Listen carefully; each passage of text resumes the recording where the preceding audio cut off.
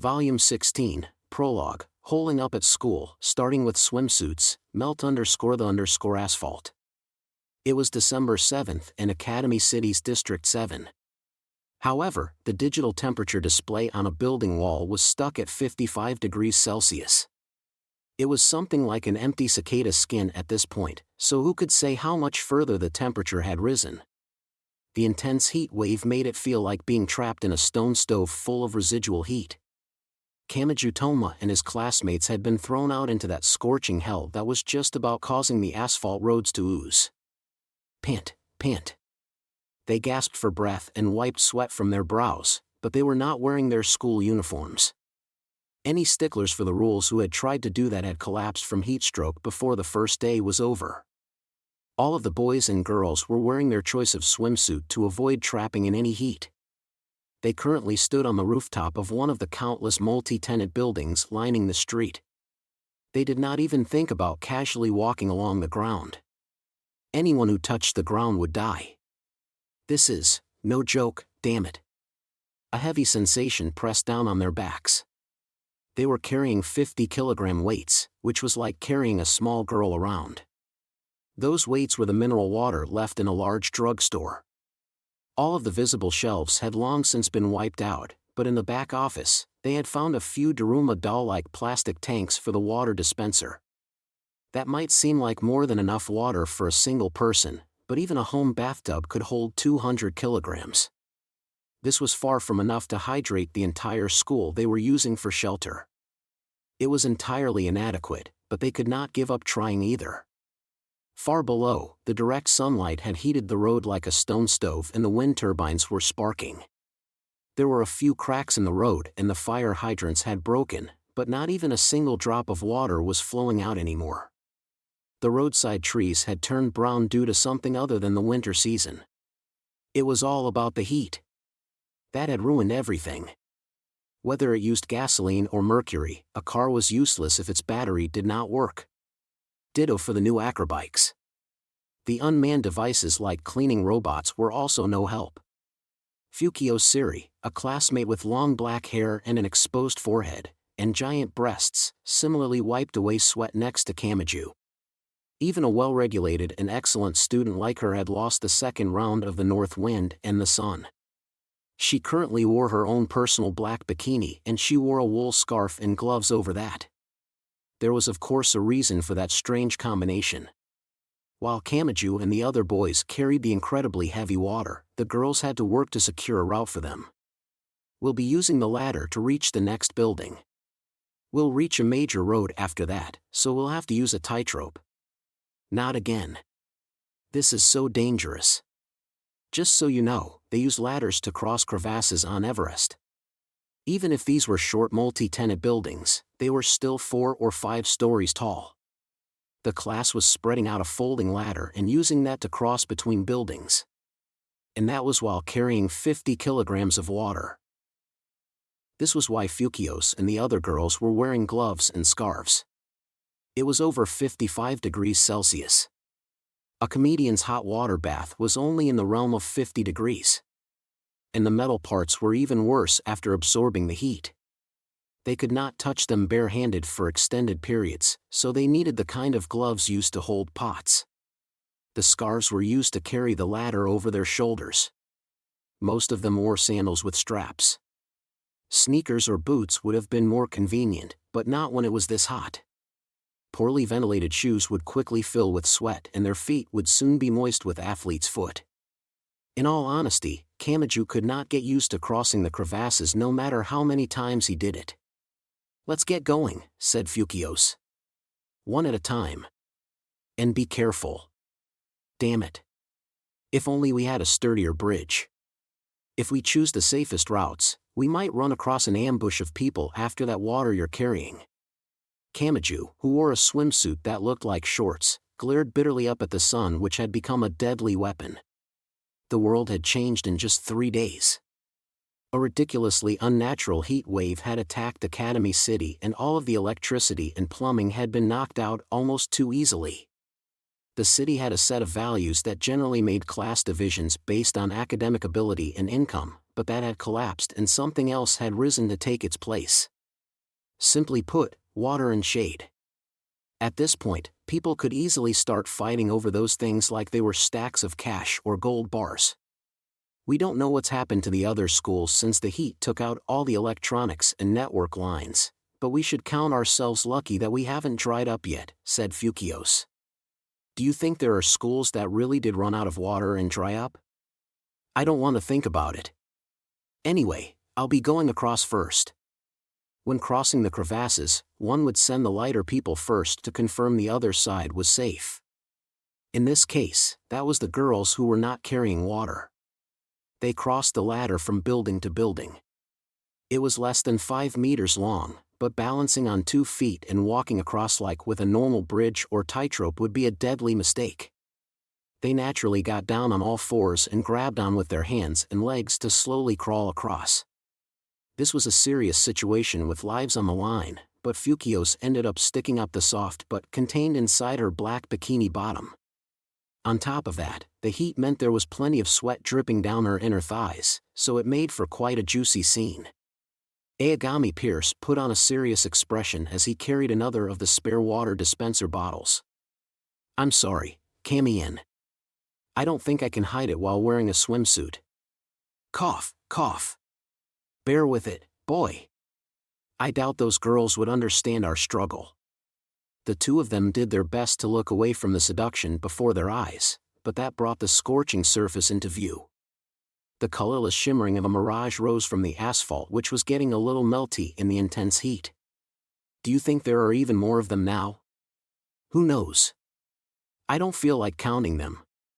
Kamachi sounded annoyed as he answered, and he saw Fukios waving back at them after safely crossing over. After confirming the safety of the other side, the other girls began crossing the ladder one after another. We can't use electricity, so fire's really our only option. Yeah. But I really don't want to start a fire right now. There'd be no way to put it out. I've heard they used to throw sand on fires to put them out. There were in fact dark lines rising into the blue sky from different parts of the scorching city. They had no way of knowing if they were cooking fires, smoke signals to send an SOS, or signs of a collapsed community. A Tokuwadai middle school girl's face flashed through the back of his mind. Was she doing all right in this hell? While she was Academy City's number 3 level 5, that did not seem like it meant much as far as direct physical strength, water, and stamina were concerned. I can still worry about others. Does that mean I'm still human? Kamachi shook his head in annoyance and focused on the reality before his eyes. A triple-digit number of students from the first year were out searching for water, but they had split up when choosing actual routes. Only a single class's worth was here with him, but it was still enough to create a bottleneck when crossing a ladder one at a time.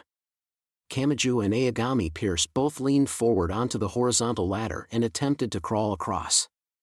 As they crossed the scorching metal, Kamachi's awful friend spoke to him. Okay, let's do this just like all the other times. No holding a grudge if we fall. Right. Given the unreliable creaking coming from the ladder and the weight of the water on their backs, they were in no mental state to be joking around, but their short experience at this had already taught them that a heavy silence would put an even greater pressure on their hearts. They were 4 or 5 stories up. Deadly asphalt awaited them below. If they fell, they would either die instantly or meet a much longer and much more painful fate. Don't worry, don't worry. They use this method on Everest, and a mountain climber carries much more than 50 kilograms. So there's nothing to worry about. The unstable creaking sound continued below him. He felt like each step was the same as snipping one of the colorful cords in a time bomb. The sweat on his brow was an annoyance. The heat roasting his palms was a nuisance too.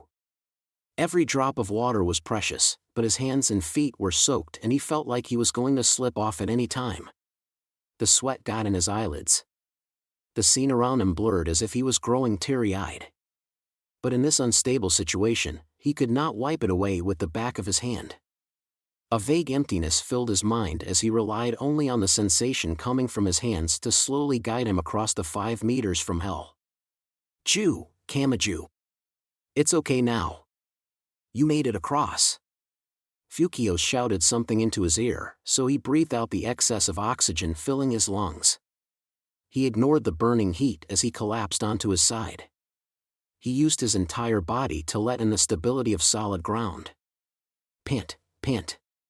Looks like we both survived again. Although this is something like playing Russian roulette. Aogami Pierce sat down and wiped the sweat from his brow. As they waited for the rest to cross, Kamachi slowly got up and spoke to Black Bikini Fukios. You said we have to use a tightrope next, right? Yes. I'm honestly afraid of an ambush since it's a set route, but 5 meters is the most we can cross with the ladder. The tightropes are necessary to cross the major roads. Electronics were useless in this heat. Fukios pulled out a paper emergency map with several lines drawn and using colorful marker. She folded it like someone reading a newspaper on the train and she read through it. The lines crossing roads from building to building were all tightropes. I thought some kunoichi manga said you couldn't cross them like a bridge due to tension or something, commented Aogami. What's known as the world's most dangerous route to school requires walking across a single wire for a kilometer or 2. This is far better than that. After everyone had crossed, Fukios and the rest of the girls set to work retrieving the ladder. Kamachi's group also stood up and began battling the heavy water once more. They looked into the distance and saw something unusual in the otherwise familiar city. There was something crossing between the buildings. Some went from rooftop to rooftop, some went from window to window, and some connected emergency staircase landings. They were all tightropes. In other words, they were wire slides. Wires of various thicknesses were strung between buildings. Attached to them were pulleys made by attaching a small roller skate or skateboard wheel to a somewhat bent version of the thick S-shaped hooks that held up large tools in a garage. By hanging down from the pulley, one could slide straight down across the wire. That said, they were handmade with no standard safety features, so there was no guarantee they were safe. However, it was far preferable to the unstable ladder or a gamble of a pole vault. This was much like how the safe portion of the blowfish had been discovered. No one wanted to think about how many failures had led to the right answer. There were also bricks and concrete blocks piled up on the roofs, but they were likely unrelated to the tightropes. Thick wires extended from several stories of the building they were on, but the one headed toward their school looked really run down. First of all, it was not made of metal. It had been tied together from synthetic fiber ropes and it had only been strung up using something like a hand-cranked winch. And even though the tightropes were one-way tickets due to the height difference, a way back had not been made. They could get to the other side, but they could not return.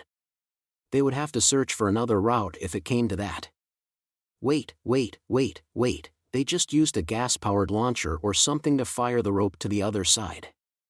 Since they didn't fire one back, they must have given up partway through. The tightropes were made out of necessity. Whatever school they were from, if whoever had done this had given up, it might mean something unexpected had happened to them. Regardless, Kamachi's class could not just wait around. They could not take endless detours either. They wanted to get back to the safety of the school as soon as possible. Kamachi and everyone else there had to feel that way. It was dangerous, but they had no other choice. Unlike with the ladder, they did not have to go one at a time. First, Kamachi attached a handmade pulley, made from a roller skate wheel and the kind of S-shaped hook that held up large tools in a garage, to the overhead wire and grabbed onto the handle with both hands. From there, he just had to use the strength of his grip to hang down from it. The height was frightening, but coming to a stop partway down was an even scarier thought. That was why he gave it a running start. And before he crossed, Fukios passed her arms through the ladder to hold it in place as she used a pulley to skillfully board the tightrope. These set routes were sturdier, but there was more chance of an ambush. It was safest to send multiple people across right away. Or it should have been. The tightrope suddenly shook and pointed straight down. Wah! Kami-en. The synthetic fiber rope supporting the tightrope snapped. Had the heat weakened it? Or had there been too much frictional heat even with the pulley? There was nothing he could do. The S-shaped pulley was useless with his full weight bearing down on it, so he fell along the path of the snapped wire.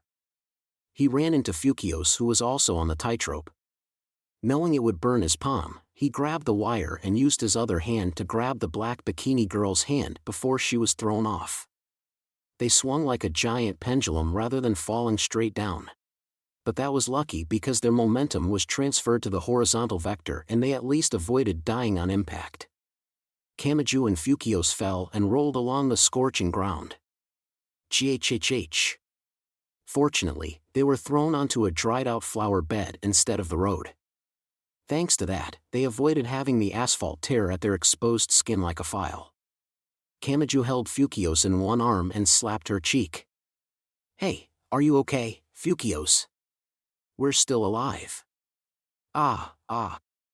The mental shock of falling must have blanked out her mind because Fukios groaned in confusion as he held her. And this was no time to be breathing a sigh of relief. They were on the ground. Anyone who fell would die. Aogami Pierce placed his hands around his mouth like a megaphone and shouted down from the rooftop. "Hurry up and get out of there, Kami-in. An element is coming." Something cast a giant shadow on Kamachi. He looked back to find it was very close, less than 2 meters away. The bizarre-shaped creature was made of translucent crystal and stood easily 3 meters tall. It resembled a giant mantis and had just raised its front leg like a large scythe. There had been no sign of the thing just a moment ago.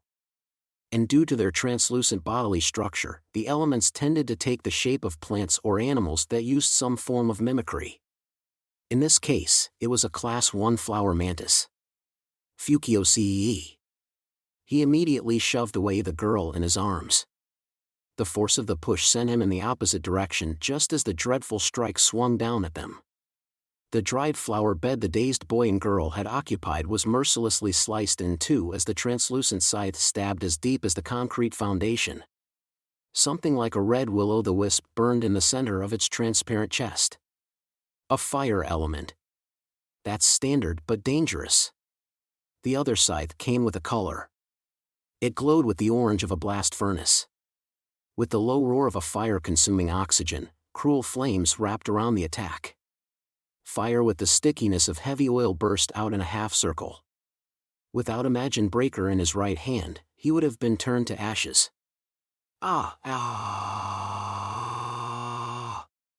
He held his right hand forward on reflex and the entire 20-meter blast of fire shattered into nothingness. Just the residual heat scorching his cheeks was enough to squeeze at his heart. He had just about died. No, he had just about been intentionally killed. A moment later. "Kami-in." Aogami Pierce shouted down from above. No, he did more than just shout. With heavy sounds of impact, he and the others threw concrete blocks and bricks down on the element. "There's an elevator on a building wall 100 meters west of here. We'll buy you some time, so take Fukios and get back up here." Kamachi looked over and did indeed see a single rope hanging along a building wall. The bottom was tied into a noose-like loop. By placing one's foot in that and grabbing the rope, someone at the top could drop a drum of sand to pull them up using the pulley at the top. The elements could climb stairs, but they seemed unable to use ladders or ropes. Similarly, they could destroy doors and windows, but they were not intelligent enough to pry open locks or turn knobs. That meant they could be somewhat avoided by escaping to elevated places or hiding behind bomb-resistant doors. But, he looked back again. Black Bikini Fukios was lying defenselessly beyond the 3-meter flower mantis. Simply sharing the same space as an element numbed his mind with a premonition of death. Could he get past the flower mantis, reach her, and then escape to the distant elevator? Getting taken out from behind was the most likely outcome. And it would be even worse if it happened to a familiar classmate. Aogami. Keep throwing the bricks. Wait. Don't even think about taking on an element, Kami-in. There'll be no end to them, damn it. Kamachi was not thinking about wiping them out or mopping them up. This flower mantis element had a core of fire inside it. If he could at least eliminate that, he could safely reach the elevator with Fukios. he could avoid having to lose anyone. And he had already proven that Imagine Breaker worked on the element's flames. Plus, if he could just touch it with his right hand, he could one-shot the element itself. But its movements were too deadly, so he could easily be torn to pieces the instant he tried to face it one-on-one. A few times already, they had needed to save students who had fallen down. The others had thrown stones to buy time while Kamachi challenged and defeated the smaller elements. That should still work with this class 1 that stood 3 meters tall.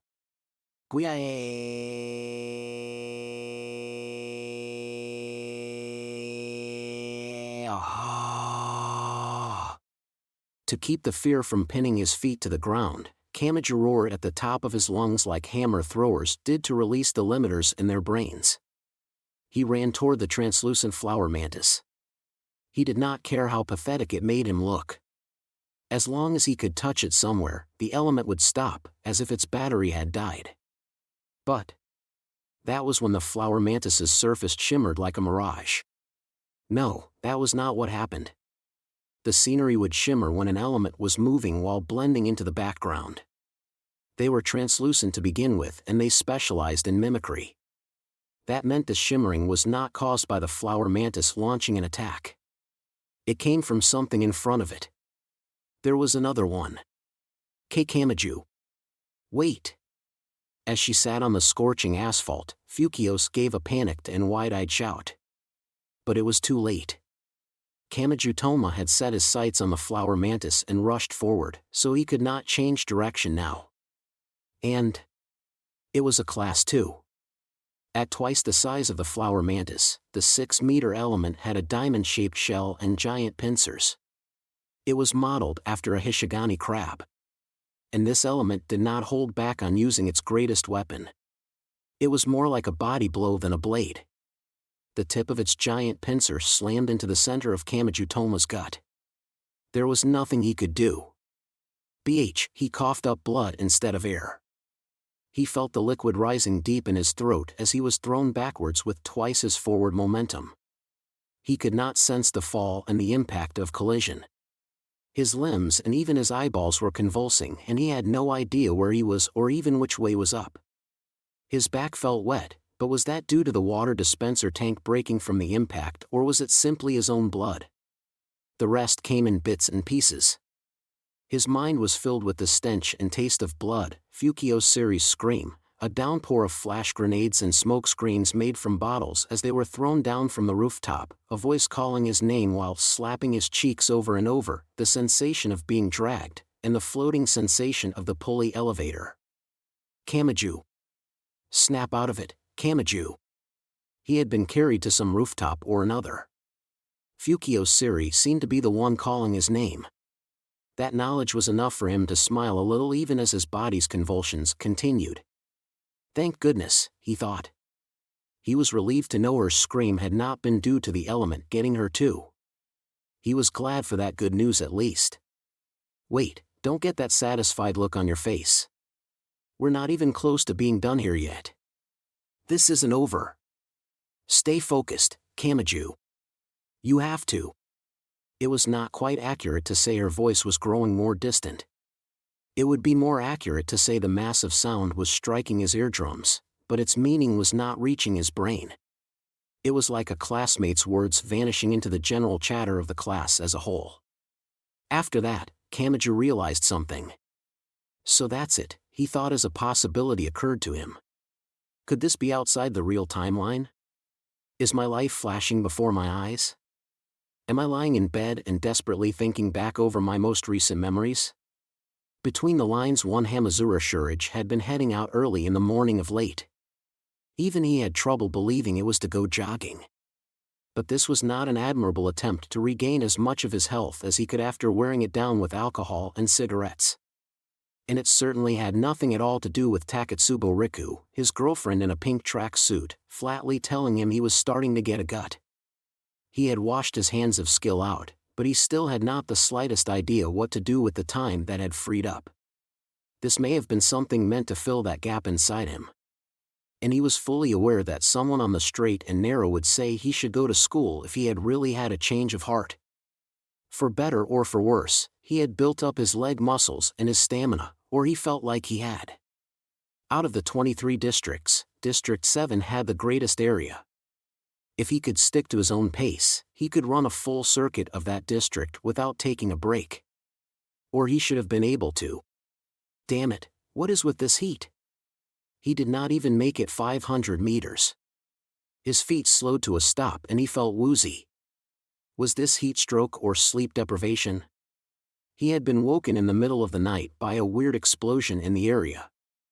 But when he leaned against a nearby building wall, his entire body was assaulted by the heat and pain of a frying pan, so he quickly pulled back. He glanced down at his cell phone, but the display was all weird and would not respond. He had left before 7 and it was early December. He should have been able to see his breath and there should have been ice needles in the sidewalk flower beds, but there was no sign of that. In fact, he was pretty sure this heat would cause an Okinawan mangrove to shrivel up. "Hi, Hamazura-kun." "Hey." He bowed to the old man he had come to recognize during this new morning ritual. The man should have been walking his dog, but the heat had put a stop to that. The dog was sitting on a bus stop bench. It may have been too hot for the dog to sit or lie on the asphalt. What is with this weather? Have you heard anything, Hamazura-kun? Kids these days are looking everything up on the internet, right? I suppose. Hamazura felt like the idea that you could learn or do anything on the internet was a deception promoted by the people who adjusted what information was available at what time, but there was no point in explaining that. I haven't heard anything. Did they say anything in the newspapers? Haha. Why do young people think everyone past a certain age reads every last article on the newspaper? Hamazura just about snapped back that the old man had just made the exact same kind of assumption. Anyway, maybe I should cut today's walk short. Probably. This girl may be a dog, but she's so fat. Of course, that's because I give her so many treats. Carrying her back isn't going to be easy. But I can't have her walk on the asphalt like this. What to do? Why not use the underground tunnels? Underground tunnels? Hamazura answered the confused voice by pointing his thumb towards some nearby stairs heading down. They connect the subway stations with the department stores, so they can take you pretty far. Of course, you have to plan out your course and navigate something like a labyrinth if you want to reach the exact exit you want. I didn't know that. The old man turned his head while sitting on the bus stop bench, but then his gaze came to a stop. He froze up when his eyes reached a certain point. Curious, Hamazura looked back too. A group of office workers in business suits ran up the stairs. There were a lot of them. The morning rush hour should not have begun quite yet, so this group was oddly large. Will I have to push my way through crowds like that when I grow up? That was still how Hamazura viewed the scene. But that view would change 3 seconds later. It began with the handkerchiefs. Due to the heat, a lot of the office workers were holding handkerchiefs. They were pressing them to their faces and the backs of their hands. At first, he thought they were wiping away sweat. But then what was that red color seeping out from the cloth? Jaya. Wah, wah. Gow, gow. Chatter, chatter, chatter. Oh. Oh hun. In all likelihood that was not actually what they were shouting, but that was all he could hear with so many yelling voices blending together. This isn't good, Hamazura-kun. Hamazura suddenly found the old man had stood up from the bench. He was holding the dog in his arms despite his earlier complaint about the weight. Is someone attacking them? Things are so dangerous these days. When were these days? The old man used the same line people had been using for half a century at this point. And his assumption was wrong. Hamazura's brain gradually managed to process the shouts and screams. They were converted into comprehensible words. Jaya. What? Wah. A bug. Ga. Stay back. Jaya. Had it really been a problem with the sound itself, or had his mind simply refused to accept the answer? What is that huge bug? It's coming this way. It's chasing us. He had a feeling that was what they were actually saying. But now that he had the answer, he had to accept it. A monster. Damn it, run away. Everyone run away. You'll be killed. The crowd split to the left and right as it tried to run up the stairs from underground. No, it was knocked to the left and right. Something unseen and nearly invisible used its great mass to charge through. A portion of the scenery immediately shimmered like a mirage. Something like a giant mantis seemed to appear out of thin air. It was more than 3 meters tall and made of a crystal-like translucent substance. The upside-down triangle of its head rapidly turned and it focused on a single point with the emotionless eyes of an insect. It focused on Hamazura and the old man a short distance away. What the hell is that? As Hamazura started to step back, he ran into something. It was another one. Why?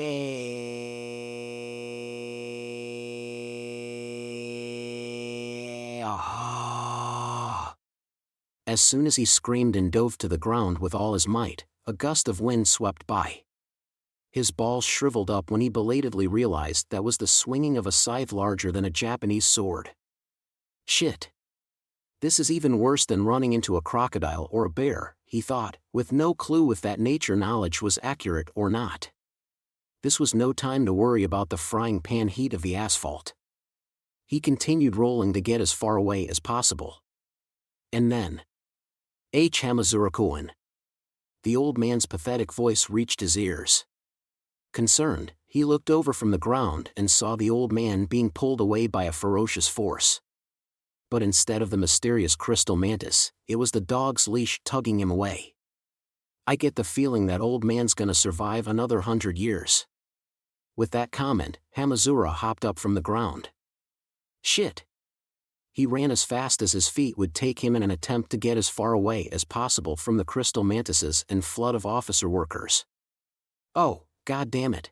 He heard strange heavy footsteps behind him, but he did not have time to look back. Why?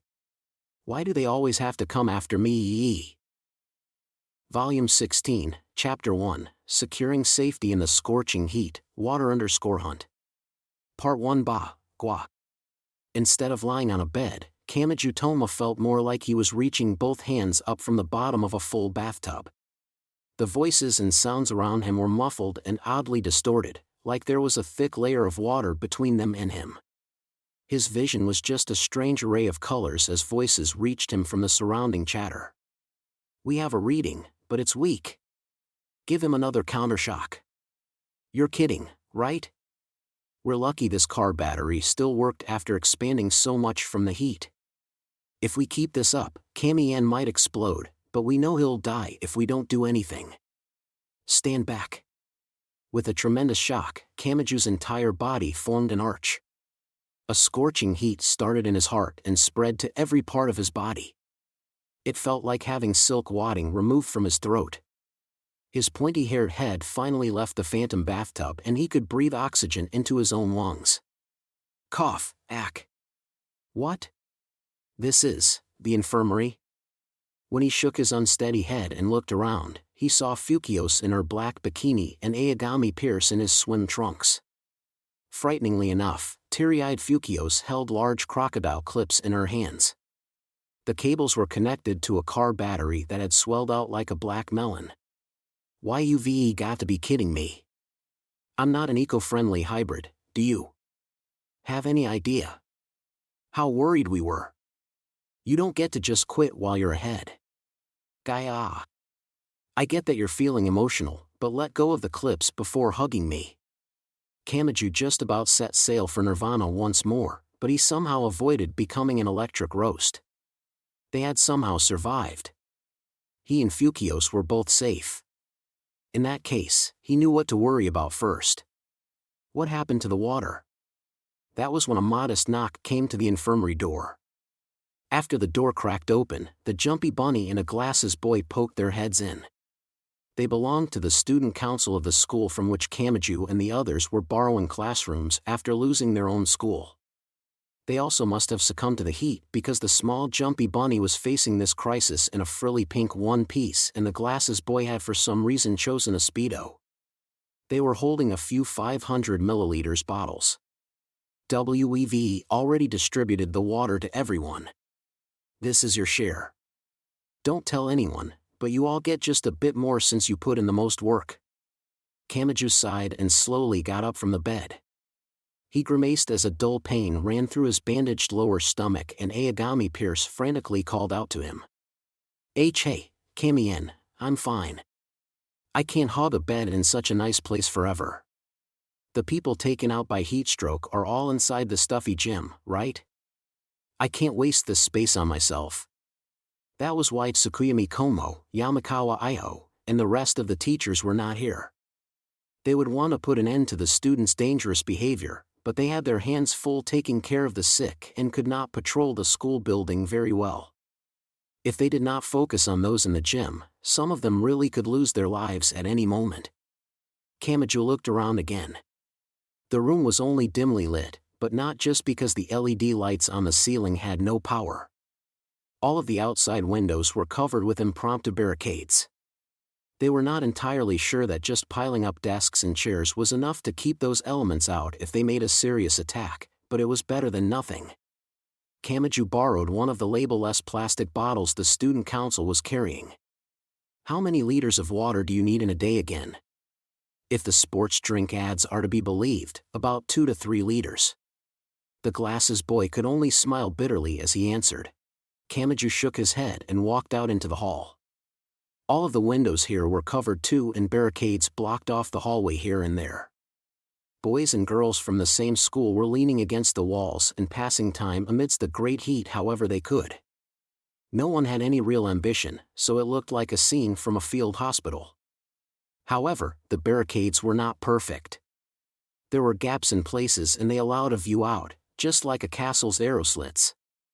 The hallway bordering the courtyard gave a view of a concrete structure. Normally, that would never see the light of day during winter. If only we could drink that pool water. Yes, but it's the green December water. No water could be seen, but not because there was none there. To keep as much as possible from evaporating, they had placed a large sheet over it. The thick sheet had come from the gym. It was normally used to keep the folding chair legs from damaging the floor during graduation. We've tried boiling it, running it through filters made from pebbles and gravel, and chemical sterilization using chlorine. It's mostly been the chemistry club doing the testing, but the risk of food poisoning remains far too high. It's because so many germs have all sorts of resistances these days. It's the downside of everyone using antibacterial sprays so much. Still, that was plenty for anything other than potable water, for washing their bodies, for washing their clothes, or for the bathroom. They had reached a dead end, but they may have been blessed more than others since they only had to worry about potable water. I'm seriously worried about Misaka. But our phones don't work, so I have no way of contacting her. The thought came to him for no real reason. This went beyond not being able to eat something that had fallen on the floor. He had a feeling that a high-class girl would be more fragile than a commoner in situations like this. A strange heat wave had settled in and elements covered the ground. The standard expectations of Academy City in December had crumbled away almost too easily. The jumpy bunny fidgeted in her frilly pink swimsuit and spoke to him. Mia-chan and the others want to speak with you about what to do next, so if you can move, I'd like for you to stop by the student council room. Understood. Kamachi was not the representative of his school, but to the glasses boy and Akiko Amiya, he would be the easiest one to speak with. Although the real jumpy bunny would feel like she had barely even met Kamachi since Kihara Uietsu had taken her place before. If they wanted to speak with him, it would have to be a fairly delicate issue. Black Bikini Fukios stepped out of the infirmary. I'll go too. He's still in a dangerous state, so I can't bear to see him walking on his own. It's not so bad I need to borrow your shoulder, but he felt this was not the time to press the issue. As soon as he supported himself on her shoulder, a sweet aroma reached his nose. It was likely her hair or her sweat, and it put an indescribable look on his face. Plus, this gave him plenty of shameless skin contact with the bikini girl. He did not want to raise his body temperature in this over 55-degree world, but there was nothing he could do. And if she noticed, she would probably mercilessly punish him with a fist despite his injury, so he did his best to restrain his body's reaction. Incidentally, a number of theories with little grounding in fact had spread among the girls who had an especially wide selection to choose from. Some said a swimsuit that covered more of the body would protect them from injuries and UV rays. Some said more fabric meant more that could be torn and that the smallest tear could spread like a run in a stocking and ruin the entire swimsuit. Some said that covering up too much skin, such as with a rash guard, would bring on heat stroke. But looking in from the outside, Kamachi had no way of knowing what had led Fukios to choose a bikini. Meanwhile, he was not the only one noticing the sensitive gazes piercing them from all over the dark and gloomy hallway. Those eyes were gathering on their bottles of water more than Kamachi and Fukios themselves. Just think of the situation here. Kamachi's school was only borrowing classrooms here, so to the original school's students, they were an unnecessary drain on their resources. When Kamachi entered the student council room with the help of the black bikini girl, he found modern middle school girl Akiko Amiya who had, without even noticing, essentially taken over the student council in the name of helping the Jumpy Bunny. She was wearing a standard school swimsuit. She looked at the glasses boy, the Jumpy Bunny, Kamachi, and Fukios, who was a new face for Akiko. The glasses boy waved a hand to say it was okay to speak and Akiko Amiya nodded. Yes, those were the only ones here. Fukios had no way of knowing, but someone was missing. Kamasato Kakeru. The boy who had lost his right hand was no longer here.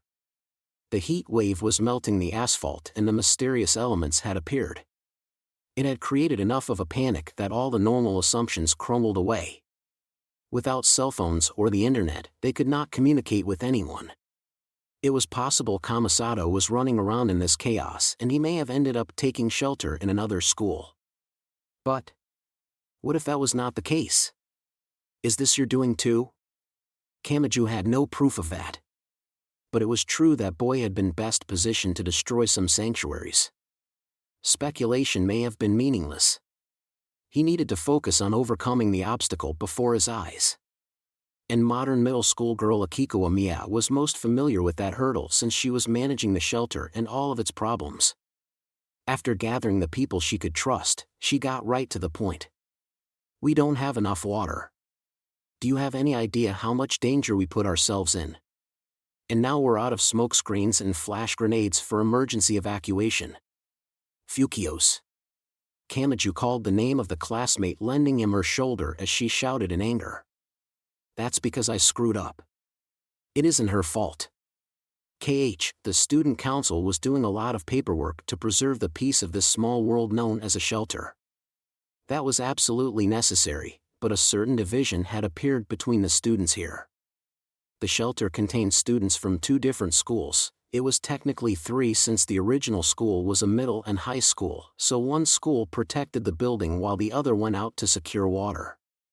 There was a simple reason for that, and the decision had been made on the first day of the heat wave.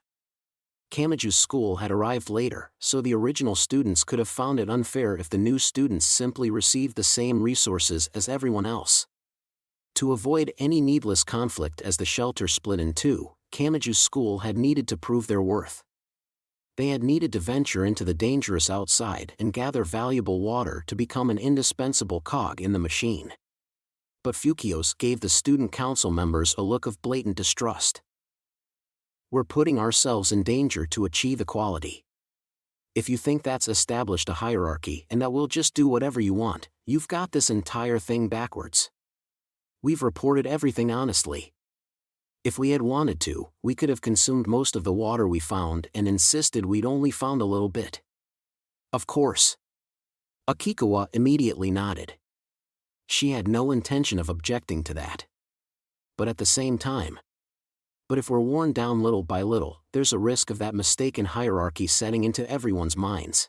I thought simply gathering water would have enough of an impact, but I was too naive. We need some greater impact to break free of this atmosphere. That's what I want to discuss. Fine. Fukios, let's hear her out. At Kamaju's prompting, Fukios pouted her lips but reluctantly relented. Due to his injury, the pointy-haired boy was the master key to their anger. If he criticized the student council, the others would join in. If he said it was okay, the others would have no reason to stand up in defiance.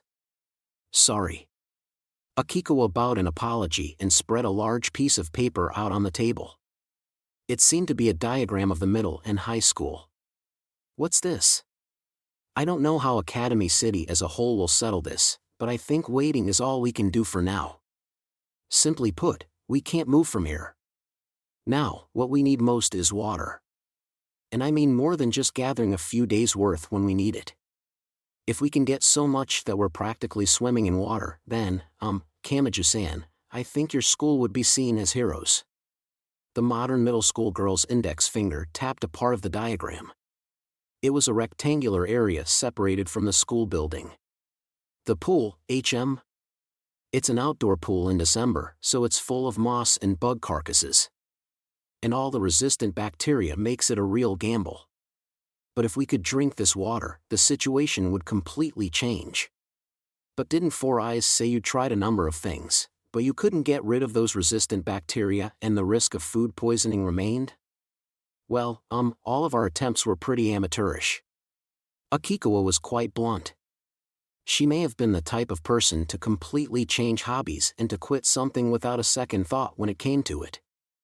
She next spread out a map of District 7 as a whole. The district water department is located near this school on District 7's southern end. It won't be any use with the power out, but it might have some professional water purification equipment if we're lucky.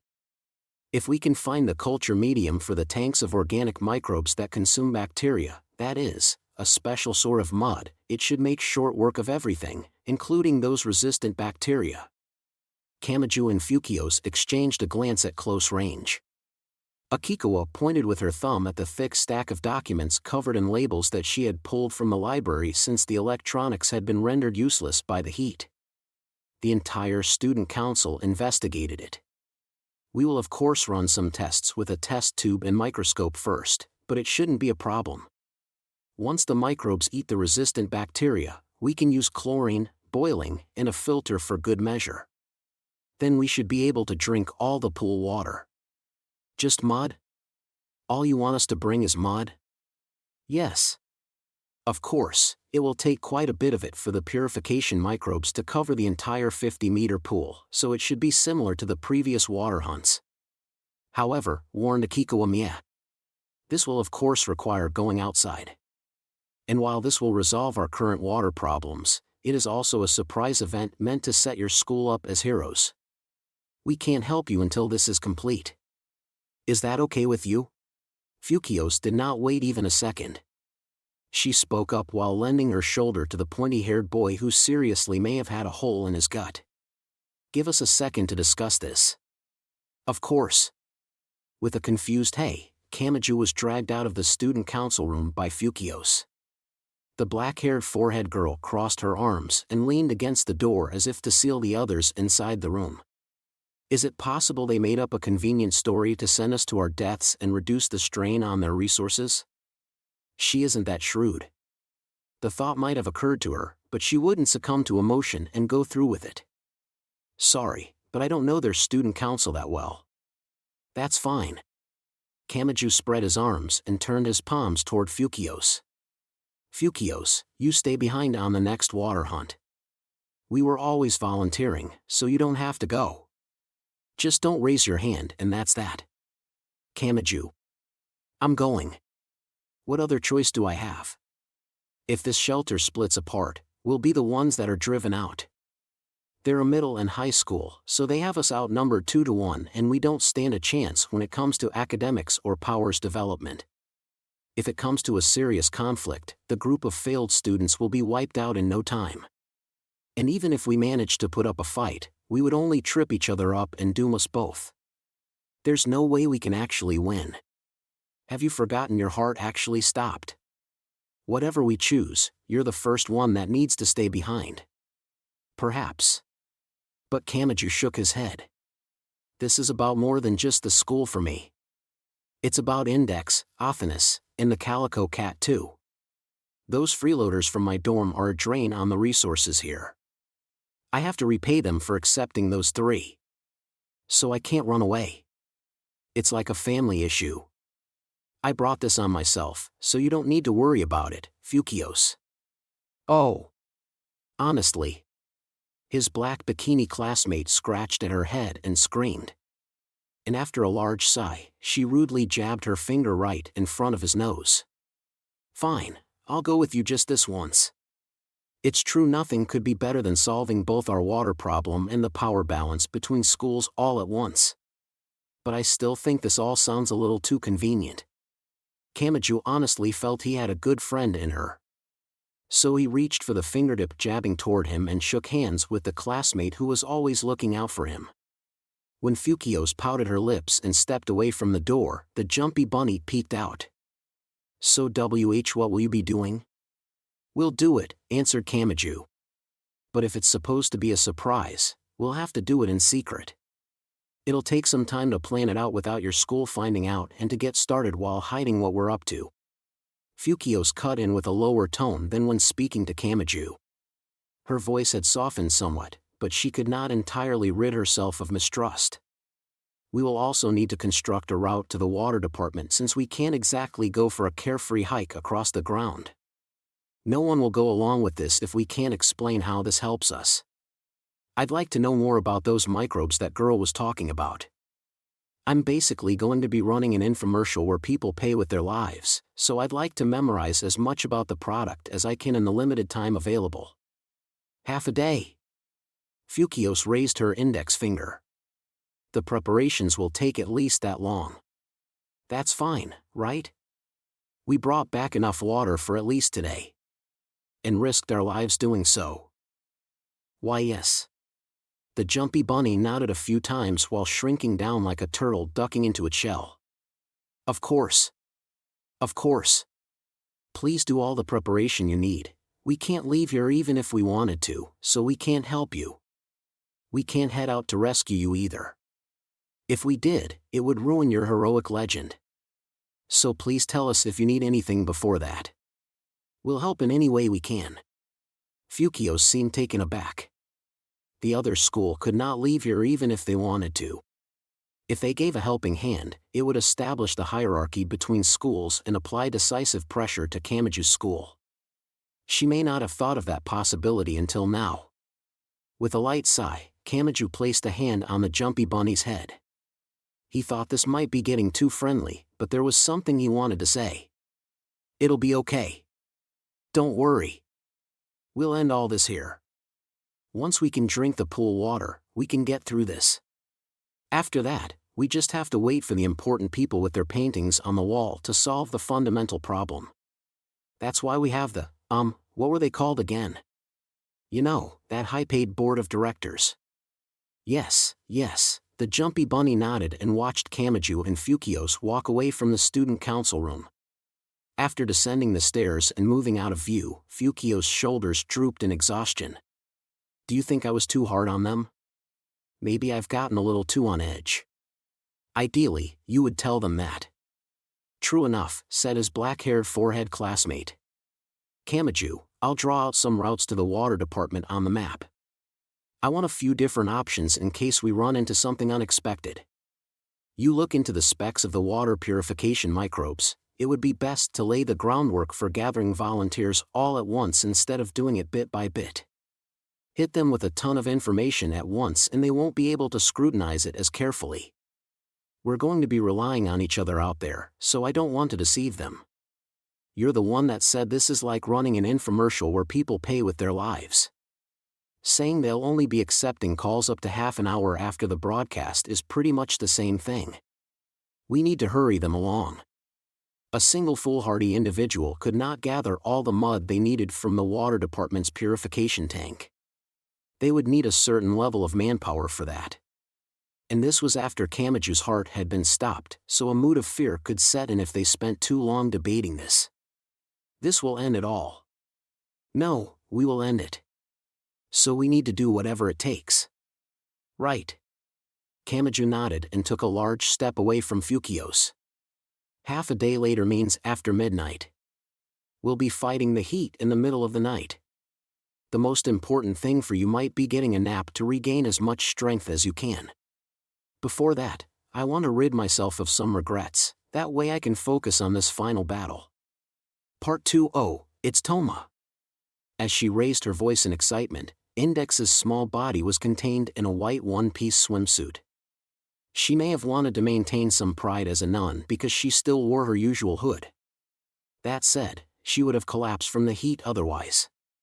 Kamachi had not arrived in a stuffy room somewhere, he was in the direct sunlight of the school's roof.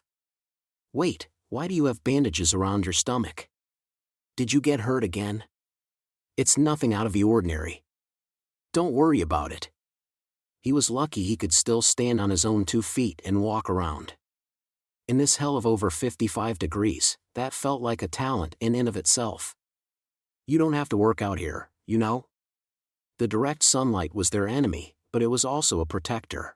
It no longer mattered once they ran into an element, but those things tended to like hiding in dark or cool places. So comparatively speaking, the sunlight was the lesser of 2 evils. But I guess there might not be any other empty space for you.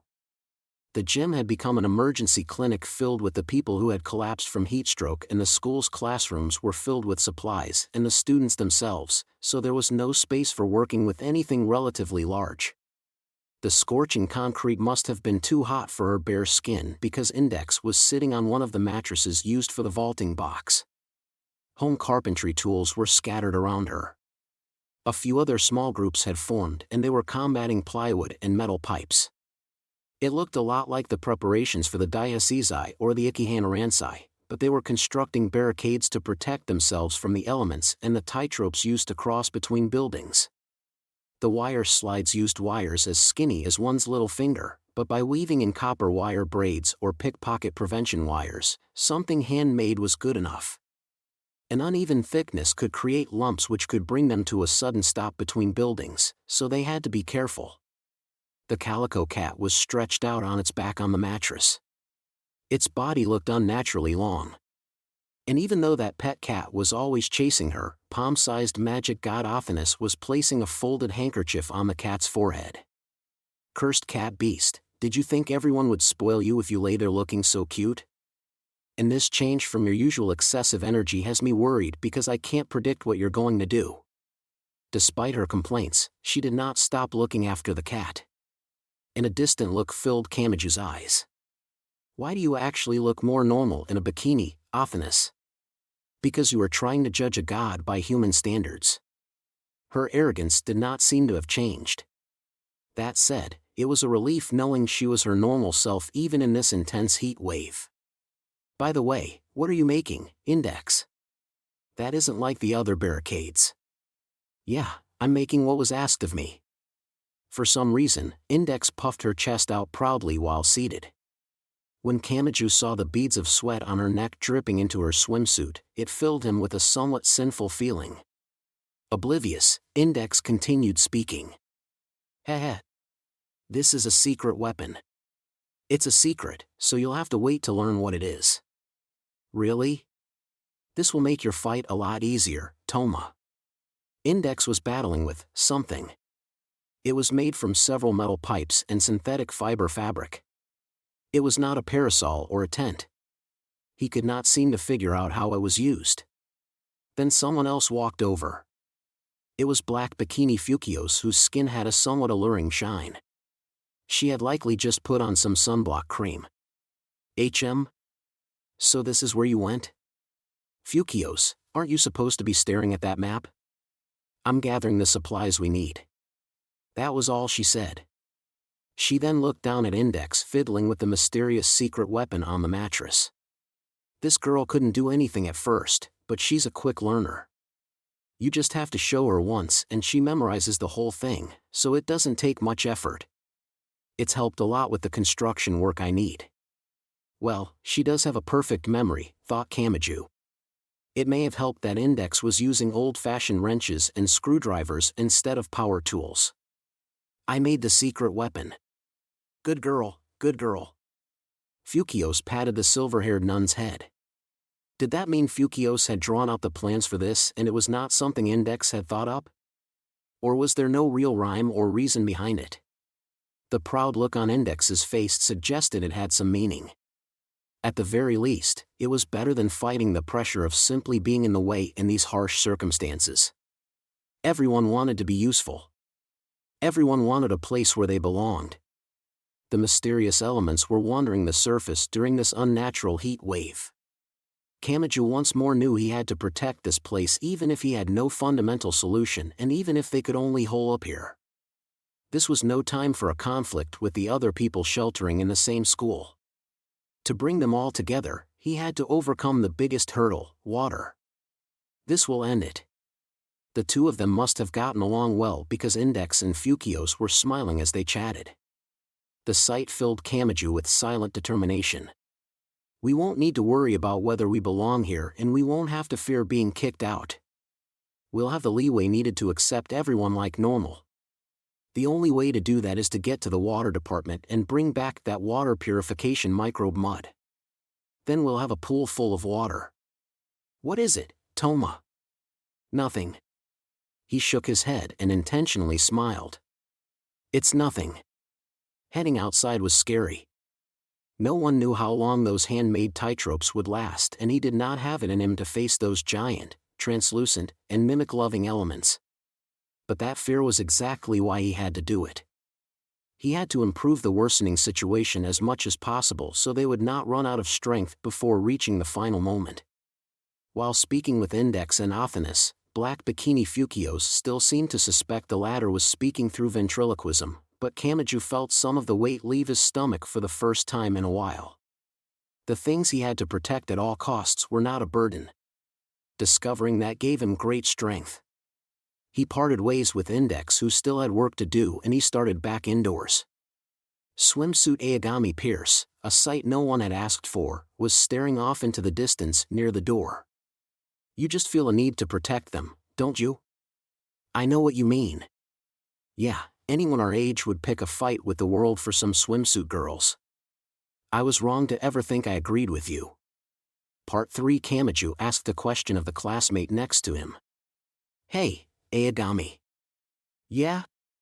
It was evening and they were not inside the dimly lit school building with its doors and windows sealed by makeshift barricades. They were near the faculty parking lot out back.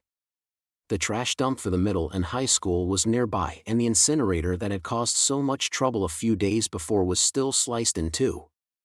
The elements with their translucent bodies and love of mimicry were a threat, but the boys had a simple reason for heading outside despite the danger. What do you think is the greatest luxury? Sitting in this damn heat and casually eating the instant ramen we won. Heh. We sure are civilized for boiling our limited water to eat some hot food in this 55-degree weather. We're the intellectual class.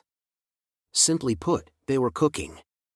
With gas burners in the chemistry room and gas stovetops in the home EC room, the school did have special classrooms with heat sources. There would be even larger scale kitchen behind the cafeteria counter. But none of that was usable. The electric ventilation fans were not running and using fire with all the windows and doors sealed introduced another problem. Namely, carbon monoxide. You can't survive just by fighting the elements.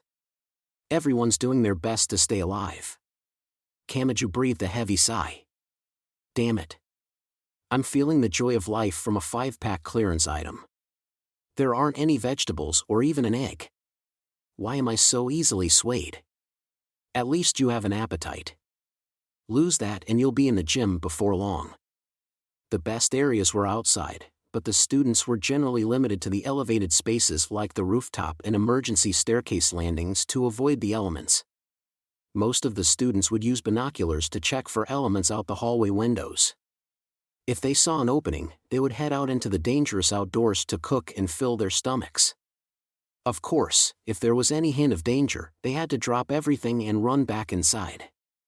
In addition to Kamachi and Aogami Pierce, other small groups of swimsuit boys and girls were working at cooking.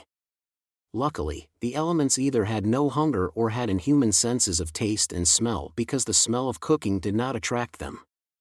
Kamachi and Aogami were boiling water with the portable stove, the pot with a collapsible handle, and the other camping goods that Aogami had gathered, but the others had engineered their own methods. Some created 3 sides of a square with concrete blocks or bricks and threw a bunch of used chopsticks into the makeshift stove. Others had modified a metal handle in the engineering room and attached it to a portable stove's gas can to heat the bottom of a pot with a burner-like flame. Kamachi poked at their pot with a fork and spoke to a familiar boy working nearby. "What are you doing, Four Eyes? Checking for a satellite broadcast? Seriously. We might get the late-night anime infrastructure back up. In that case, I've got to survive this post-apocalypse." The student council boy who was always helping the jumpy bunny looked unsure how to respond to Aogami's excitement as he pointed an upside-down umbrella toward the sun. The inside of the umbrella was covered in aluminum foil, so it looked like a parabolic antenna. "No. With this heat, I was thinking I could gather the sunlight to make a solar cooker." "Oh? TCH. So my shut-in life will have to wait. Well, anyway, that sounds nice. Leave it to the student council intellectual. You might even find a way to generate some electricity. Oh, if we could only fix the equipment in the AV room, I bet we could get it to play optical discs. What have you been carrying around in all this confusion, Aogami? Are you like the guy who goes out of his way to wear weights in the martial arts tournament to determine the ruler of the world?" Since almost all electronics had been ruined by the heat, electricity alone would not help much. Water quality aside, they needed to transform precious water into steam if they wanted to turn a turbine. They knew that, but electricity was the symbol of civilization to them. Nothing else could provide greater psychological support. But the glasses boy shrugged in his Speedo that no one wanted to see. "Well, it would be nice if it was that easy. As you can see, I haven't had much luck. The calculations say I should be gathering the light, though, maybe it's just the limits of a quick and dirty handmade device. So what do you have in the pot attached to the handle?" "Prepackaged curry. It's easier than cooking vegetables from scratch and you can heat the sealed package in dirty water and then eat it just fine." "Damn it, I'll help. Just hand over some of that curry when it's cooked. We can make curry ramen with our camp pot." "Haha. You're not worth that, so no thank you." "But curry? Won't that just make you want water? I can eat the medium spicy kind without any water." "Huh. Four Eyes, so you like spicy foods?" "No, I just like to focus on the flavor of the food while I'm eating it. It doesn't matter as much with soup or stew, but I don't like to dilute it or mix it together with water or tea. You could say I like to drink my drinks as drinks." Even if they were not promised a share, Kamachi and Aogami Pierce still began helping with prototype solar cooker MK1. They never met any success, but working with their hands helped free them from the pressure bearing down on them. "Four Eyes, cooking the curry is good and all, but what about rice? Washing and cooking the rice uses a lot of water, doesn't it?" "Yes, that's why I'll be eating it with bread." "I see. Western curry, huh? Don't look so smug when you're wrong, Aogami Pierce. Western curry uses rice too." They chatted as they worked, but there was no sign of any improvement. The angle of the umbrella's frame may have been poor for gathering light or the surface area may have been inadequate. They would have to research those issues if they hoped to continue. "You look happy for failing so much, Four Eyes. I'm glad I could work for myself to find what I need to do. Then again, this might be a lot like finding a manga while cleaning your room and reading that instead of cleaning. I get it, but what about the curry? Could I perhaps borrow your camp equipment? Curry ramen then?" The negotiations were complete. The glasses boy gained some hot curry and the other two had a new topping. "Oh, man. These chopped carrots and potatoes are incredible. Ah. I'm being moved to emotion by carrots, a constant presence in the top 3 worst vegetables. Hey, Kami-en, were meat-loving high school boys really this health-conscious?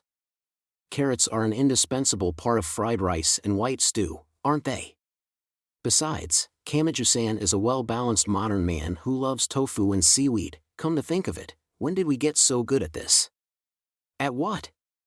At negotiations or bargaining or whatever. I feel like we've gotten stronger or bolder or something. The one with the best survival skills is you, Kami-in. You're eating and you didn't prepare any tools or food. Well, grade schoolers are being taught about the economy and the stock market these days, so I don't think it's a bad thing. They greedily devoured their various feasts. They dumped their share of the prepackaged curry on the noodles boiled in the camping stove and single-person pot. Then Kamiju and Aogami Pierce began sticking their forks in to eat. The remaining soup went to Aogami since the cooking equipment was his. The sight would have made a qualified nutritionist scream. After parting ways with Aogami Pierce and the glasses boy, Kamiju returned to the barricaded school building. It was evening, but no one was naive enough to expect the temperature to drop. The hellish heat would continue even after the sunset. And the waiting seemed to last forever in that scorching hell. It would roast their nerves like plastic expanding in the heat. The 55-degree heat wave had wiped out all the machines, so it was hard to find a functioning clock, and that may have helped mess with their sense of time.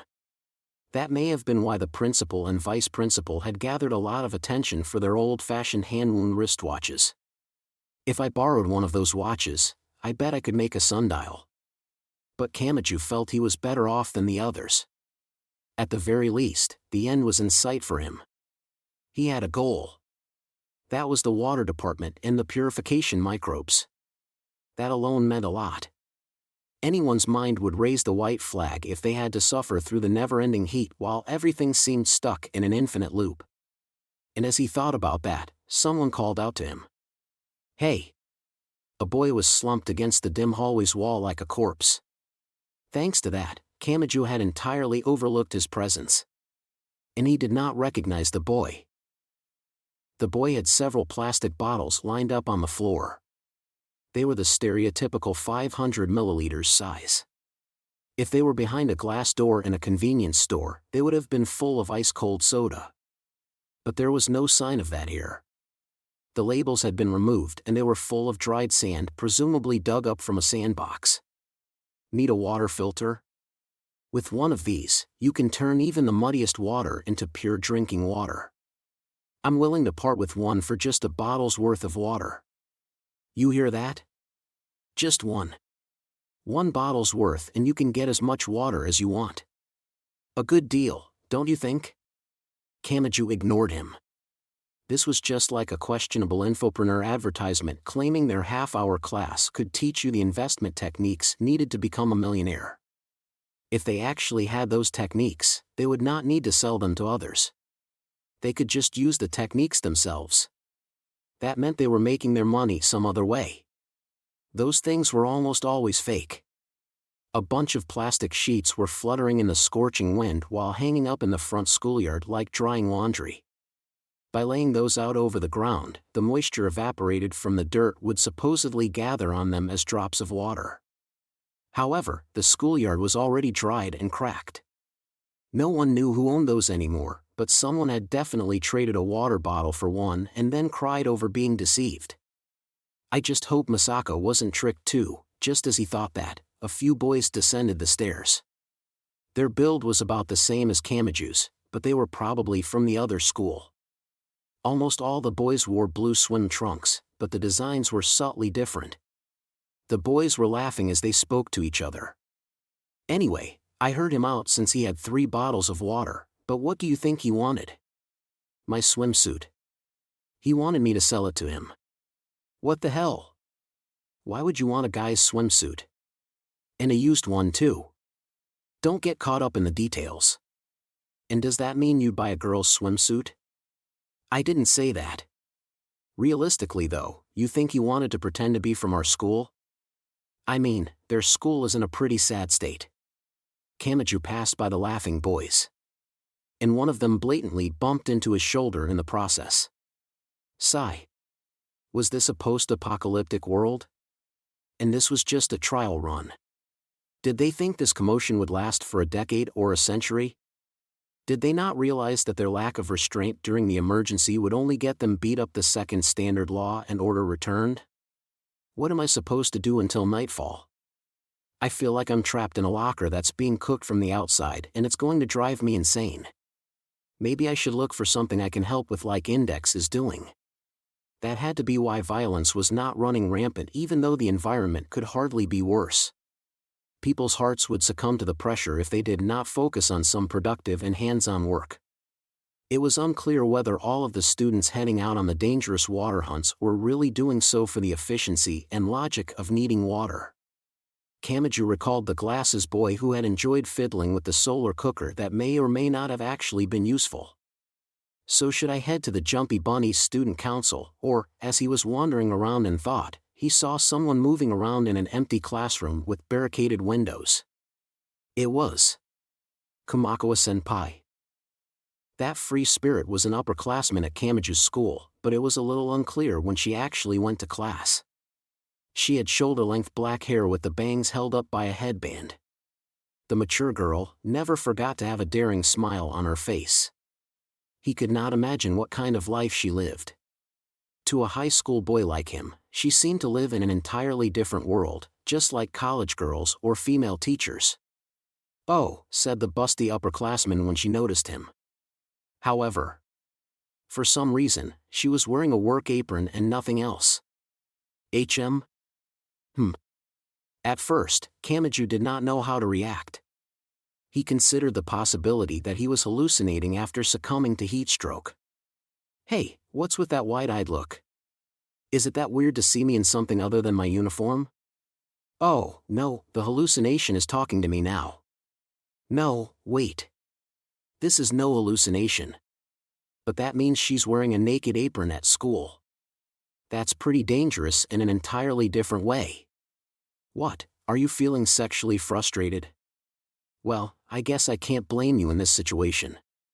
With an exasperated sigh, Kamakawa-Syria turned a bit to the side. That revealed the truth. She was wearing the apron over a girl's swimsuit just like Fukio's and the others. She just looked naked when viewed from straight ahead. Kamakawa also held something odd for someone in a swimsuit or someone in an apron. It was a hand pump used to pump kerosene from a plastic tank.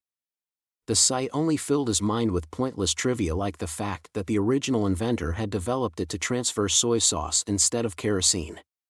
His memories were acting oddly and he worried that he was getting a little heat stroke. "You want to know what this is for?" "Yes." "What are you doing, senpai?" Kamakawa waved the hand pump to beckon him into the empty classroom. After he tilted his head and shut the sliding door behind him, she used the pump to point to a corner of the classroom. "What do you think that is?" A heater?" "Yes, but not the usual kind." Kamakawa grinned in her pseudo-naked apron that was actually a swimsuit apron. "It's a hot water heating system. It boils water, sends it through the pipes running between classrooms, and uses the heat to warm the air." "Hot water," Kamachi repeated the words as if pondering the sound.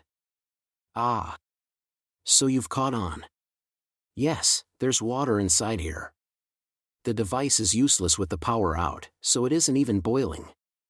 Kamakawa had removed the lid at the top of the boxy device. She stuck the hand pump inside and began sucking out the clear liquid. She filled a 2-liter bottle in no time at all. Wow. There's so much of it. It's pretty iffy whether we can drink it, though. Since it's for heating, it'll be left in the tank for months on end. They might refill it to replace what evaporated, but that's just little by little. They don't actually replace it all, that means it could be full of germs. In fact, I'd be amazed if it wasn't completely rotten." Kamakawa laughed. "But water has its uses even if you can't drink it. Kamachi boy, little Miss Hard-Headed in your class might not think of it, but an obvious reward is more important than a justification if you want to invite people to possible death. If they know they can get a nice shower before heading out, you're sure to get more volunteers. Especially from the girls. See, can we really get that much?" Kamachi was skeptical. Or rather, he was putting up his defenses to protect himself from the disappointment if it did not work. Kamakawa's response was to casually grab one of the 2-liter bottles from the floor. At 4 times the size of a 500 milliliters bottle, that rare item was valuable enough to trade for mint body gel or a sun-blocking tent. And she dumped it over her head without a second thought. She did so as boldly as baseball or soccer players celebrating a victory. The clear liquid splashed and dripped down the sexy upperclassman's hair, face, apron, swimsuit, thighs, and legs. She shook her head like a large dog after a bath. Well, you get the picture. And I'm allowed a reward too, since I was the one that actually found and retrieved the water, right? Senpai, Kamachi gulped as he watched that waste of water. No. It's gotten all see-through. Oh, no. That's really lewd, senpai. Kamakura looked confused and glanced down at her own chest. The work apron had soaked up the water and grown see-through, so the colors beneath were showing through. But I'm wearing a swimsuit underneath. I know that. I do, but this feels like an extra bonus. It's different from just seeing the swimsuit. Wait a second, senpai. Give me a second to analyze why I find this so hot. I want to categorize it properly. Kamachi Toma, the pointy-haired truth-seeker, entered a zone of intense focus rivaling a professional shogi player and dove into a trance so deep he thought he could see the ends of the universe. A distant look entered Kamakura Siria's eyes as she stood in front of him. She must have been a little bothered by the moisture inside her swimsuit because she reached down to her butt and fixed the swimsuit. Boys are still quite the mystery. That's lewd too, senpai. But all you were doing was casually fixing your swimsuit. What, is everything lewd to you?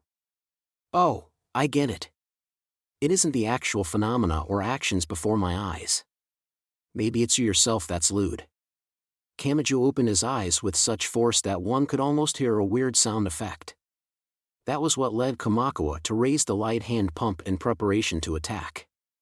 Part 4. It was 2 in the morning. The hellish heat wave showed no sign of fading even after sunset. The heat of a fierce summer night filled the air evenly. The school had several buildings and Kamachi's group of water hunters were gathered on the middle school rooftop because it was closest to the outer fence. A metal wire as thick as their little fingers had been tossed over the railing and it was diagonally connected to the roof of the multi-tenant building outside the fence. The kind of thick S-shaped hook used to hang large equipment in a garage had been bent slightly to grasp the small wheel of a roller skate or a skateboard to create a pulley. This tightrope would take them straight to the other side. Their route back stretched from the multi-tenant building's roof to a window in the middle school building. They were about to leave on their mission. Once outside, falling to the surface would mean instant death or a slow, painful death. However, the more elevated routes were still far from safe.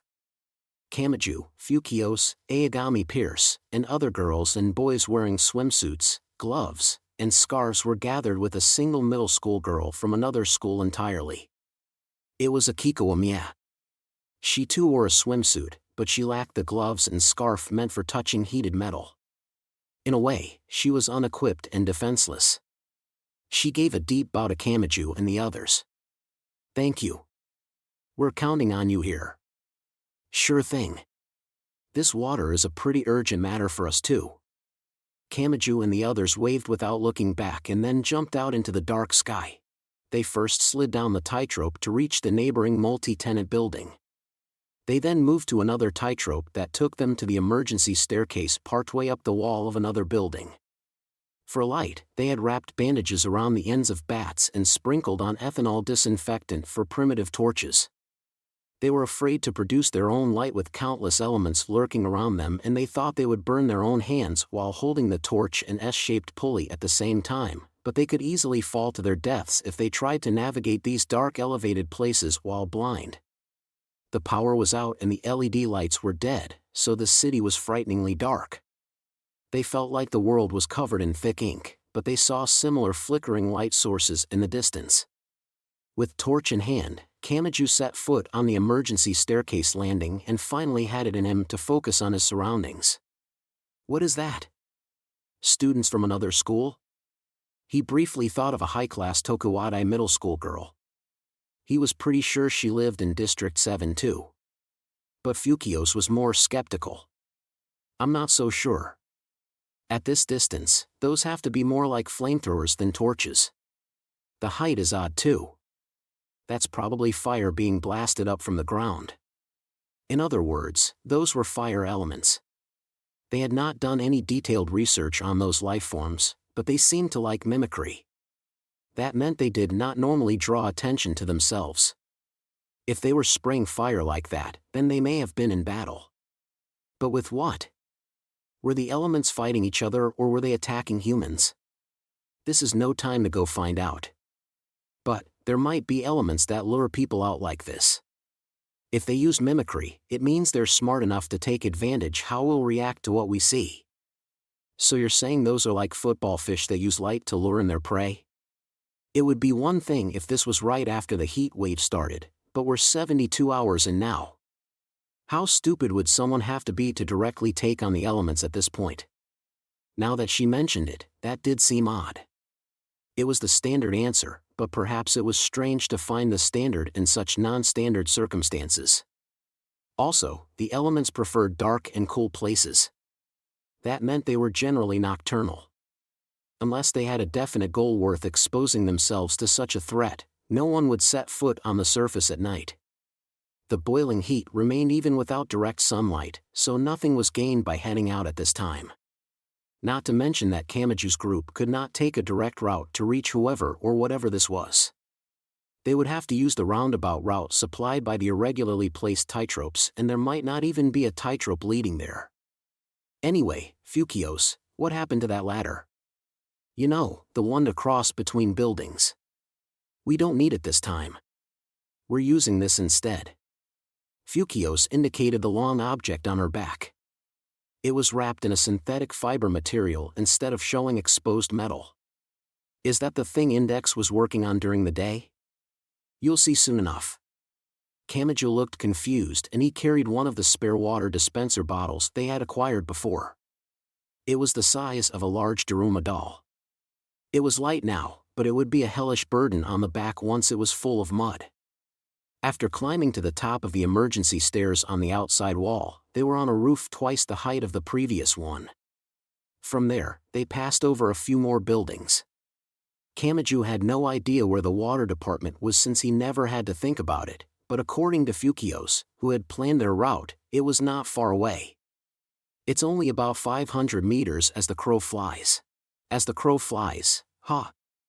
The titropes were set up where they were convenient at the time, so there was no overall plan. The only unwritten rule was that no titrope was removed once it had been set up. It was possible they would have to circle around and around in a gradually approaching spiral. Kamachi prepared himself for that possibility as they continued on. But even that was too naive. Wait. They all came to a stop. Aogami Pierce spoke up in a scratchy voice without even touching the metal railing. As the crow flies or not, there are no titropes leading to the water department at all. He was exactly right. They had makeshift torches made by wrapping bandages around bats and soaking them in alcohol, and they had makeshift reflectors made by placing aluminum foil on the inside of plastic umbrellas, but they could not find any wires even after focusing the torchlight here and there. The water department was a fenced-in flat concrete building and a smooth rectangular high-rise building that likely contained several septic tanks stacked vertically. From the rooftop, they could see no titropes leading there. And not just from this building. They saw nothing from any direction. It was more than 50 meters away. With too much of a height difference, they would pick up too much speed on the wire slides. That meant height was another factor they had to take into consideration, but that did not matter now. Wait. We didn't bring anything to build a tightrope or even the ladder that can only take us a fifth of that distance. There's nothing we can do but sit here and stare at the gap. Don't be so sure. In the hellishly hot night, Fukios lowered the object on her shoulders to the concrete. She had been carrying this in place of the usual ladder. It was the secret weapon that Index had helped her build. The collection of metal pipes and synthetic fiber fabric was not shaped like a parasol or a tent. Fukios bent the joints in the metal pipes, spread out the cloth, and fixed a few latches in place with her fingers. This created a silhouette much like a 2-meter-wide stingray. Now that he finally recognized it, Kamachi groaned the answer. A hang glider. If they could glide through the night sky, the absence of titropes would no longer matter. But are you insane? The real ones aren't that small. Don't the wings have to be really large to keep a single person afloat? Again, don't be so sure. Fukio seemed to have already taken that into account. She used the back of her glove to wipe the sweat from her brow. It's true you need pretty big wings to get enough lift in normal circumstances, but the air temperature alone is 55 degrees right now. The heat in the asphalt has to be even worse, and that heated air will rise. Would you understand if I said the entire city is covered in gentle updrafts? Oh. We just have to borrow the power that's already there.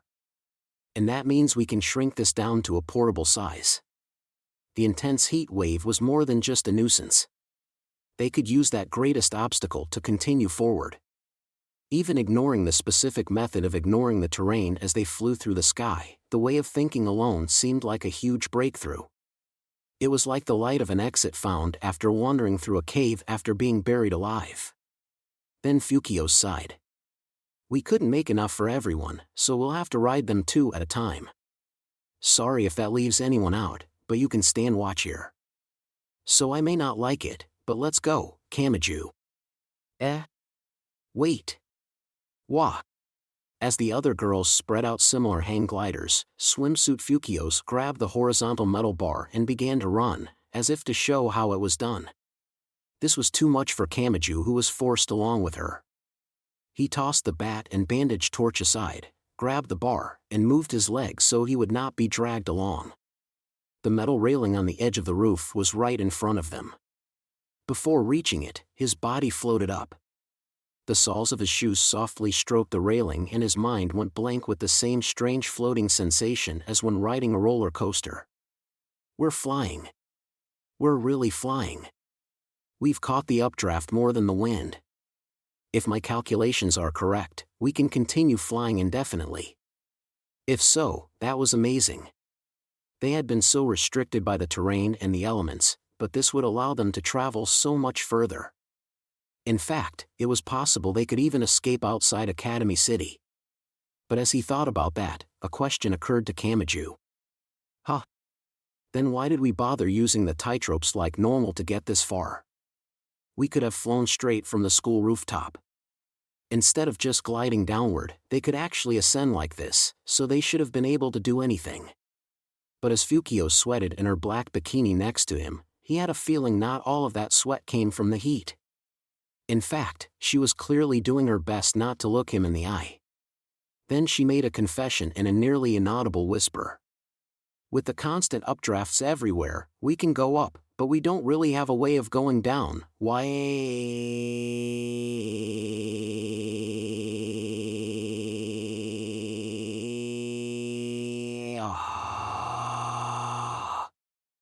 Don't shake it, Kamachi. We'll lose our balance.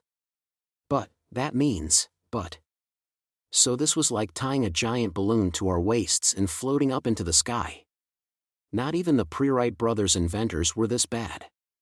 Why would you drag me along on a flight with a 100% chance of crashing? I didn't give it that little thought. He heard a metallic sound behind him. By the time he realized Fukios had kicked something with her heel, he heard the sound of a fishing reel rapidly unwinding. He looked down and saw a metal wire as thick as his little finger. Dangling from that was the kind of J-shaped metal hook used on the ends of cranes. It hit the asphalt, dragged along the ground, and scattered orange sparks in the darkness a few times. Suddenly, the glider was tugged to a stop. Gwa!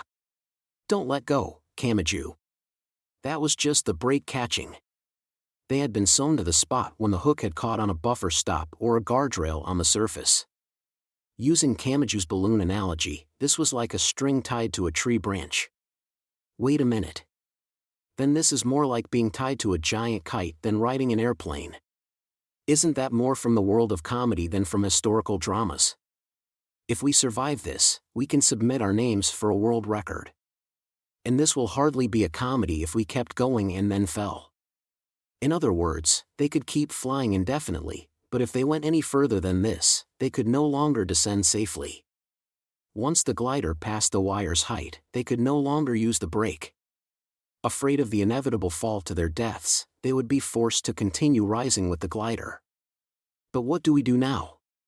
Even if they would not rise any further, they still had no way of getting to the ground either. As he tried to figure out a plan, Fukios flicked the latches on the metal bars. She was allowing the joints to move once more. In other words, she was folding up the wings. Once the area shrank, the amount of buoyancy and lift would also shrink. This was far from the stable descent of an airplane or helicopter. It was more like a gentle stall or emergency landing that could not be stopped once it started. Oh, hi. Enough with the weird voices. If I mess this up, we won't be able to control the fall. Surely you understand the human heart enough to know that's what's so scary. They did not have a pretty landing. They nearly fell onto their sides but managed to keep their balance as they set their feet down on the water department's flat roof. They had descended in a small arc around the hook, so they had not lost their speed. If they had tripped, they would have been wiped like a rag along the concrete roof.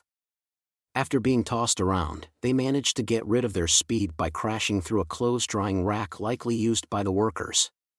Kamachi collapsed on the spot despite the floor feeling like a scorching stone after all the heat it had absorbed. He had not fallen onto his back, so the container for the mud was safe. I feel like the value of my life has gone way down recently. That's better than losing it, right? As she spoke, Fukios pulled a cheap lighter from her black bikini's cleavage. She had likely borrowed it from the faculty room. Similarly, she bent her index finger like a hook, reached into the hip line of her bikini bottom, and pulled out a rag the size of a handkerchief. Why no? What choice do I have? Swimsuits don't come with pockets. She may have been trying to stay calm, but her face grew red. The bikini girl crouched down on the spot, used the lighter she had swallowed her embarrassment to bring along, and used the flame as a landmark and a signal. A successful run gave everyone else more momentum. More and more stingray-like hang gliders flew from the opposite building.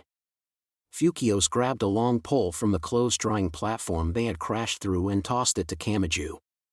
Just in case a hook doesn't catch on the ground, poke at it or otherwise get it to catch something on the roof. You're kidding, right?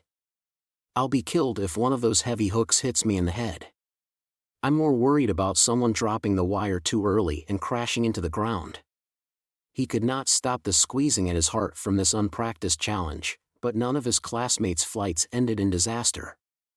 Some of them tripped on the roof, were dragged along the roof, or had their water dispenser tanks or water bottles burst or break, but they all managed to reach the water department.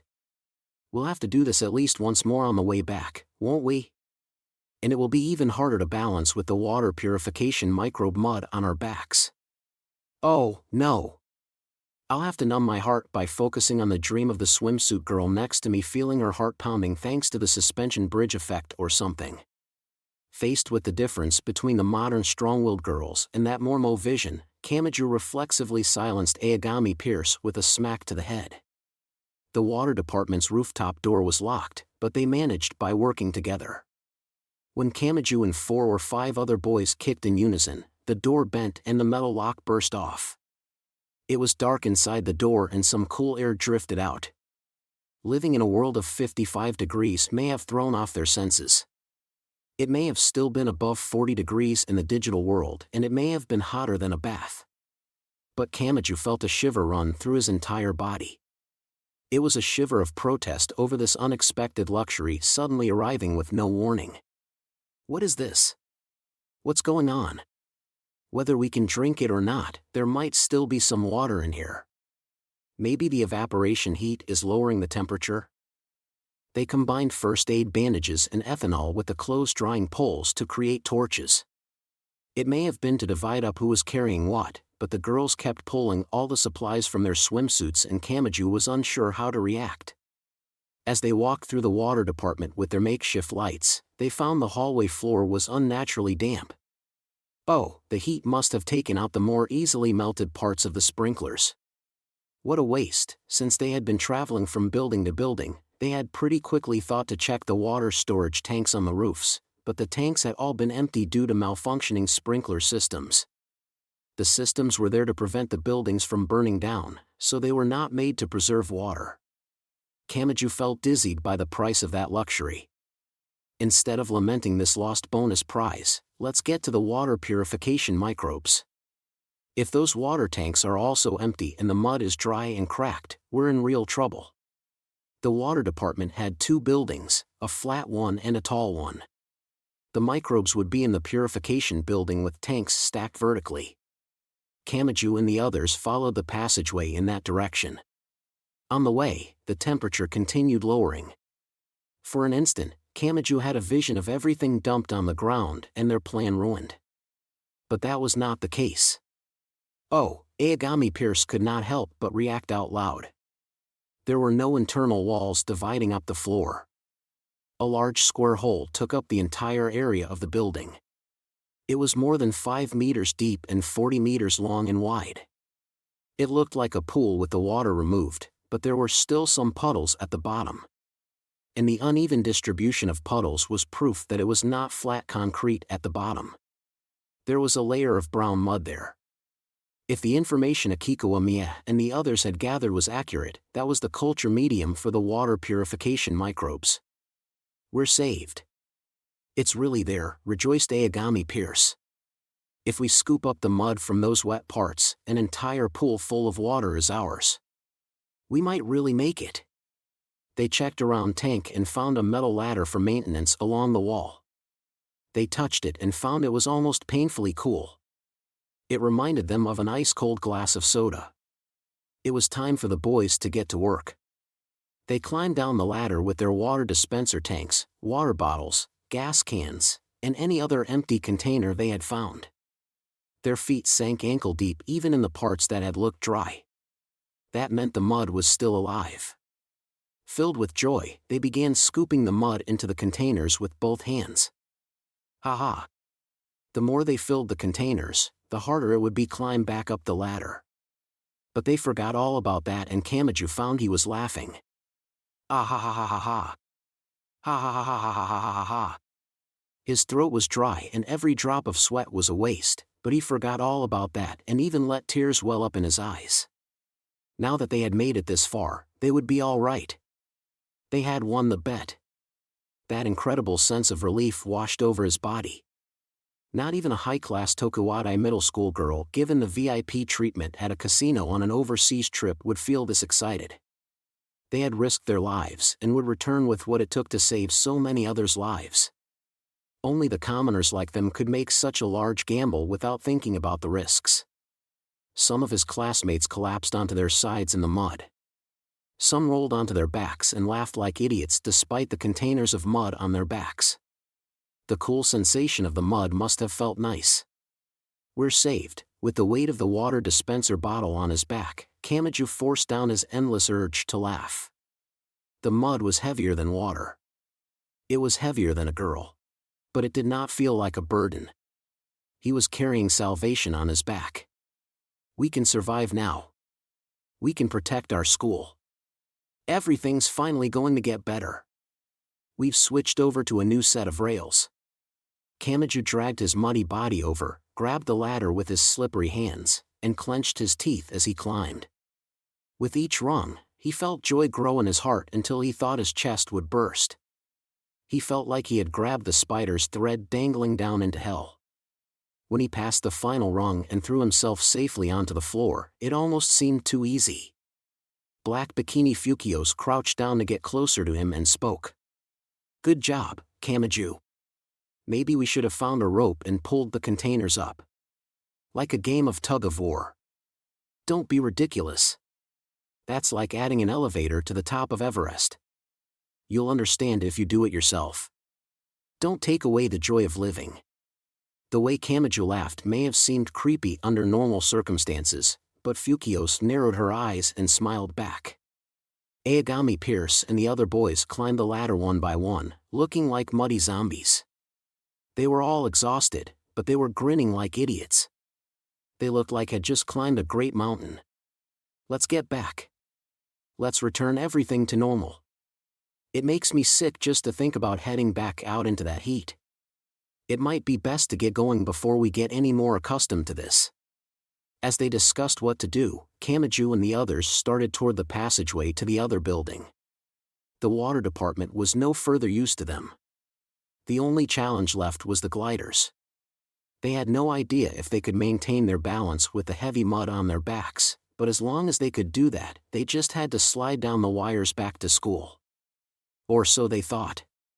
However, something had slipped their minds thanks to their comfortable exhaustion and sense of accomplishment. The elements preferred dark and cool places. That was why the people were so very cornered during the heat wave and why their hiding places were so very limited. The flames flickered on the ends of the clothes-drying poles. No, the scene beyond the flames was shimmering. Oh, no! It's an Aleem dash. Before Kamachi could finish yelling, a giant form appeared within 5 meters of his pointy-haired head. It blocked their way down the passageway. The bizarre bug had 8 legs, several eyes, and clicking mouth parts. It was modeled after a Monekigomo, a spider that excelled at mimicry. At Class 2, the monster was 6 meters long. A yellow will-o'-the-wisp could vaguely be seen in the center. Yellow. This isn't the fire we usually see. It's a rare wind core. A moment later, it fired something other than strange venom or web. It was more like a solid wall than a gust of wind. Holding the clothes-drying pole torch in both hands proved a mistake. He stabbed the monster in the eye with the fiery pole instead of his right hand, but it was not enough. It only slightly diverted the path of the attack. He and around 10 other boys and girls were struck by the raging wind. Once he noticed his feet lifting from the floor, it was all over. They were thrown to the side, the glass surrounding the passageway shattered, and they were literally tossed into the empty air. Oh! They were only 2 stories up. The soft mud-packed container on his back may have helped too. But when he heard the squishing sound and felt the blow soften, he knew the water dispenser tank had burst. His vision grew dark because that was more precious than his own life. Meanwhile, the Monekigomo was still on the passageway. They could not finish off an element without a Majin breaker. If the classmates with usable mud were taken out, the school's pool would remain useless to them. Would the people there wither away, or would they drink the dangerous water and grow weak from food poisoning? He had to bring a third option to the table. He slowly got up amid the sticky mud and grabbed the clothes-drying pole that was still burning thanks to the ethanol. He threw it like a javelin toward the broken passageway. It did not do any real damage, but it did direct the Monekigomo's attention his way. Kamachi ignored it and yelled up into the building. "Go on ahead. We can't escape this dead end without getting that mud back to the school." "Kami-in." Aogami Pierce shouted back down at him, so Kamachi sighed in relief that the boy was safe. Then the 6-meter spider jumped down to the ground. Kamachi somehow managed to roll out of the way despite how much muddier it made him. Without even using any claws or fangs, the spider's weight alone sent thick cracks running through the asphalt. GH. Meanwhile, Black Bikini Fukio Siri groaned from the ground. Without a mud container to cushion the impact, the fall may have been harder on her. "What are we going to do, Kamachi?" During the day, Kamachi had faced an element and been hit by a painful surprise attack, so he wanted to avoid facing one directly. He wanted to drive it off and escape to higher ground. "You still have that infinite glider, right? We need to head for a rooftop and get into the air." Fukios had not recovered from the fall yet, so he supported her as he made his suggestion. Meanwhile, something else walked along the surface. It was an octopus with 8 tentacles and a giant head. Since they liked mimicry, it may have been a common octopus. And there was a blue will-o'-the-wisp glowing in the center of its round and inflated head. At Class 3, it was 12 meters tall. The top of its head rose higher than the passageway above. "That's a water dash." He did not have time to finish his thought. Ultra-high-pressure water shot out like a laser beam and mercilessly sliced through the passageway. It was a vertical slash from top to bottom. The sturdy passageway of reinforced concrete tilted like a poorly made slide as it crumbled. There was no human flesh among the rubble. Luckily, Aogami Pierce and the others had somehow escaped to the flat building. But now that they were in this thing's sights, fleeing into the sky would be suicide. They could glide forever thanks to the heat wave's updrafts, but it would be slow going. Who could say how many times over they would be shot down before reaching the other rooftop? To reiterate, Kamachi could not allow everyone to be wiped out here. The entire school would dry up without potable pool water, and he was not going to let himself lose a classmate here. KH. As the element itself reacted to the great noise, Kamachi slammed his right fist into the arachnid wind element that had approached quite close. The yellow light inside vanished, it stopped moving, and it collapsed to the ground like a building block robot with its joints removed. He doubted these things could understand him, but he yelled at the other one. "Over here, monster! I'm the only one with the power to kill you." "Wait!" Kamachi. He did not wait for Fukiyo's response. He ran in a different direction from her. And he made sure to kick the head of the unmoving Monekigamo's corpse on the way. He had no idea if the elements had a sense of camaraderie or if they even had a concept of disrespect to the dead, but the common octopus water element clearly changed tactics. Without even looking toward the fleeing pointy-haired boy, it fiercely pursued him with its many tentacles. He could never escape on foot. And it had another specialty attack. A laser of ultra-high-pressure water shot through the night. He did not have time to aim his right hand, so he dove to the ground and somehow managed to avoid it. When he looked back, something was not right. Fukiyo and the others who had been thrown outside should have been by the broken passageway behind the common octopus, but the area was being enveloped by something like a giant fluffy mass of white cotton candy. Wadash. He soon found the answer. A few torrents of water lost their momentum and rained down on the road. It was nothing but water. To Kamachi's group, it was the symbol of blessings. But the asphalt had soaked up as much heat as a stone stove, so a fierce change came over the water upon contact.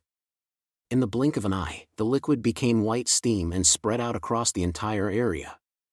Wah, cough, cough. The reading from his body's thermometer clearly changed. The apparent temperature in a sauna was adjusted by throwing water on a heated stone.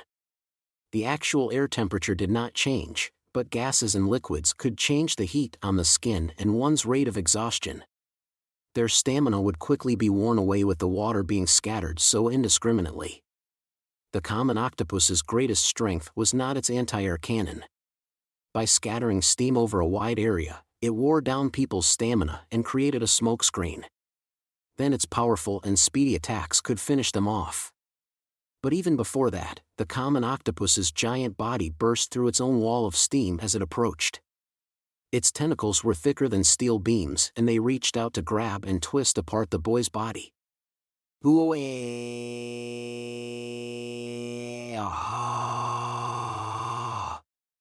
As soon as a tentacle wrapped around him and lifted him up, Kamachi reflexively used his right hand to punch the translucent appendage. Whatever else it could do, this element could be stopped with a Majin Breaker. But then the entire tentacle fell off at the base. No, had it been cut away to prevent his power from propagating to the rest of it? Oh, no. Even if it had been destroyed, he still could not move with the tentacle around his torso. Then the common octopus with the blue will-o'-the-wisp targeted him from just barely out of arm's reach. It would show no mercy as it fired that ultra-high-pressure water. Is this the end?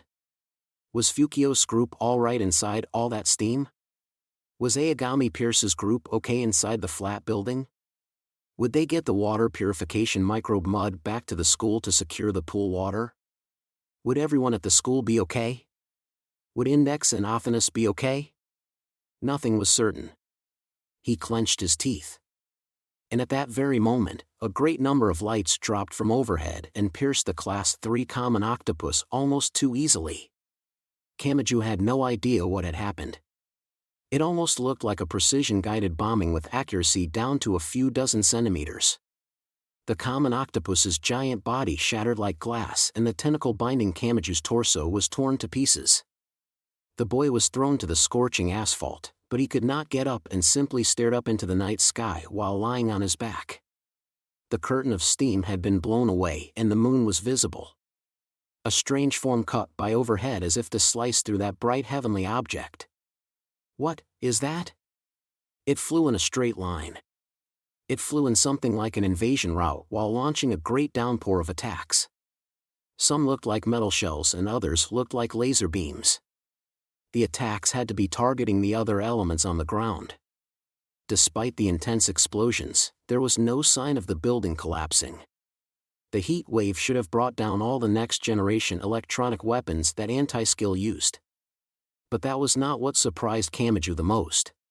He stared up at the weapon tearing through so many targets on its first attack run as it made a calm turn in the night sky. That isn't a fighter jet or an attack helicopter. That silhouette. That's a human. Yes. Armor had been added to the limbs and countless cannons stuck out from the back, but it mostly looked like a human silhouette with other parts added on. And this was not a giant humanoid weapon. Definite alluring feminine curves could be seen in the body lines illuminated by the moonlight. It was a girl with short brown hair. It was a girl wearing a school's racing swimsuit. It was a girl with bluish-white sparks coming not just from her bangs but from the entire device attached to various parts of her body. Kamachi finally recalled what they had seen on the way to the water department. They had faintly seen distant lights that may have been the flamethrowers of fire elements. They had found it odd that anyone would be out on the surface taking on a group of elements at this time of night, so they had speculated the elements were luring people out with the flames like a football fish. However, that was not the case. There really had been an Esper who could hunt down the elements and reclaim a safe zone. Misaka Makoto. She was Academy City's number 3. She was an undisputed ace known as the Railgun. But something was different. Over the racing swimsuit she likely wore to deal with the heat wave, armor covered her limbs, countless cannons extended from her back, and plasma-like bluish-white light fired backwards as she broke free of gravity's grip. As Kamachi looked up at her in the moonlight, he did not see a savior. He saw. But before he could finish that thought, he started feeling woozy. He felt like he had been hit by some kind of venom, but that was not the case. It was a simpler threat. Oh, no. The steam is making me lightheaded, heat stroke. Dehydration. By the time he realized what was happening, tremendous pain swelled out from deep in his head. Unable to fight it, his vision was filled with vague darkness. In the final moment, a hazy image ruled his mind. It was a girl in the moonlight. It was an extraordinary force capable of slaying the elements. But to him, it looked like a winged demon. Then he passed out. Like someone had hit a TV's power button. Between the lines to Naya. A small girl spoke in the great heat of District 13. It's so hot. Her name was Freemia Sevelin. She had long, wavy blonde hair and blue eyes. This district was known for its many elementary schools. An intense heat wave had brought temperatures nearly to 60 degrees and the mysterious elements were attacking the city. That district should have been the first to fall to that double threat, but that was not what had happened. Freemia wore her school swimsuit and she was entirely unharmed. The large pool towel she could use while changing had been soaked in the bucket of salt water at her feet and she fanned herself with it. She was using the evaporation heat to cool her down as much as possible. Naya, she said to the classmate next to her. In the first place, Azumi, will this really make me feel cooler? It should. It said so in the textbook. The glasses girl with pigtails must have been shy because her pool towel was wrapped around her like a cloak to hide her swimsuit-wearing body from view. Her face was red, but that was not due to the heat wave. Her skin and hair suggested it was not an issue with her health either. There were two main reasons the two of them were still alive. First, most of the elementary school students and teachers had been quickly evacuated to the Learning Core, a landmark in District 13, shortly after the problem began. It was a sturdy and tall building with large grounds and many different educational facilities: a zoo, an aquarium, a library, a museum, an art museum, a sports field, an indoor pool, etc. It had plenty of emergency supplies, and the aquarium and indoor pool were especially helpful. With those, it would take a lot for the place to dry up. Second, someone had sensed immediate danger and taken actual action shortly after the problem began. And they had of course brought in enough personnel to protect the place from danger. Lions are supposed to be the king of the jungle, but they were collapsed in the heat. Didn't they come from Africa? As some chatting boys in swim trunks passed by in the hallway, Shiazumi held the pool towel more tightly around her and readjusted the swimsuit. Naya. Freemia wore her wet pool towel like a cape and noticed something out the window. She ran down the stopped escalator and toward the entrance. There was no barricade in place. A friend of hers stepped in through the reinforced glass door. "How are things outside? Were you okay?" "I am fine." It was a girl only a little taller than Freemia, but no adult would notice any real height difference. She had long white hair and wore the swimsuit that had been forced onto her, but she showed no sign of sweat. Her name was Fräulein Kruten. According to classified Academy City documents, she was an immortal girl. Thus, the nearly 60-degree heat wave and the fierce elements were of little concern to her. Not only could she fight them, but, even if it was a secret to Freemia and the others, she could act as bait as often as necessary. She would draw the elements away from the learning core and gather supplies from the empty elementary schools and student dorms in the area, so no ally could be more reliable. Fräulein patted at her white swimsuit as if to brush off some dust. As she did, something like shattered glass scattered from her short and slender body. Needless to say, they were fragments of something. "I defeated 3 of them while out on patrol." V. Naya. "That sounds like fun. I want to go out too." "You need to study, Freemia." Naya. "In the first place, it's not like you don't have to study too." As they spoke, they climbed the stopped escalator. That was when a round white chicken ran down the hallway toward them. Shiazumi chased after the fleeing chicken and struggled to catch it. The chicken finally clung to Fräulein Kruten's barefoot leg. It was apparently her companion. She looked down at the white bird with cold, emotionless eyes. "Come to think of it, I saw a rhinoceros beetle out there. It was a big white one." Naya. "So he's out there too?" "In the first place, it's no fair that everyone but me gets all the fun. I defeated 3 of them, but he defeated 6. Then he said what a nuisance and began shooting up the flower mantis and the ant-mimicking spider." Volume 16, Chapter 2, Attacking a Base with a High-Class Girl, Tower _of_the crystal. Part 1. Kamachi Toma felt dizzy. He could tell he was wearing his swim shorts and that someone had laid him down, but it did not feel like a stretcher below him. Ugh, he shook his muddy mind.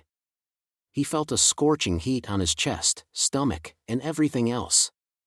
However, this was not the air of the heat wave or the asphalt and concrete heated like a stone stove. Experience told him what this was.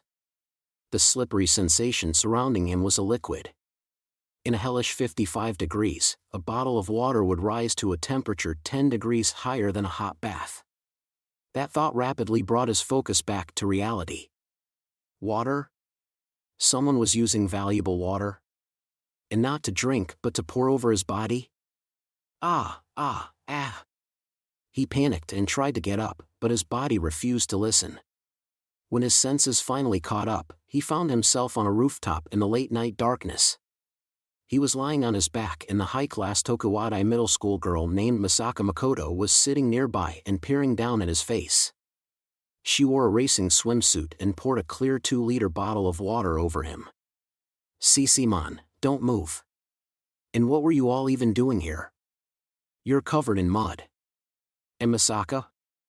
"Huh. But, that's water." She cutely tilted her head. Behind her, he saw the steel-winged demonic silhouette. There were weapons that looked like tank guns, Gatling guns, laser cannons, flamethrowers, excavation drills, and more sticking up as if inside an umbrella stand. Makoto wore a swimsuit, presumably to help with the heat, but the hand holding the water bottle was covered in armor from elbow to fingertips. The cables wrapped around her soft upper arms and thighs may have been to control the devices.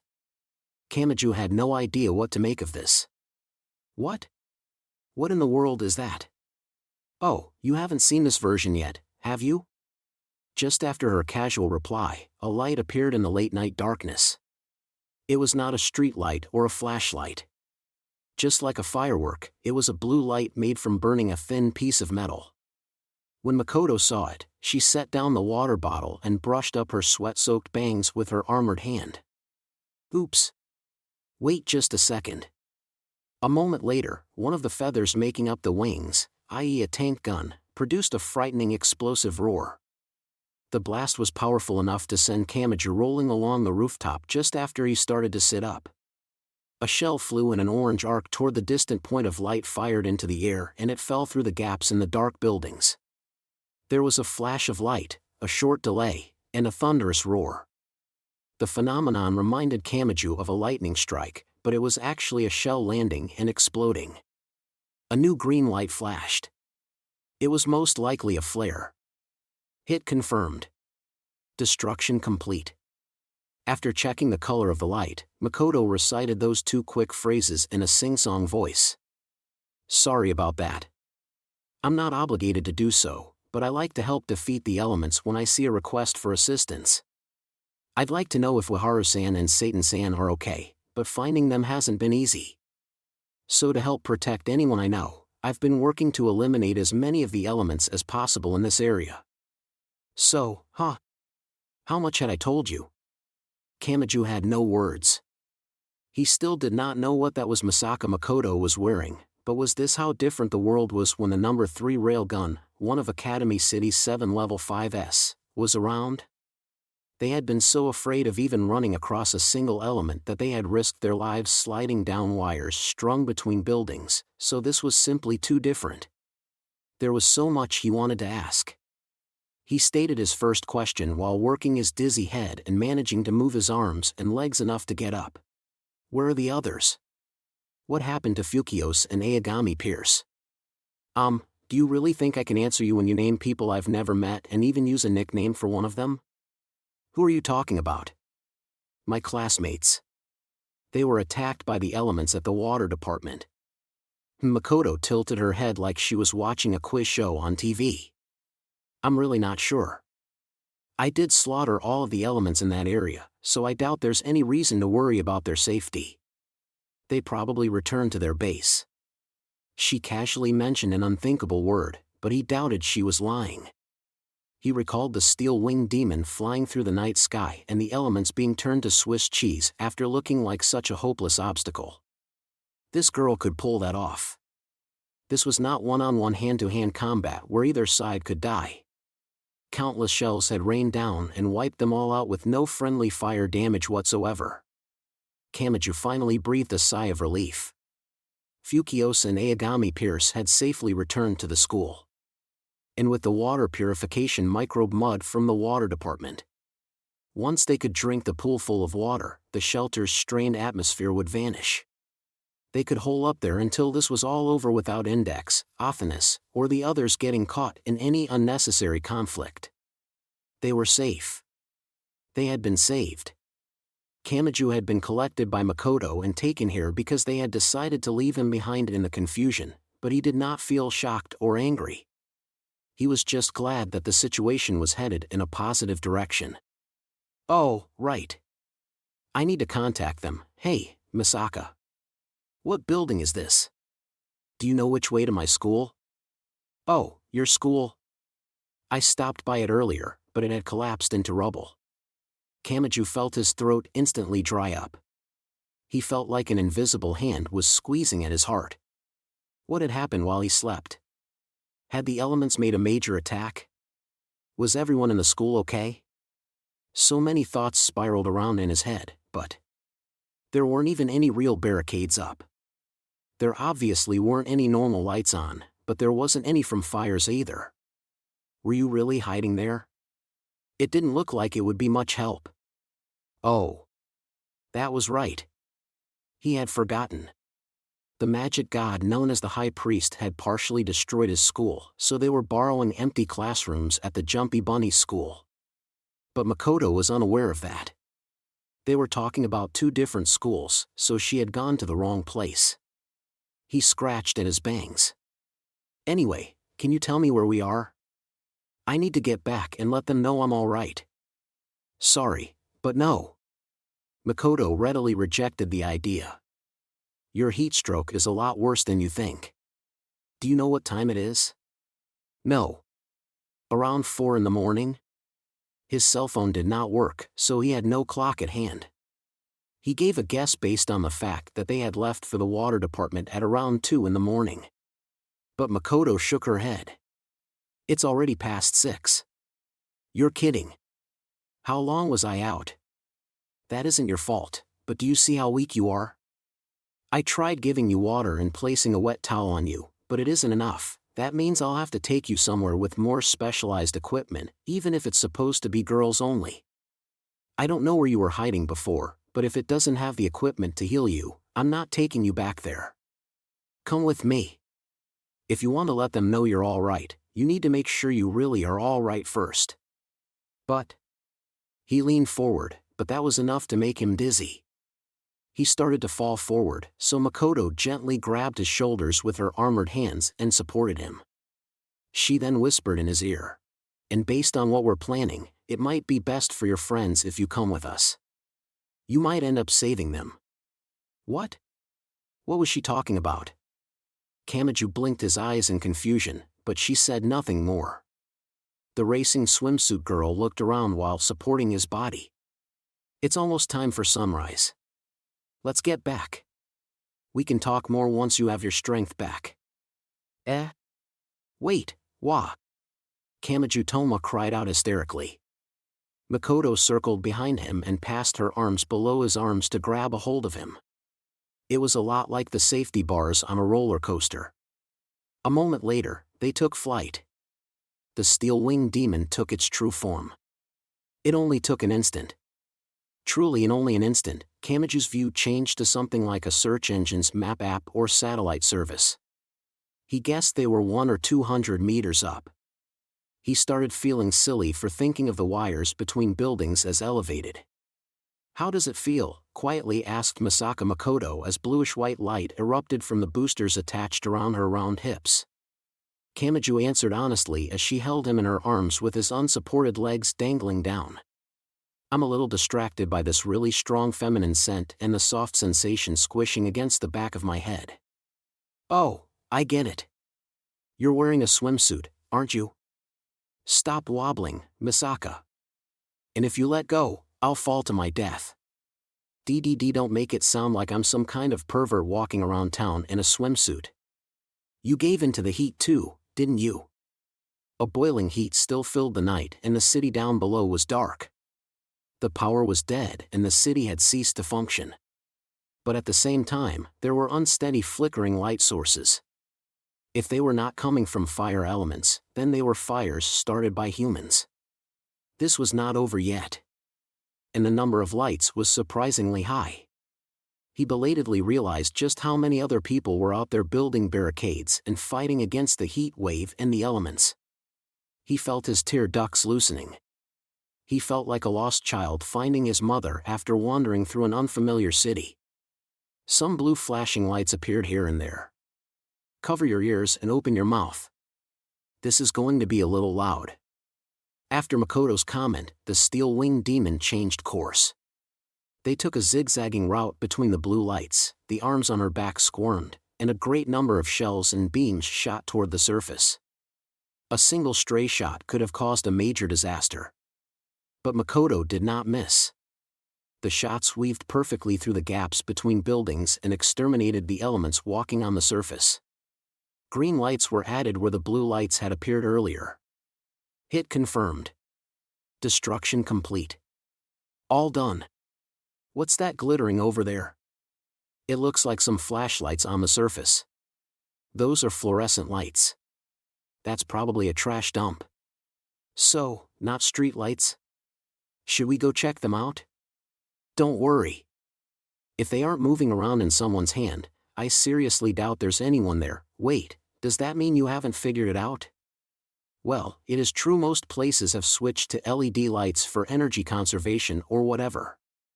Makoto flew right past and Kamachi looked puzzled. And he had a more fundamental question than just the lights down below. I thought the heat wave had taken out all of the electronics like our cell phones. So how is that thing on Misaka's back working? Was it because she was a skilled electromaster? He doubted it was that simple. Not to mention, what even is it? His hazy mind was full of questions. She had washed the mud from his body. Using valuable water for nothing more than that was simply too far removed from the boy's current view of the world. He asked the most immediate question. So where are we headed? My home, of course. As Makoto held him from behind, her answer slipped into his ear. Tokuwadai Middle School. Part 2 District 7 contained a special zone filled with prestigious girls' schools. It was known as the school garden. Those girls were sheltering in Tokuwadai Middle School and the territory it shared with the other schools. Since most people were not allowed inside, that territory was surrounded by tall walls. The entrance gates were fortified with barricades and watchtowers were built at even intervals along the wall to allow a view out from within. And of course, high-level Esper girls took turns as guards. If the elements got close, they would intercept them. If that was not enough, they would call for air support from the flying steel-winged demon. Makoto apparently did not need a runway for takeoff or landing. She weakened the force of the two boosters to decelerate in midair and descend onto her schoolyard like a helicopter. Kamachi Toma had actually been thrown into the school garden once before, as a part of a plot by Tsuchimikado Motoharu, but this was his first time at Tokuwadai Middle School itself. It looked more like a white mansion than a school. Since the school garden as a whole was barricaded, the school's windows and doors had not been covered. Compared to this, the life Kamachi had been living felt downright primitive. But that was not the biggest surprise. What is that? His knees nearly gave out the instant he set foot on the schoolyard. But not just due to the heat stroke. The schoolyard's dirt was dry and cracked, but that stopped partway along. A flower garden decorated the sidewalk alongside the school building. And it was not filled with shriveled brown weeds. It was just past 6 in the morning, so it was just in time for sunrise. The sunlight began to illuminate the entire scene before Kamachi's baffled eyes. Color filled the dark night. That was true of the white mansion and the sidewalk flower garden. He saw bright reds, yellows, and blues on the sunlit flowers. You're kidding. They haven't withered? You've been watering the flowers during this heat wave. That was not all. At the intersection between two flower gardens, something else glittered in the sunlight. A pillar of water erupted from a modest fountain. That's insane, is it that weird? With several espers, it isn't difficult to search for underground water veins. I don't know what things were like where you were before. Makoto responded to Kamachi's dumbfounded look with an exasperated sigh. But water is more than just something to drink. It might look like a luxury, but you need to look after your mental health too. In the long run, this will conserve more water. When people can't manage their stress, their desires grow more and more simplified. They start to use food and sleep to deal with the stress that hobbies and entertainment used to handle. Have you ever eaten too much just because you were stressed? It's all over once you start confusing the water you need to live with the water used to escape your stress. That seemed to describe Kamachi's school perfectly. They wanted to stock up on and preserve their water more than anyone, but water had been the only thing on their mind. They had not been able to think about anything else. Had they been trapping themselves like that? Had that been hastening the consumption of water, building up even more irritation, and creating the buds of conflict? It's all so unrewarding, muttered Kamachi. It sounds like your home might be in trouble. You can tell me all about it once you're feeling better. If we don't go save them soon, things could fall apart in a number of ways, running out of water, an element attack, or infighting. Either they had guard shifts here as well or these high-class girls simply woke up early. When they saw Makoto and Kamachi land in the schoolyard, girls gathered from the White Mansion. Instead of their personal swimsuits, they all wore the same design of racing swimsuit as Makoto. It was probably required by the school. That showed another difference in character from the school Kamachi had been in. It was not a shelter where different groups had gathered. They maintained the colors of a single unified school. That gave them more leeway to act. The swimsuit girls smiled at Misaka Makoto and spoke with a carefree tone that did not match Kamachi's internal clock. "Welcome back, Misaka-san. You must be exhausted. Thank you for your air support. Now. We have food prepared over here." As they spoke, they reached for the armor and weapons on Makoto's limbs and back. It must have been difficult to remove on one's own because the racing swimsuit number 3 let them do it without complaint. She gave an awkward look as they removed the armor from her back, but then she spoke to Kamachi. "This is like a new club. I had a garage prepared and leave the constructed device there. These girls can handle the maintenance on their own." "Oh, wow. There are girls in swimsuits everywhere. Talk about pressure, are you even listening, you idiot? You sure are calm for someone in such a critical state." With a fairly violent-sounding sound much like the severing of a train's high-voltage wire, bluish-white sparks scattered from her bangs. Anyway, the other girls followed the course of the conversation with their eyes, so their focus belatedly turned toward Kamachi. He was out of place in this girls-only school. "Who is this gentleman?" "Gentleman? Oh, my. Now that you mention it, that is a gentleman. So this is what I have seen in my dreams." It was quite a commotion. Plus, one of them sounded like she had some latent sluttiness mixed in. "Oh Wani-sama." The crowd was filled with a mixture of fear and curiosity, but then another girl forced her way through. She had long brown twintails, she wore the same racing swimsuit as everyone else, and she had leather belts wrapped around her thighs. Her body was coated in sweat and a few tufts of her twintails stuck out, but her eyes drew Kamachi's attention most of all. The pupils were open wide, as if she had seen something truly unbelievable. Why did you rendezvous with some rotten ape? In fact, where did you even find him? No, you may not keep him. Go put him back where you found him right this instant. Kekurako? Calm down. I can explain. It might take a while, but Makoto trailed off when she spotted something behind Shirai Kuroko. A girl had casually blended into the crowd despite her unique presence. She had long honey blonde hair, body lines unbelievably nice for a middle school girl, and a small brand name purse with its thin, plastic strap worn diagonally across her racing swimsuit. She was the queen who reigned opposite the ace as Tokuwadai Middle School's 2 Level 5s. Her name was Shokuhu Misaki. She wore long white gloves and she spun a long skinny object in her hands. It was a TV remote. It was a symbol that helped control her own mental outpower. The gentle smile in her eyes spoke for her. She pressed a remote against the back of Shirai Kuroko's head as the girl continued fussing. If nothing was done about this commotion, she would do something about it herself. Makoto tensed up, but then Shokuhu whispered softly into Shirai Kuroko's ear. If you hand over that gentleman, who has such an excellent attention-gathering ability, you can do whatever you want with your beloved Wani-sama. Not a bad deal for either of us, don't you think? Whoa. I'll never have a better chance to make Wani-sama mine while separating her from not just that ape but from her own kind as well. What nonsense are you pouring into my underclassman's heat-addled mind, Shokuhu? And wait, not so close, you're covered in sweat. After a mysterious 3.5 twists leading into a tackle to the waist, Misaka Makoto and Shirai Kuroko rolled away together. They left the ring of people. Kamachi was caught off guard by the novel forms of communication used at a high-class girls' school, but then he started feeling dizzy again. He had been treated, but he had not recovered yet.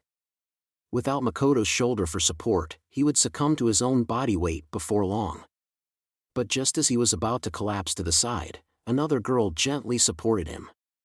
The racing swimsuit girl had long honey blonde hair and a brand name purse. Hee. Caught you. Who is this? Wondered Kamachi with a frown. He felt like he knew her quite well, but also like he did not know her at all. It may have been due to the heat stroke hampering his brainpower, and it may have just been the familiarity of seeing the same racing swimsuit that Makoto was wearing. He did not know what kind of weird connection his brain was making, but when he saw the girl's smile from so close, it brought a certain thought to mind. It looked just like the innocent smile of a small child. And it seemed oddly familiar. Oh, I'm sure you won't remember me, so don't worry about it. The blonde girl suppressed the smile that seemed to have escaped onto her lips. But I can tell just by looking at your face. There's a lot you want to ask, but you need to regain your strength first. I'm all grown up now, so I can take you to the infirmary. She tugged on his arm and placed it around her shoulder. A sweet scent reached him from her hair, and he could feel the heat from her flushed skin. But he did not have time to feel his heart pounding. The blonde girl just about collapsed under his weight. She did not seem to have much muscular strength. Oh, no! Queen.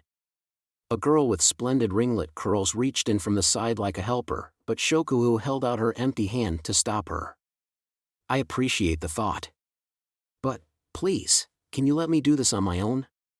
There was a strange power to her quiet voice. The ringlet curl girl argued no further and started guiding the other girls instead. I know this is being selfish, but my pride demands I show you I've changed some since then. Kamachi was confused, but he did not have time to actually ask about it. He heard large wheels rolling through gravel. He looked over and saw girls dragging a wooden cart that looked out of place at this high-class school. He tried to move out of the way so it could get past, but then he felt a squeezing at his heart. It resembled an existing plant or animal. It was made of a substance similar to translucent glass. It was an element. That great enemy was being casually carted around like old trash. It was most likely a Class 1. It was about 3 meters tall. However, it had already been defeated, so the will-o'-the-wisp of a core was missing from the center and its joints had come apart. He could tell at a glance that it would not be moving anymore. The girls pulling and pushing the cart from the front and back smiled at the blonde girl with no real tension. What about this one? Take it to the gym like usual. I know Misaka-san's hangar takes priority, but we really need a proper lab instead of something with so much makeshift ability. And who is Dash? See, could that be the legendary creature known as a gentleman? You don't get to study him in the lab. The high-class girls seemed more interested in the boy on campus than the mysterious elements. That showed just how low a priority those were. The elements were not absolute enemies to them. They could defeat them and analyze them. So this is the difference Esper powers make. Kamachi thought about that fact again. Does the world really look this different with enough high-level Espers around? His vision shook.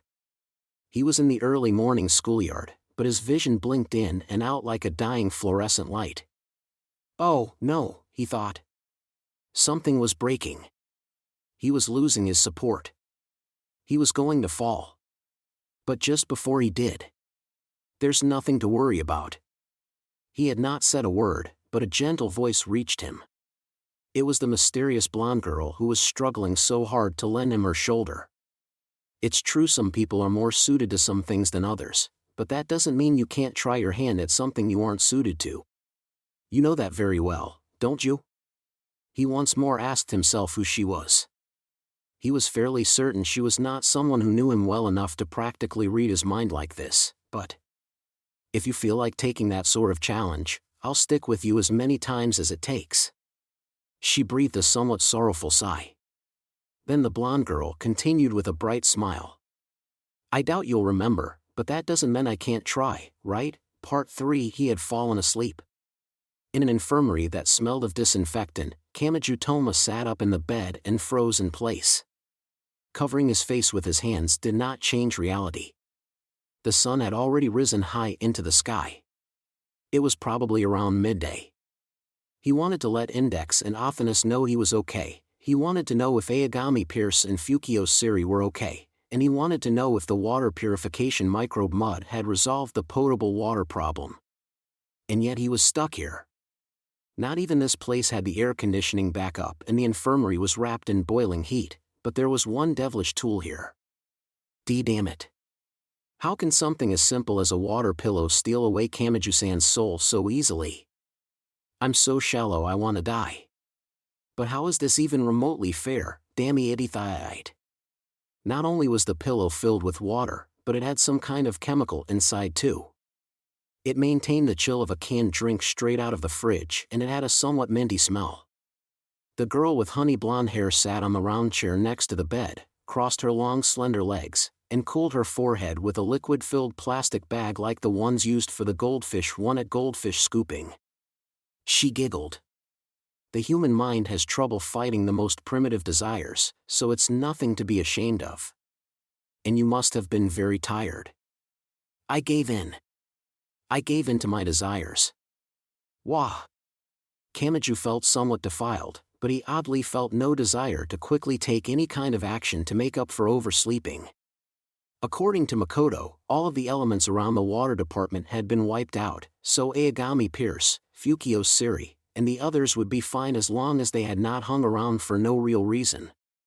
If they had brought back the water purification microbe mud, the potable water problem would have been solved and the decaying relationship between schools would have been mended. He was worrying them since they did not know if he was okay, but he could deal with that later. In fact, he was starting to feel like he should bring back as much information as possible. I have some questions. I'm a little worried you won't remember much of my answers, but I say ask away. Still, you should probably ask Misaka-san the same questions later to fill in the gaps. You don't need to understand. I'm just saying it's best to have multiple sources. You want the most accuracy ability you can get, don't you? Not a bad idea.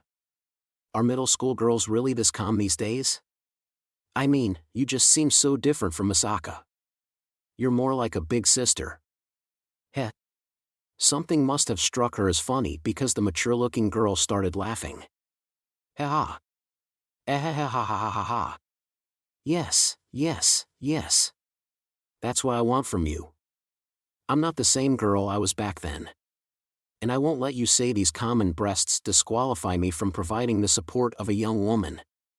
What kind of spoiled bastard told a girl as blessed as this that she had common breasts? Whoever they are, they can go straight to hell. Kamiju did not understand any of this, but the topic of discussion led his eyes down to the blonde girl's ample breasts. Either due to the heat or due to Kamiju's gaze, the racing swimsuit girl moved the bag of water from her forehead and squeezed it into the chest of her swimsuit. Kamiju was left speechless, so a hint of teasing entered the girl's smile and she stretched her arms upwards to push out her chest. The large mounds pressed against the swimsuit even more. They get so sweaty when they're big. I suppose a boy wouldn't understand, though. And more importantly, yes. Yes. I'm finally being rewarded for those days of mockery. Oh, revenge is so delightful. She desperately kept her lips from relaxing and an irregular tremor ran down her spine. Ah. I wish I could do this forever, but I suppose that isn't an option. Do you know something about that thing Misaka was using? There were a lot of differences between Kamiju's school and Tokuwadai Middle School, but the biggest one was the strange flying machine that Makoto used. He felt like its presence had freed these girls from the fear of the elements and given them the environment they needed to focus on the heat wave. I don't know. That I can't tell you. But the blonde girl expressed ignorance on that key to her survival. She did not know. The heat wave and the elements arrived without warning, but Misaka-san's machine was also incredibly sudden. Out of the blue, that lone wolf of a girl requests the creation of a new club and then she loses herself in mechanical work using the space she was given. Wait a second. Kamiju interrupted. Are you saying that wasn't put together as a way to fight the elements? In that case, why had Misaka Makoto felt the need to build up that kind of firepower in the original, peaceful world? A motorcycle gang with handguns might seem reliable in a city overrun by zombies, but it did raise certain questions. Where had those guns come from? And why had they had them on hand? The swimsuit girl pulled the water bag from her impressive cleavage and stuck it under her armpit. Didn't I tell you? I don't know. Of course, I seriously doubt Misaka-san is in league with the elements to show off. And I'm only overlooking it because we need all the help we can get to overcome this. The blonde girl used her empty hand to spin a TV remote like a baton and continued in an exasperated tone. If only I could control those elements with my mental out, but it looks like physical force with plenty of savage ability is a better match. Thanks to that, I've fallen into the background and have to work as something like a class president who keeps an eye on things to make sure the school can continue to function as an organization. But it's not like I want to run around outside in this awful heat, so I'm not really complaining. It looked like she would bombard things if people put out a request, but how large an area does she cover? I don't know that either. My guess is just this southern part of District 7 where the school garden is located. But Misaka-san needs to eat and sleep too, so she's still just a volunteer. She can't exterminate all of the elements with 24/7 support. Even now, Kamaju's school was living in fear of the elements while also in southern District 7, but even those hellish days had been somewhat protected. It was possible the entire school building would have been inundated by monsters if Makoto had not been sporadically wearing down their numbers. The possibility made him shudder, but it brought another thought to mind. Come to think of it, you were collecting the defeated elements. What for? To dissect them. Or maybe disassemble would be the better word. The racing swimsuit girl smoothly gave an unbelievable answer. Our main goals are learning about their bodily structure to find a weak point and checking for sensory organs to learn how they communicate. If we investigate their throat and find the frequency range they use to speak, we might be able to confuse them with similar sound waves. They were on a different level entirely. They were far beyond throwing bricks from rooftops and relying on a desperate charge from a Majin breaker while the element flinched back. The girls of Tokuwadai Middle School still had human rationality. But since we're still gathering their corpses, you might be able to guess we're far from finished there. If we want to study how they live, we need a living sample, but we can't think of any kind of cage that can perfectly contain an element. The blonde girl placed the cold water bag on her thighs and then slid it below her knees. It would be nice if Misaka-san could watch them from a distance like a birdwatcher instead of blindly blasting them all. She can defeat them without worrying about the details, so she refuses to go to trouble of gathering information like that. I can't believe this. Really? The blonde girl responded honestly and with no humility. I'm personally more impressed by the way you struggled to survive this long and never gave up hope despite every calculation you made, proving you were gradually using up all of your limited resources and manpower.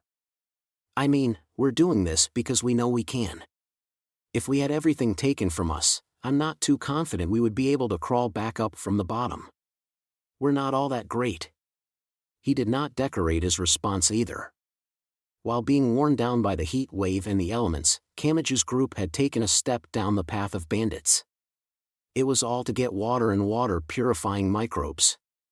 They had snuck into buildings without permission quite a few times, and what would have happened if they had run into students from another school? Would they have peacefully talked it out? Or would they have given up on their share of the water and handed it over? Of course not. In that tense a situation, Kamaju would have clenched his fist and truly crossed the final line. But the blonde girl laughed and said more. But even so, you didn't cross that final line. Isn't that right? Hee. That's what makes you so strong. You aren't too stupid to imagine it, and you can list plenty of hypothetical situations, but you wouldn't actually do it. No matter what kind of crisis you found yourself in, you would protect that final line when it actually came down to it. Even if it put you at a disadvantage, you would accept that disadvantage. That is a noble thing. We only do what we know we can, so who can say if we would make the same decision? He had thought his school was inferior.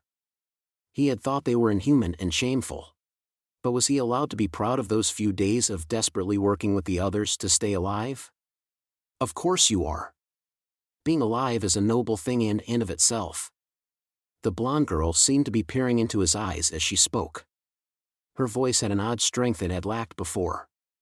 So you and your friends should be rewarded for all the effort you put into surviving this long. Don't worry. Leave everything else to your big sister here. We'll have all of this dealt with in a few days' time. Dealt with? Kamachi blankly repeated her words. After a short pause, he grabbed the blonde girl's shoulders. Kaya. By dealt with, do you mean you see an end to this? You see an end to this seemingly hopeless problem? And not so close. I mean, it's not a bad thing, but, no, don't sell yourself so cheaply, Shokuhu Masaki. Don't give in just because you've dreamed of this moment. Work to keep your cool. She shoved him back toward the bed. She cleared her throat, sat back on the round chair, and continued with a blush on her face. I may have gotten too excited and overstated things somewhat. There are technically two problems at the moment, the heat wave and the elements. Alright, to be blunt, the heat wave is going to be a challenge, but the elements are a different matter. We might be able to fundamentally destroy them soon. Instead of sporadically reducing their numbers, it would be a true extermination. That's what I am talking about. Part 4. They had to have used a lot of water on Kamachi before he could walk on his own. And just the day before, that water had been as valuable as pure gold in the dimly lit and barricaded school building he had sheltered inside. He sighed in the infirmary, and the blonde racing swimsuit girl gave an exasperated sigh of her own. We really can't take our eyes off you for a second, can we? You won't drink the water we give you, and you hide it in places if you have a chance. Why yeah, but, I have my reasons. He felt it was wrong of him to drink all the water they brought him when he was just lying in a bed. His school could probably drink the pool water now that they had the water purification microbes, but they had not known exactly how much longer they needed to wait before obtaining clean water. He knew he needed to recover, but when he saw the bottles of water, he felt an urge to preserve it, stockpile it, and share it with everyone else. You really are noble. He had trouble understanding what that girl meant as she gently narrowed her eyes. At any rate, he could not hog the infirmary bed forever now that he could actually move. Things were not as bad as at his school, but even the Tokuwadai girls might run into some unexpected heatstroke and injuries. If you want to know more about defeating the elements, you'll have to go ask Misaka-san. And to be honest, that fact does irritate me. Misaka? As you can see, she handles all the outside work. Thanks to that, she's taken a lot of the celebrity ability away from me. The blonde girl waved a hand. And if she keeps doing everything herself, I get the feeling some unfounded rumors are going to spread. It's ridiculous to do everything with her power, and I really wish she would give everyone else a chance to let off a bit of steam, but only a bit. For some reason, she emphasized that point. He parted ways with the blonde girl, left the infirmary, and walked down the hall. Where was Misaka Makoto? He tried to ask a swimsuit girl walking nearby, but she ran away with a quiet shriek. But when he looked around, he noticed people peeking out at him from behind columns. He was a little unsure whether he was being welcomed or rejected. After walking around aimlessly for a while, he found a promising-looking facility. It was a separate building from the White Mansion. He guessed it was a club building, or something. Compared to the Western architecture that matched the overall feel of the school garden, this area was centered on a boxy building with a modern design. It looked something like an airport storehouse, and it was about the size of 4 normal classrooms. He had a feeling that girl whose face he was having trouble recalling had said something about Misaka requesting the creation of a new club. If this much space was a single piece of paperwork away, then a high-class girls' school was even more exceptional than he had thought. He saw a small human-sized door next to the giant sliding one that covered an entire wall. He made sure to knock before peeking inside. The floor of the large space was covered with countless weapons, both large and small. He saw tank guns, laser cannons, flamethrowers, Gatling guns, large chainsaws for use on special steel, anti-trench drills, air-to-air missile containers, precision-guided aerial bombs, heavy metal disintegration plasma cannons, electromagnetic burning weapons, ultra-high-frequency acoustic cannons, electric melting blades, and fortress attack large-caliber railguns. Kamachi was not obsessed with next-generation weapons, so they just looked like an unidentified jumble of metal containers and mechanical contents. He could only list off their identities because of the plastic plates lined up on the floor like this was a crime scene investigation. HM? Have you recovered enough to be up and about? Misaka. The racing swimsuit girl stood at the center of the mountain of weapons. You really are wearing a swimsuit, aren't you? Shut up. It's not like I'm the only one. She blushed as she used some tools to combat the foundational component that directly attached to her slender back and connected all the different weapons together. Why does Misaka's swimsuit bother me more than anyone else's? Wondered Kamachi with a tilt of the head. It may have been the defensive gap between the sturdy equipment and the swimsuit. That said, the heat would do her in if she covered herself in thick armor during this heat wave, so it was survival of the fittest. Anyway, what is that thing? The AAA. I don't know where it came from, but I showed it to you once before. This is a version modified for my use. That said, I don't think I've managed to recreate the contents yet. I'm just doing my best to imitate that black box. Before? From Kamachi. Meanwhile, she added a name to her explanation. Kihara Uietsu. He finally remembered. Before the heat wave and elements had covered Academy City, he had fought a scientist by that name. No, he had been utterly defeated at that point. It was only thanks to the interference of a mysterious attack that he had survived. Had Misaka Makoto been the one to do that? In using this? I heard talk of driving the elements out of Academy City, but do you know the details of that? Oh, you mean the Crystal Tower? As you can see, I can fly around all I want and I've checked around over a wide area, so I know more about things outside than the others. Misaka Makoto wiped sweat from her brow. So the city is crawling with those elements, right? But where do you think they're coming from? How should I know? I don't even know if they're living creatures or machines. Yeah, I guess you normally wouldn't. Anyway, it seems they're living creatures and not machines. So they're alive? Then are they hatching from eggs below ground or underwater? He had seen elements swarming out of subway station stairways and culverts below roads, but the thought made his skin crawl. Was the ground below the city filled with mountains of giant eggs?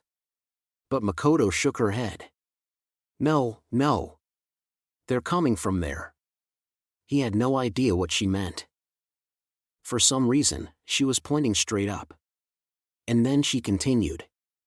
I'm not joking. I spotted it while out on a night patrol flight. I saw some orange glowing rain.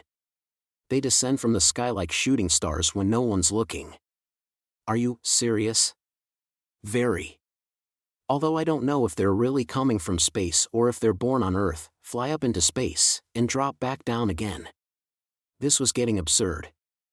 Kamachi's school had been barricading the doors and windows and they had been traveling between building rooftops to keep away from the elements crawling on the ground, but the safety that brought had been entirely imaginary.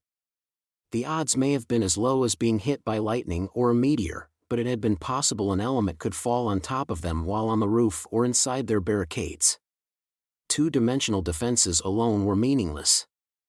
Although that might change with the help of a high-power anti-air defense system like Makoto wore.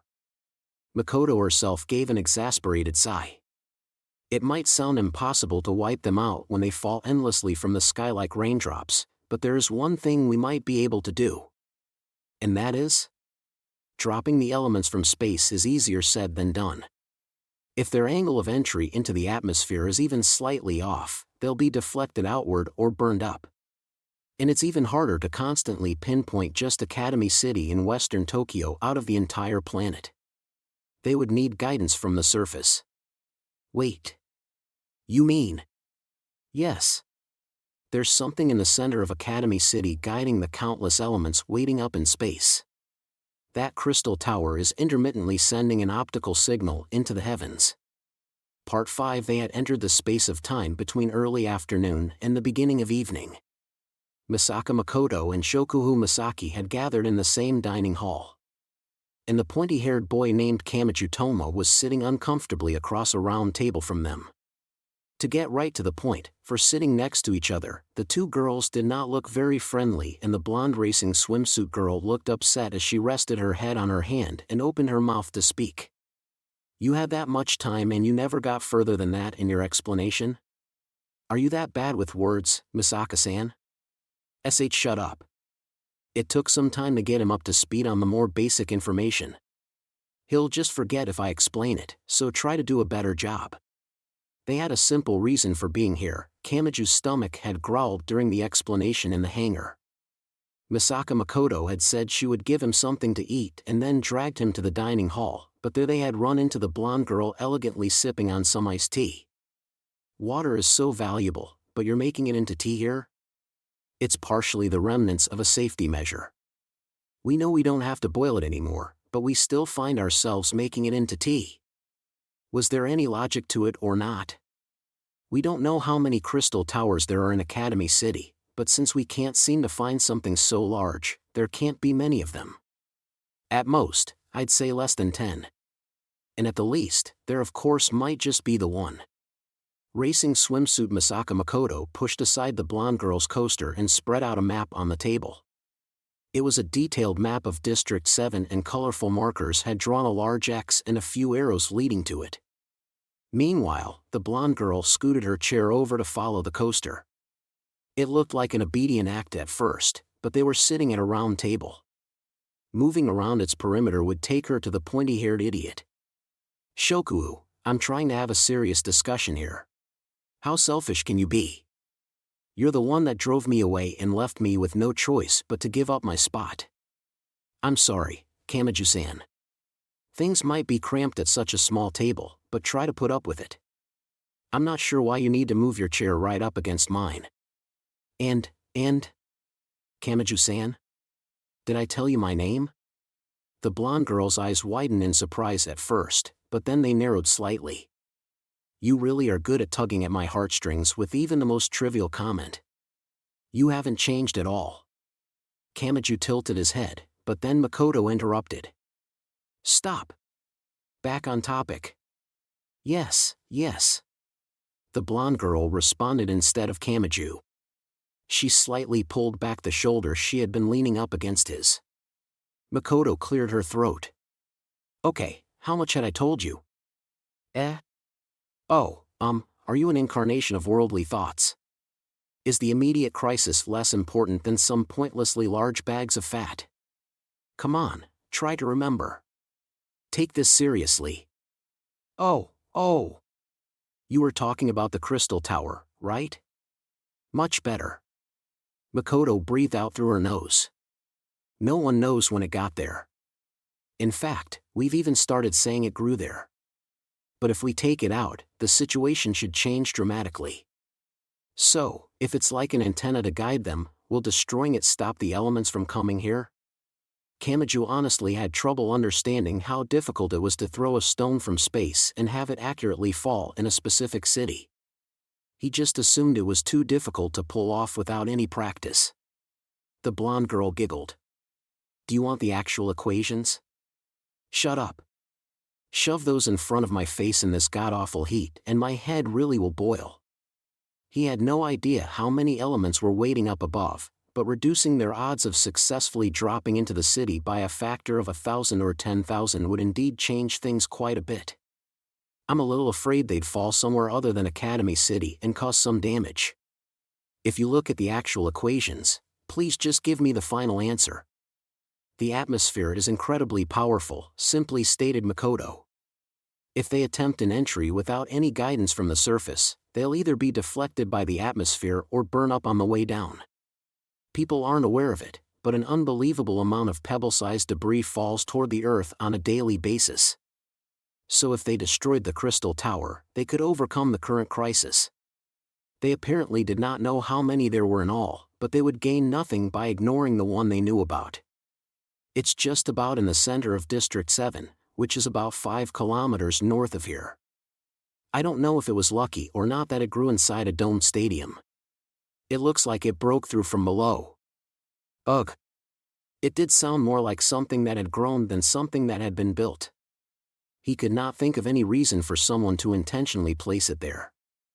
They're only estimates, but we think it's 200 meters tall, 30 meters thick at the base, and gradually thinner the higher you get. We don't know what it's made of, but it looks just like the elements from a distance. We might be able to judge its durability based on that. You're kidding, right? Kamaju's class had been risking their lives against the elements in their own inept way. They had thrown bricks from rooftops and dropped bundles of steel beams suspended by ropes. Their attempts would have been enough to crush a normal car and trigger an explosion, but not even that had stopped the 3-meter Class 1 elements, which were the smallest type. Without Imagine Breaker as a joker, they would have been helpless. Yet this was 200 meters tall? And 30 meters thick? It was too much. Crushing it and toppling it were two different things, and toppling something might get easier the taller it was. But what could a student do if he was placed in front of a famous radio tower and told to do whatever he could to topple it? Kamaju had trouble imagining a successful scenario. Yes. Except for using his right hand. Luck might just be on our side, said Misaka Makoto. It might be difficult to utterly destroy something that massive even with my AAA. That's why I've been observing it from a distance in the hopes of finding a weak point or a focal point of its weight. But back at the water department, you defeated an element in one hit, didn't you? I still don't really understand it, but you used, a different method from me. We might be able to skip a few steps with that. All we have to think about is getting you to the base of the crystal tower. Why yeah, that was exactly what Kamaju wanted as well. It would not solve the heat wave problem, but if he had a chance of wiping out the elements, he had no reason not to use it. His answer sounded so half-hearted because of the blonde girl who had taken up her position next to Makoto and across from him. She silently narrowed her eyes. She looked like her iced tea had started tasting like some roots from traditional Chinese medicine.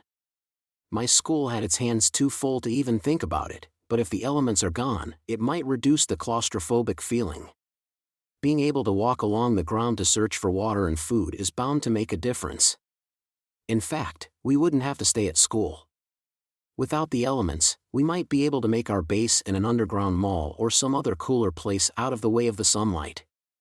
He had thought that was a shared understanding throughout Academy City, but Swimsuit Makoto looked confused. HM? You hadn't figured it out? If we defeat the elements, we might be able to deal with the heat wave too. I mean, surely you didn't think this was just some abnormal weather. He had not seen it all yet. There was even more of a culture gap between his school and Tokuwadai. For one thing, this heat isn't caused by the sunlight, said Makoto. She snapped her fingers and a small line of purple electricity ran between the fingertips. It's microwaves. A ton of electromagnetic waves are being sent down from space, and they've essentially turned Academy City into a giant microwave oven. He had trouble believing that.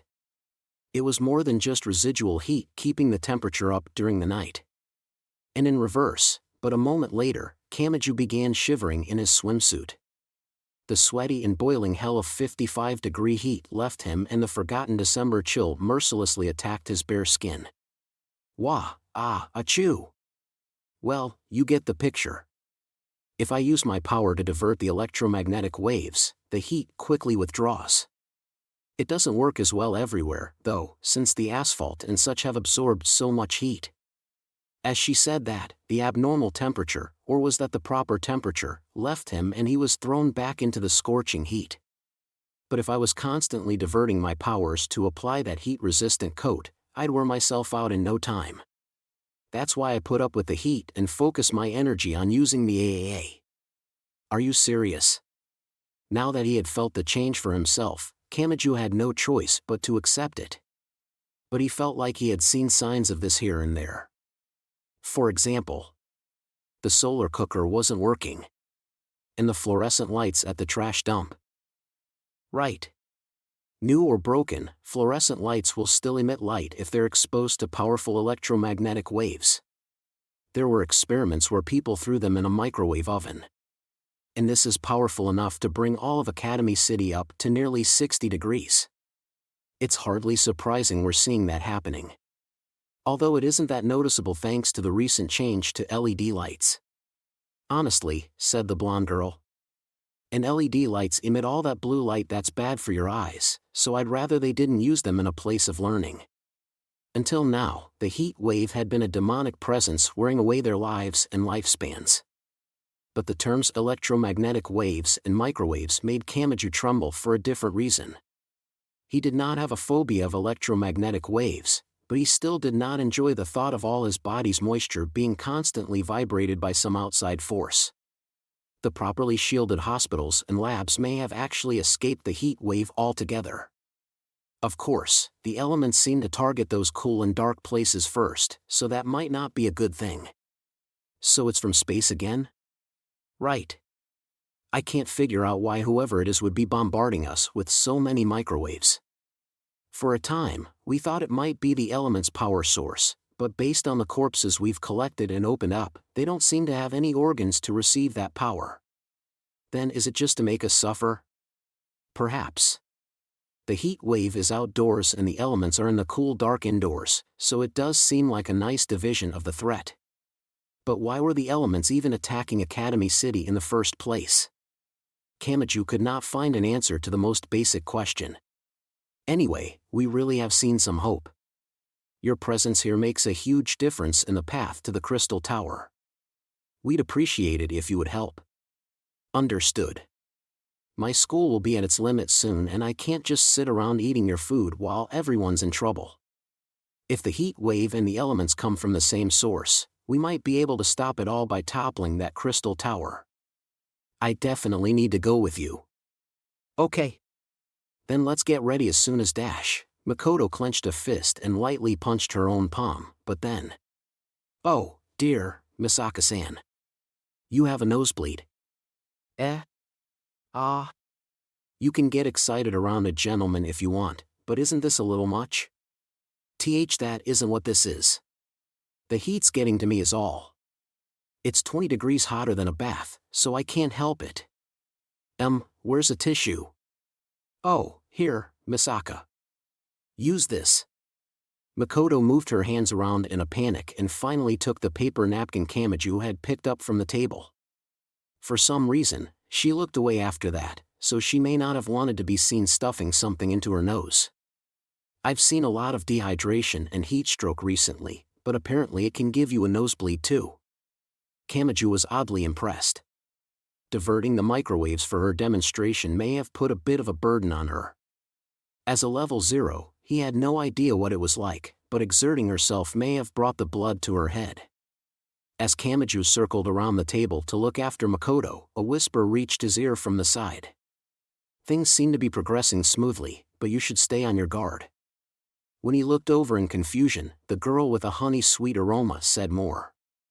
She almost made it sound like she knew the boy better than he did. I mean, misfortune follows you wherever you go, doesn't it?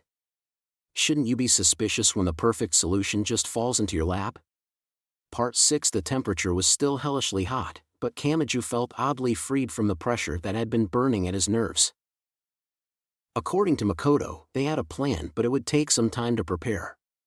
He could guess she was talking about that weird machine called the AAA, but he was also a little bothered by her nosebleed. Even if it may not have been a real issue if it was simply her overheating. What was it like at the other school? The teachers were dealing with the people sleeping in the gym, so I don't really know. Roses, lilies, and plenty of other difficult flowers were blooming in the schoolyard flower gardens, and a small fountain sprayed water into the air at the center. That circulating water may have been clearer than the life-saving water Kamachi's school had been so desperate to gather. He felt like he could scoop it up in his hands and drink it.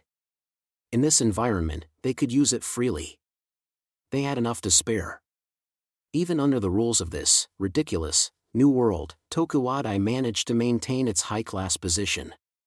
In a world where water determined everything, this was an asset on the level of an oil field. What had happened at the previous school? He hoped Index, Fukios, and the rest had acquired the water purification microbe mud, successfully turned the pool water into potable water, and escaped the pressure of that heavy ceiling suspended above them. As he stared out the window at the schoolyard and thought about that, he heard a girl's voice behind him. Quietly, quietly. She was saying that aloud. He looked back in confusion and saw an unfamiliar racing swimsuit girl right behind him. When their eyes met, her shoulders gave a jump. Her face quickly grew red, her mouth moved silently, and she made a rapid U-turn. I couldn't do feet. The mystery swimsuit girl raced down the hallway with incredible speed and vanished around a corner leading to the stairs. She apparently was unfamiliar with the basic rule that well-behaved high-class girls did not run in the hallway. What was Dash? He trailed off. Someone had snuck up behind him again. And this time he felt a soft finger press against his back. Ei. He did not have time to turn around. He heard footsteps taking off at high speed. When he finally did check behind him, he saw a ponytail girl, who of course wore a racing swimsuit, regrouping with a few of her friends in the distance. I did it. I touched a gentleman for the first time in my life. I never thought you would be the first one to climb the stairway to adulthood, Nanami. And maybe we need to find the courage too. Glance, but he's so scary. It's the same pressure as facing down a lion. Were they afraid of him or playing with him? Kamachi tilted his head. I just don't get these high-class girls. With that exasperated comment, he decided to leave that hallway. However, whisper. Is that the rumored gentleman? Mutter. I heard any lady with the courage to overcome a certain trial with a gentleman is given the right to start her own clique. Murmur. Is that why Misaka-sama and Shoku-sama are working so hard? I can't just sit around. I am the daughter of a company president who supports the futures of 70,000 employees. I must bring glory to the future of the Anda Frozen Foods Group. Kamachi felt an unpleasant shiver in his spine. He quickly checked on his surroundings and saw nothing but smiling high-class girls in racing swimsuits. However, the instant he took his eyes off of them, he felt the piercing glares of carnivorous beasts staring at their prey. Am I in trouble here? A certain piece of trivia came to mind. A strange god of fortune statue at a certain Osaka radio tower was seen as a symbol of good luck, but so many tourists had rubbed the bottom of its feet that the metal statue was worn away more and more every year. In other words, if a living human is treated the same way, would all their skin and flesh be torn away in no time? Wait! You there! He jumped straight up when a shrill voice seemed to explode nearby. He used both hands to strike a weird defensive pose and desperately pleaded to their human rationality. Wait. If you're going to rub me, at least stick to the cheeks. If this is my only option, then I'll turn myself into one of those pointy triangle chin guys from shoujo manga. What on earth are you talking about? The utterly exasperated voice told him this was not one of the overly excited beasts of this high-class girls' school. He peered out between his complexly crossed arms and saw a short middle school girl with her undeveloped body contained in a tokuwadai racing swimsuit, with brown twin tails, with belts around her thighs, and with metal darts or crossbow bolts contained in those belts. As he slowly spread his arms, the scene gradually came into view. Why, your name was Shirai-san, right? Aren't you Misaka Hyan's fiend and that legendary Spiel Dash? Why do you look on the verge of tears and why can't you enunciate properly? Now, excuse me, but could you not bring an unneeded storm to our school? I am with judgment, so Dash. Oh, I hate how this swimsuit doesn't have a sleeve for the armband. Anyway, I stand on the side of law and order, so I cannot have a troublemaker like you wandering around. As she spoke, Shirai Kuriko tugged on Kamachi's arm and they quickly escaped the carnivorous crowd. She completely ignored the various comments. That's Misaka-sama's right-hand girl for you. Do you think she will be the next ace? Isn't Shirai-san connected to White Spring Holdings, which owns all those convenience stores and imported goods supermarkets? I need to check the stock prices. Did I just hear a middle school girl mention stock prices? Let them say what they want. More importantly, over here. Shirai dragged him into an odd room. It was slightly larger than a special classroom and was divided into smaller rooms like a box of luxury chocolates. It was more sturdily built than a net cafe, but it had a similar atmosphere. Shirai Kuroko looked puzzled. Have you never seen a study room before? What? Why, you mean people actually study outside of the classroom? Why, you don't even try to hide your lack of culture, do you? The twin-tail swimsuit girl threw Kamachi into one of the small rooms with a single study desk and chair, and she shut the door behind her. He frowned when he heard the click of the lock. Shirai-san. What is it? This room is soundproofed, so we can discuss whatever you like. Did you just lock the door? A locked and private soundproofed room in a high-class girls' school. Lude. Again with the lack of culture. Are you at an age where you see everything in an indecent light? She said that, but how could he help it when he was forced into a room where he would be within a meter of a swimsuit girl at all times, even if he pressed his back against the wall? And even if everything was already hot and stuffy thanks to the heat wave, he was having trouble distinguishing the heat of the room from the girl's body heat. Oh, no. I'm feeling dizzy, water. She readily held out a water bottle, but he refused to take it. They had to have used up quite a bit of water just to get him conscious again. When he did not take the bottle, Shirai placed it on the study desk. Just to be clear, I have no desire whatsoever to be anywhere near an ape like you. But leaving you out there could have caused a riot on the level of a year-end sale, so I preemptively put a stop to it. And I'm grateful for that. What is all this? Things have been so weird for me since I got here. Are boys really that rare a sight for you? I suppose this hasn't been easy for you either. Well, as long as you don't try to take advantage of your position here. The twin-tail girl raised both hands and waved dismissively. And since he had someone he could actually speak with, Kamachi decided to ask a question. By the way. Yes? I heard some of you were working at, dissecting? Disassembling? Anyway, doing that kind of thing to the elements. Yes, confirmed Shirai while sighing and crossing her arms. Kamachi leaned forward a little. So how much do you know about them? Do you know any weak points or anything? Are they weak to a specific gas or acid? Do they rely most on their sight, or is it some other sensory organ? That could really help once we're out in the city. Not so close. I really will punch you. Sorry. Pant. Honestly, boys are always like this when you give them the slightest opening. Anyway, Oh, that's right. The elements. It is true some of the girls are carting in the relatively small ones that Onisama has taken care of. The smallest ones would be the 3-meter class 1 ones. However, even they would be too heavy to carry on one's own.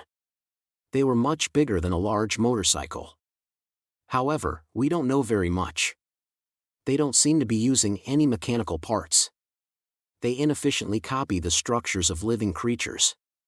They are made from a carbon base rather than a metal or silicon. And that's about it. Carbon? Kamachi looked puzzled.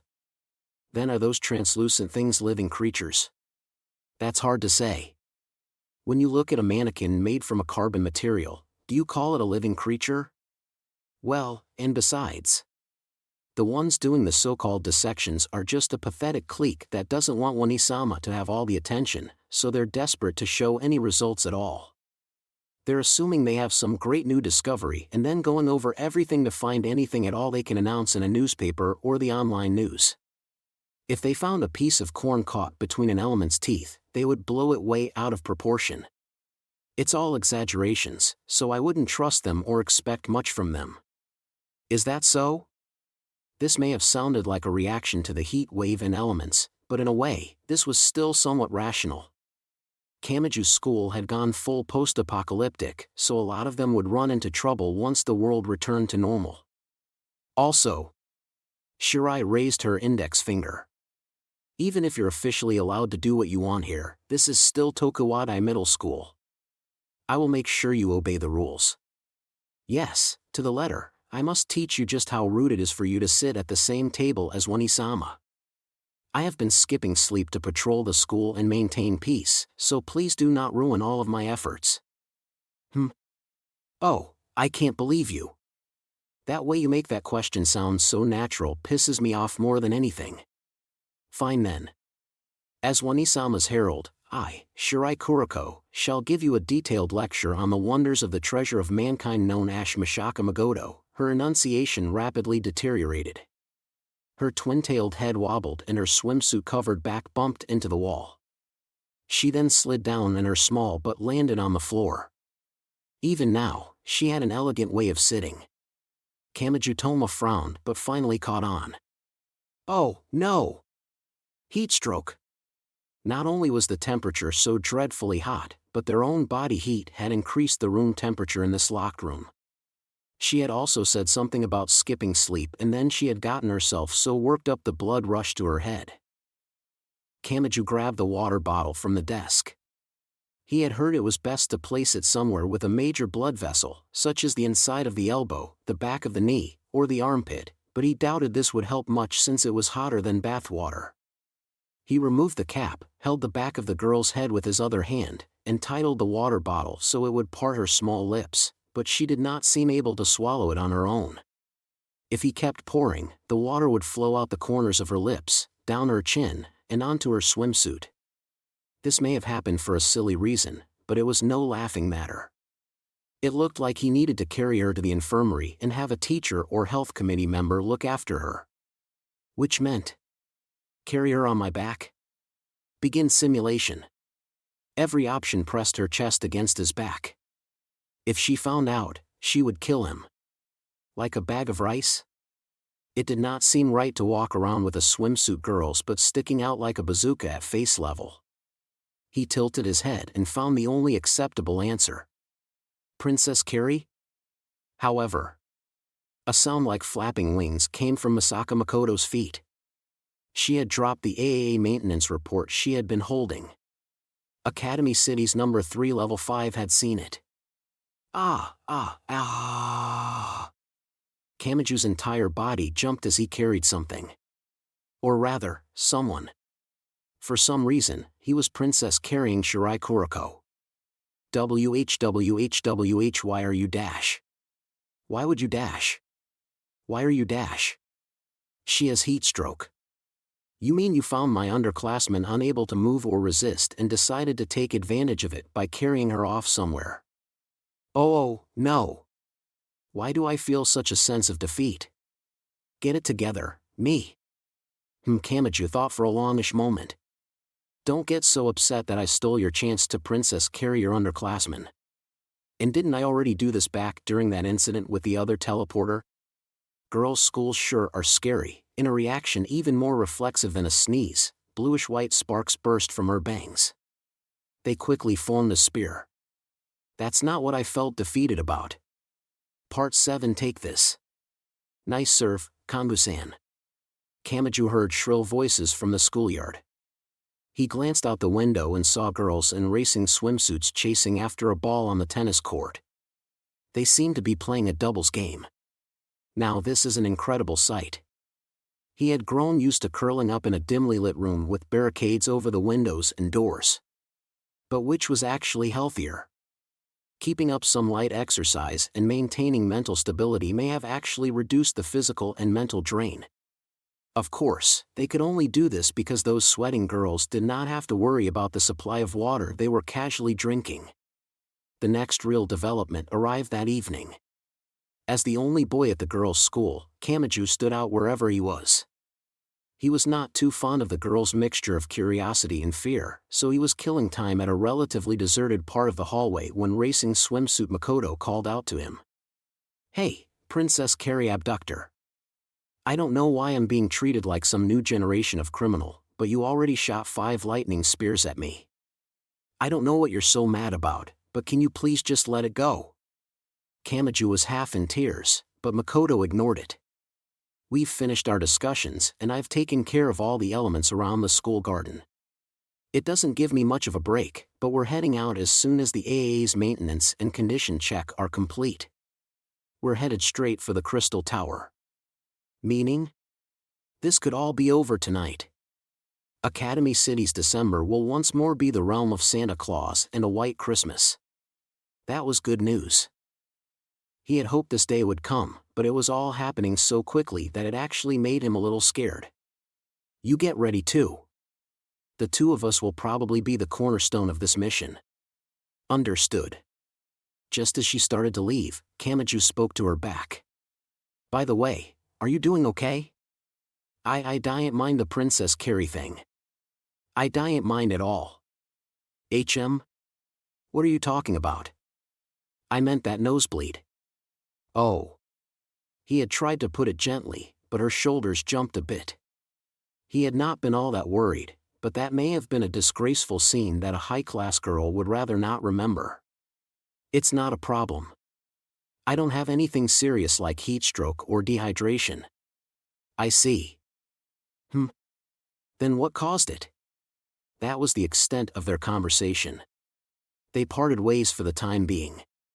She had told him to get ready, but there was not much for him to do. Unlike with the water department, they did not need to bring anything back with them. When he stepped out onto the schoolyard, Makoto was wearing her excessive machinery and the two boosters on the back were gently emitting bright bluish-white light. And she was not alone. 50 to 60 other girls in identical racing swimsuits were gathered around her.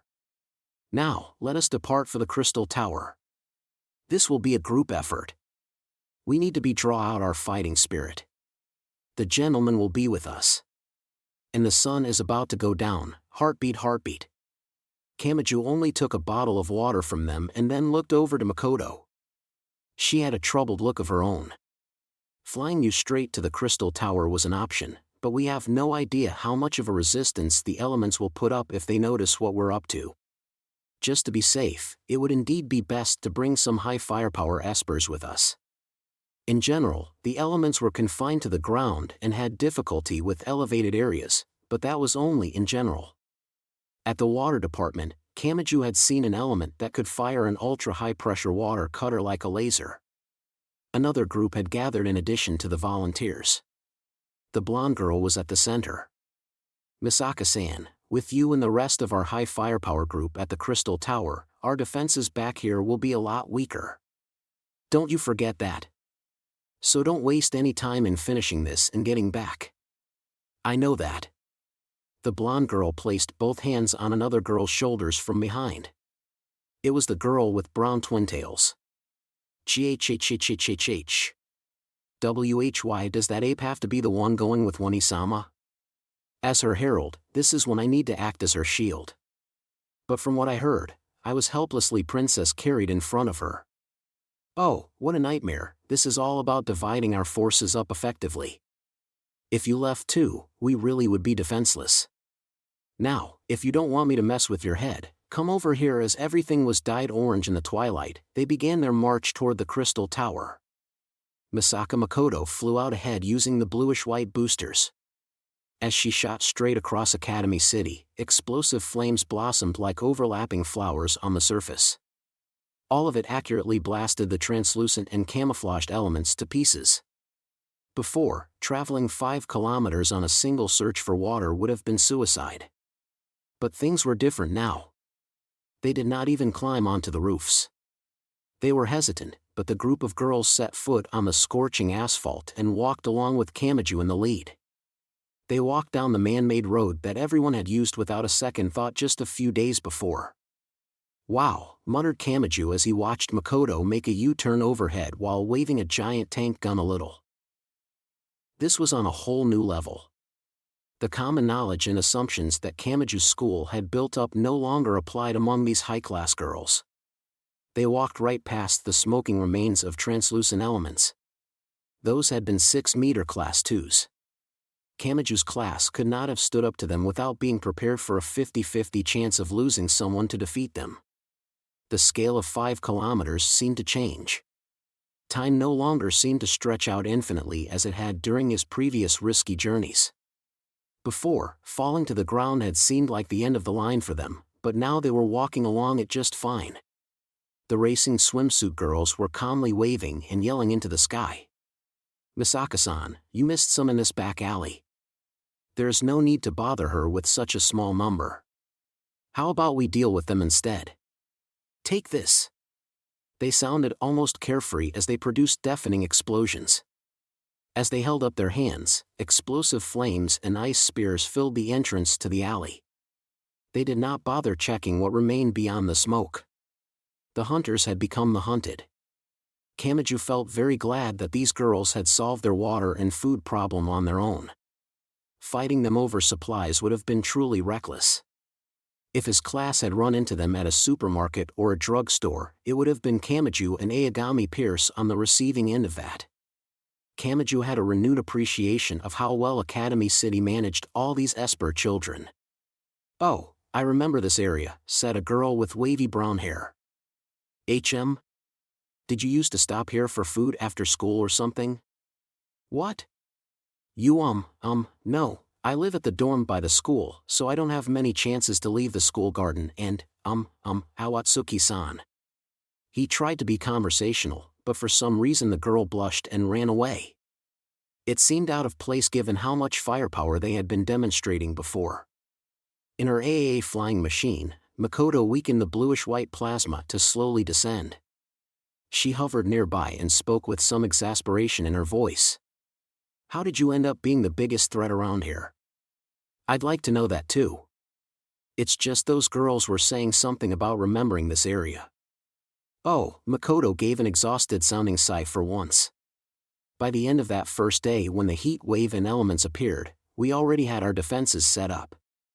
We had plenty of water and food, so we tried to share some with another school.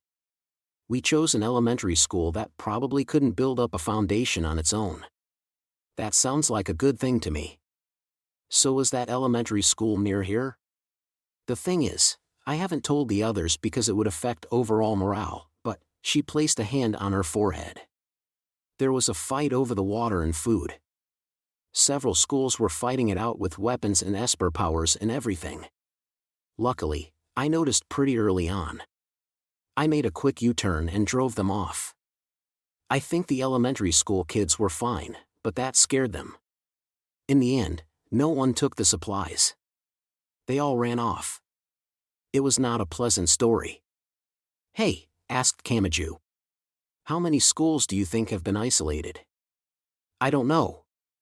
The elementary schools are better protected for security and disaster prevention, so I think everyone can last a few more days if they realize there are underground supplies there and share that water and food." Kamachi's school was not the only one approaching its limit. That was another reason they had to destroy the Crystal Tower as soon as possible. Once the countless elements were gone, the people could freely move about in the heat wave.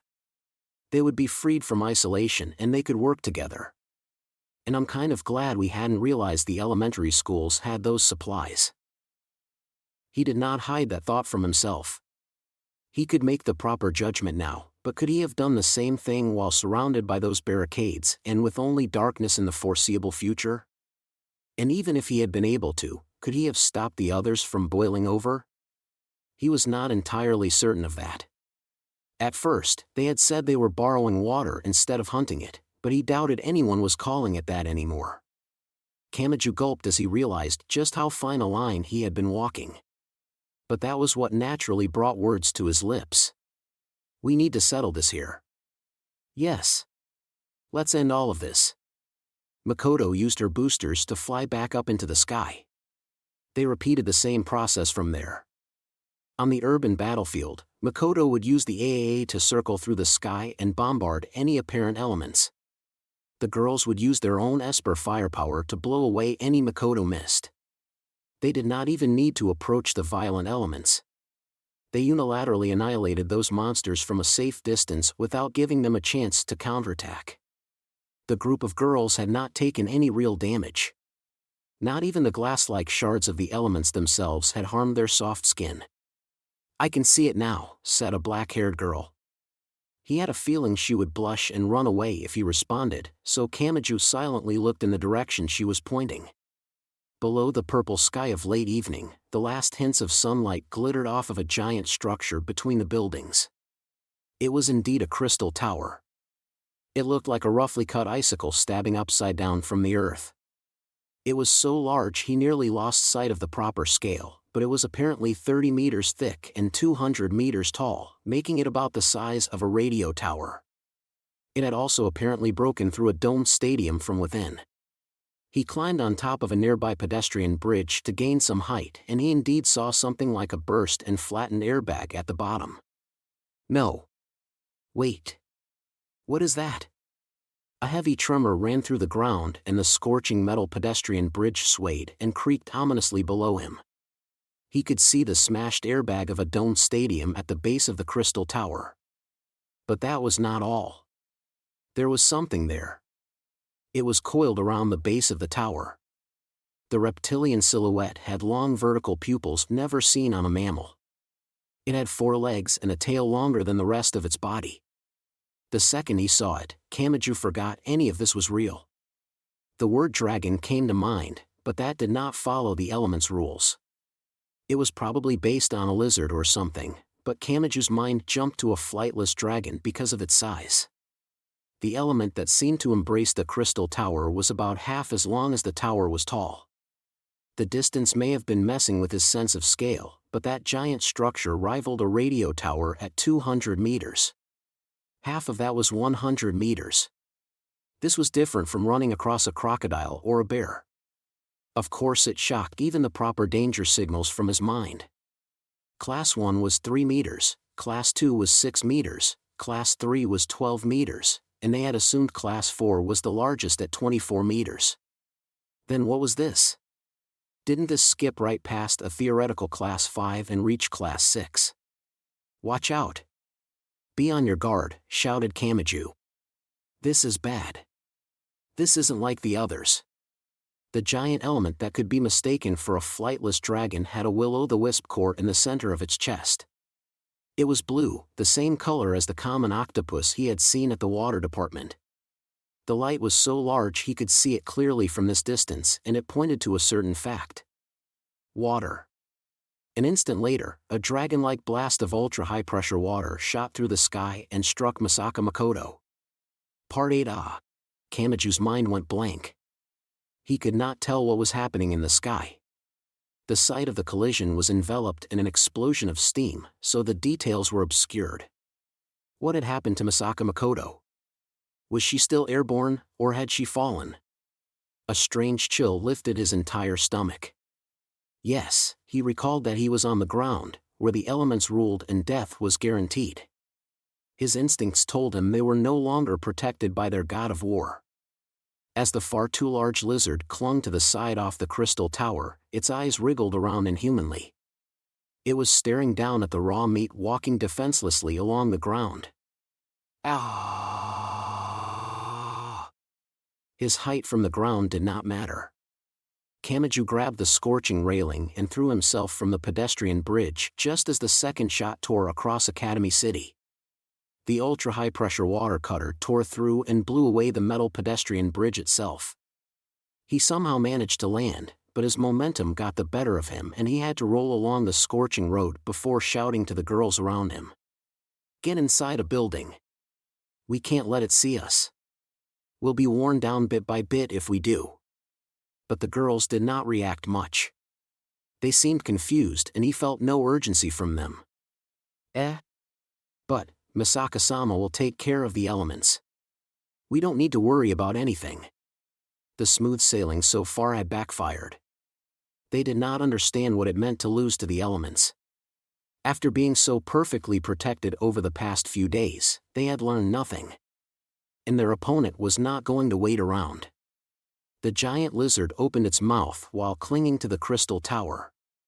He thought his raised stomach was going to turn inside out.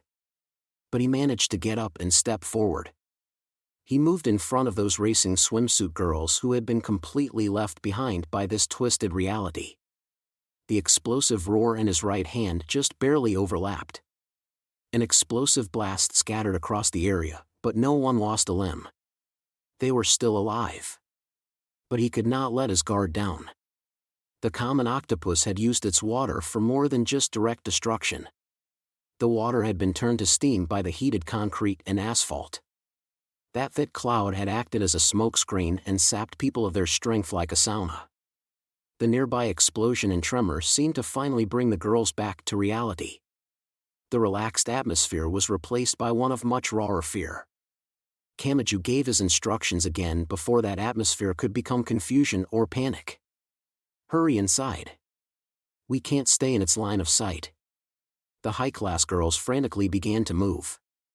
Kamachi wiped sweat from his brow, forcibly grabbed the hand of a girl sobbing where she had fallen to the ground, and ran inside a nearby multi-tenant building.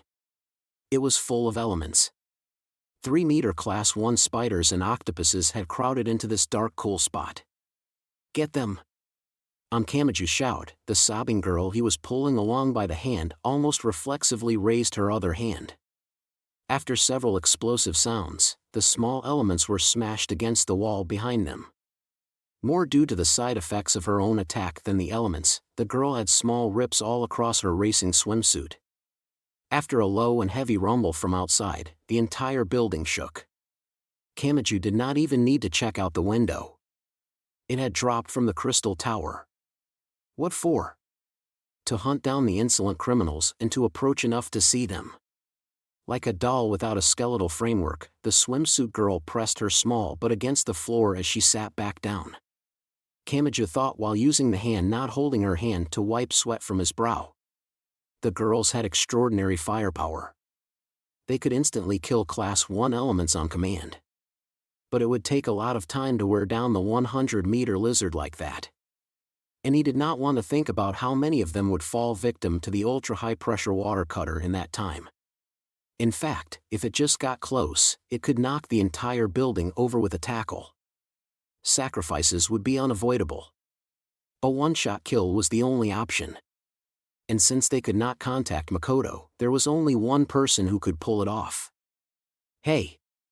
As the girl sat on the floor and sobbed like a small child, Kamachi placed his hands on her shoulders and crouched down. He made sure to put himself on her eye level. "You tell the others not to go outside no matter what. I'll draw that thing away. And it will be easier to guide it if it can only see one target. Understand?" What about you?" He did not answer. He pushed lightly on her slender shoulders and used that to push himself up. He stood up again, grabbed a bundle of plastic ropes, and walked to the emergency staircase door. "I have no one supporting me. On my own, I'll have trouble with just the small elements crawling along the ground. I guess that means I'm confined to the rooftops again." He opened the door. He stepped outside. The metal staircase attached to the outside wall continued up from there. He grabbed one plastic rope and pulled it out. To slide down the metal wires connecting the buildings, he would normally need a pulley made from a small roller skate wheel and a thick S-shaped hook meant to hang heavy equipment in a garage, but he could not be picky now. By wrapping the plastic rope around the wire in an upside-down U-shape, he could at least hang down from it. After climbing to the roof, he saw a section of the ground filled with a cloud of dust. The giant lizard poked its head out from there. It broke the roadside trees, crushed the remains of abandoned cars, and broke through building walls as it fiercely approached him. It was between 300 and 400 meters away. From the rooftop, Kamachi's eyes clearly met those of the twisted translucent dragon. Not good. Kamachi practically jumped from the building as he caught the metal wire between buildings with the upside-down U-shape of his plastic rope. He grimaced at the stench of a burning petroleum product, but he could not stop sliding down the tightrope once he had started. That was when an explosive roar seemed to tear at his back. It was that ultra-high-pressure water attack. He had somehow managed to avoid the first shot, and the second shot tore away the roof of the building behind him. The metal railing flew through the air, the water tank's steel supports were torn away, and the metal wire supporting Kamachi's weight lurched ominously. Would it snap or not? At the very last second, he let go of the plastic rope. Just as he collapsed onto the neighboring building, the third shot blasted right through the center of the metal wire. The wire wriggled like a snake and struck him on the back, sending him rolling a few more times along the scorching rooftop. Gah! The unbearable pain elicited a scream. But that told him the giant lizard was definitely targeting him. He sensed a sticky intent to kill not found in unmanned machines. It would not grow fixated on the building itself or try to dig out the girls inside. Kamachi slowly got up and moved toward the next wire. Staying in one place would only get him shot. He was about 300 meters from the giant lizard and less than a kilometer from the crystal tower. He pictured the general lay of the land and shouted to the ruler of the ground, which was covered in the stench of death. "Bring it on, monster. I'll show you who this city belongs to." He knew it could not understand him, but it still shook its head as if in annoyance and then opened its great maw. Kamachi was almost blown away again and again as he used the metal wires to move from building to building. Several of the wires and emergency staircases were sliced through on the way, so he could not turn back. Not to mention that the tightropes only worked one way due to the height difference. If there was no wire to the next building, he would be at a dead end, but he continued full speed through the unpredictable labyrinth. With that high initial speed, this won't get harder to dodge the closer I get, so it would be best to continue approaching and get within punching range of this thing. Moving away will only let it wear me down slowly. The element did not seem interested in predicting what route he would take. If it had done that, it could have destroyed all of the adjacent buildings to isolate him on a single rooftop and then taken its time targeting him there. They were within 150 meters of each other now. There were only 4 or 5 buildings between them. I can do this. I can even see all the metal wires I need. I can take it out when we cross paths.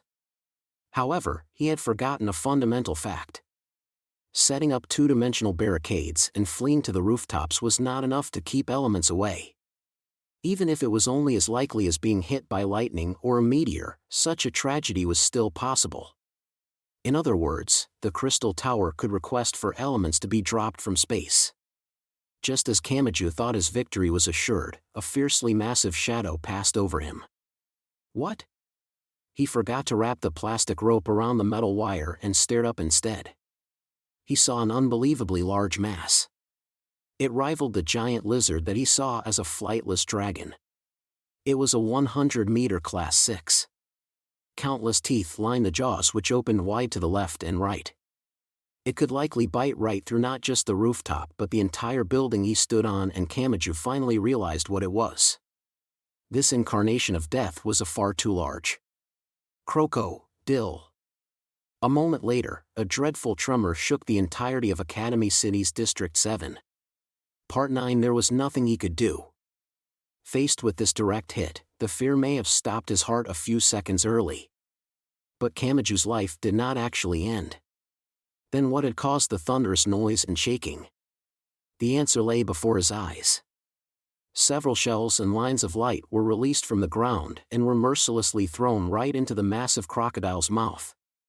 If a 100-meter mass had dropped straight down in freefall, it might have created a large crater in Academy City, but that did not happen. The anti-air bombardment fired from the ground pushed back the giant crocodile, causing it to bounce in empty air. It collapsed into the city on its back, like it had failed in a backflip. Only one person could have done that. Kamachi grabbed the metal railing despite the heat it had absorbed and leaned out to look to the ground. He saw someone wrapped in wriggling massive machines. "Misaka. You survived. You're one to talk. I'm grateful you protected those girls, but that was beyond reckless." They did not have time to complete their conversation. Kamachi threw himself to the rooftop to hide. The giant water lizard still remained. With an explosive roar, an ultra-high-pressure water cutter cut through Academy City's evening sky just above the rooftop. He grabbed the plastic rope again, got up, and shouted to Makoto. The croc had a yellow core. It's probably a wind one, so be careful. You're kidding. It's still moving after I blew off its upper jaw. A biological crocodile would have lost its brains, but the elements were only modeled after living creatures. They seemed to keep moving until the glowing core in the center was gone. There was another low rumble. It came from a different direction than the water lizard or wind crocodile. Kamachi spotted the source as he slid to another building on a metal wire. 2 more similarly sized monsters were lifting their heads above the buildings and snapping all of the wires around them. The one with a red fire core was an emperor scorpion. The one with a green earth core was a leaf mantis. This made a total of 4 and 1 each of the known core varieties. The crystal tower really must be important to them. Makoto's great destructive power arriving so close to the crystal tower may have acted as a trigger. If these giant things had been walking around freely before, Kamaju's school would have been crushed with no way to fight back. And this did not change what they had to do. Kamachi continued to focus on the water lizard that would be the easiest to approach. After he touched it with his right hand and it fell apart, he could focus on the other elements.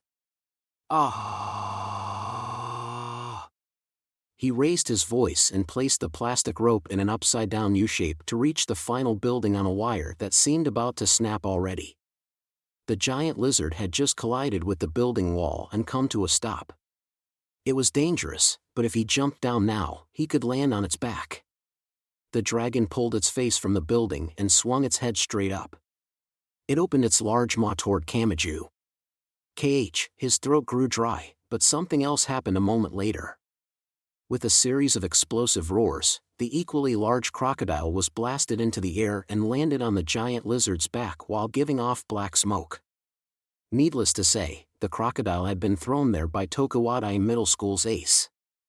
The lizard's aim was thrown off, so the ultra-high-pressure water tore through the empty evening sky.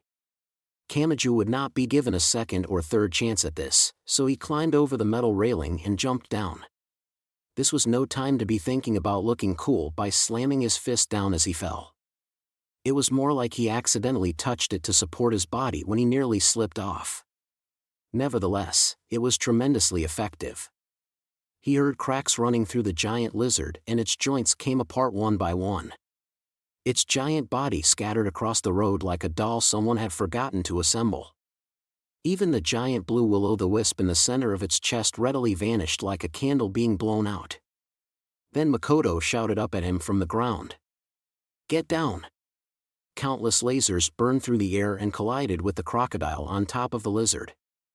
She finished it off with a roar from her Fortress Attack large-caliber railgun. Rather than causing an explosion, the yellow will-o'-the-wisp in the center of the crocodile's chest was pierced straight through and blown away. Kamaji descended the translucent remains like a slide and set foot on the scorching ground once more. Misaka Makoto was there. A drill, an acoustic cannon, and a few other weapon barrels were bent, so she had likely used them as a shield against the water cutter. Thanks to that, she had survived unharmed. 2 down, 2 to go. How much can you do, Misaka? Do you think you can fly?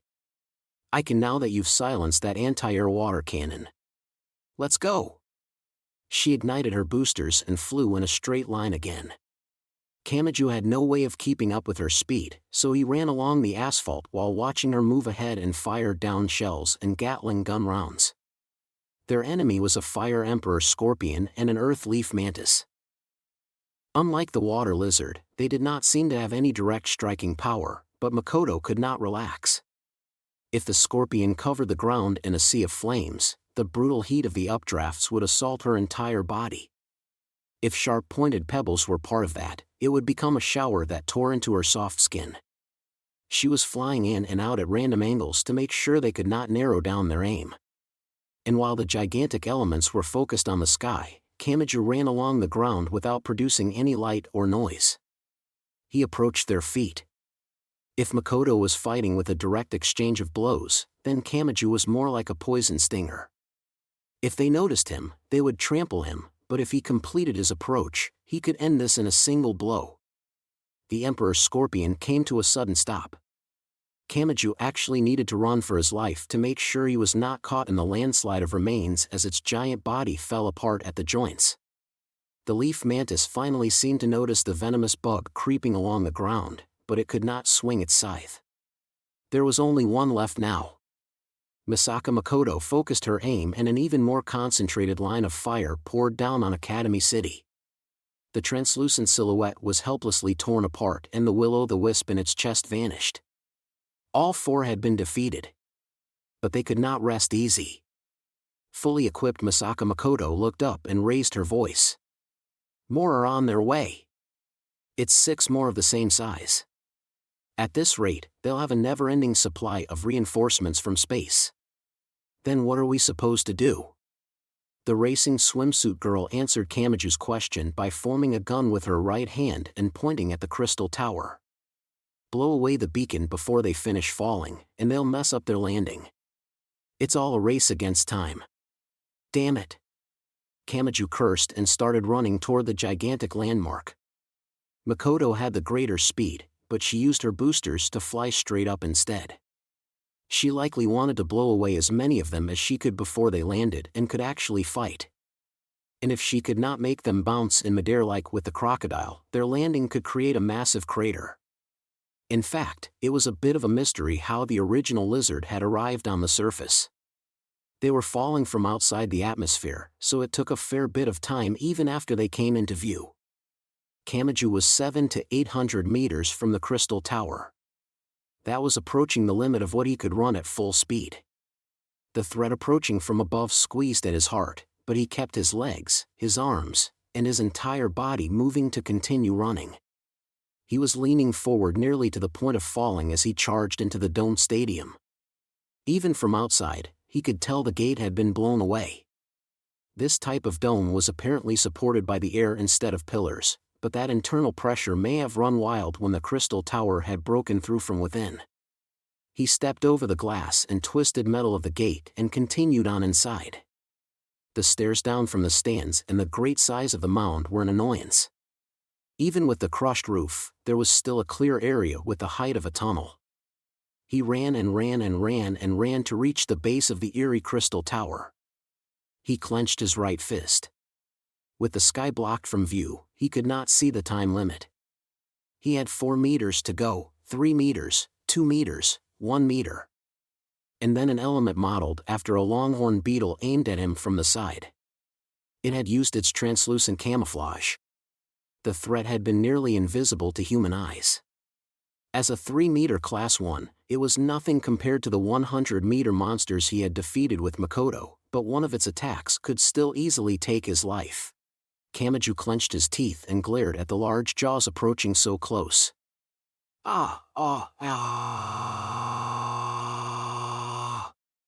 He shook off all of the fear.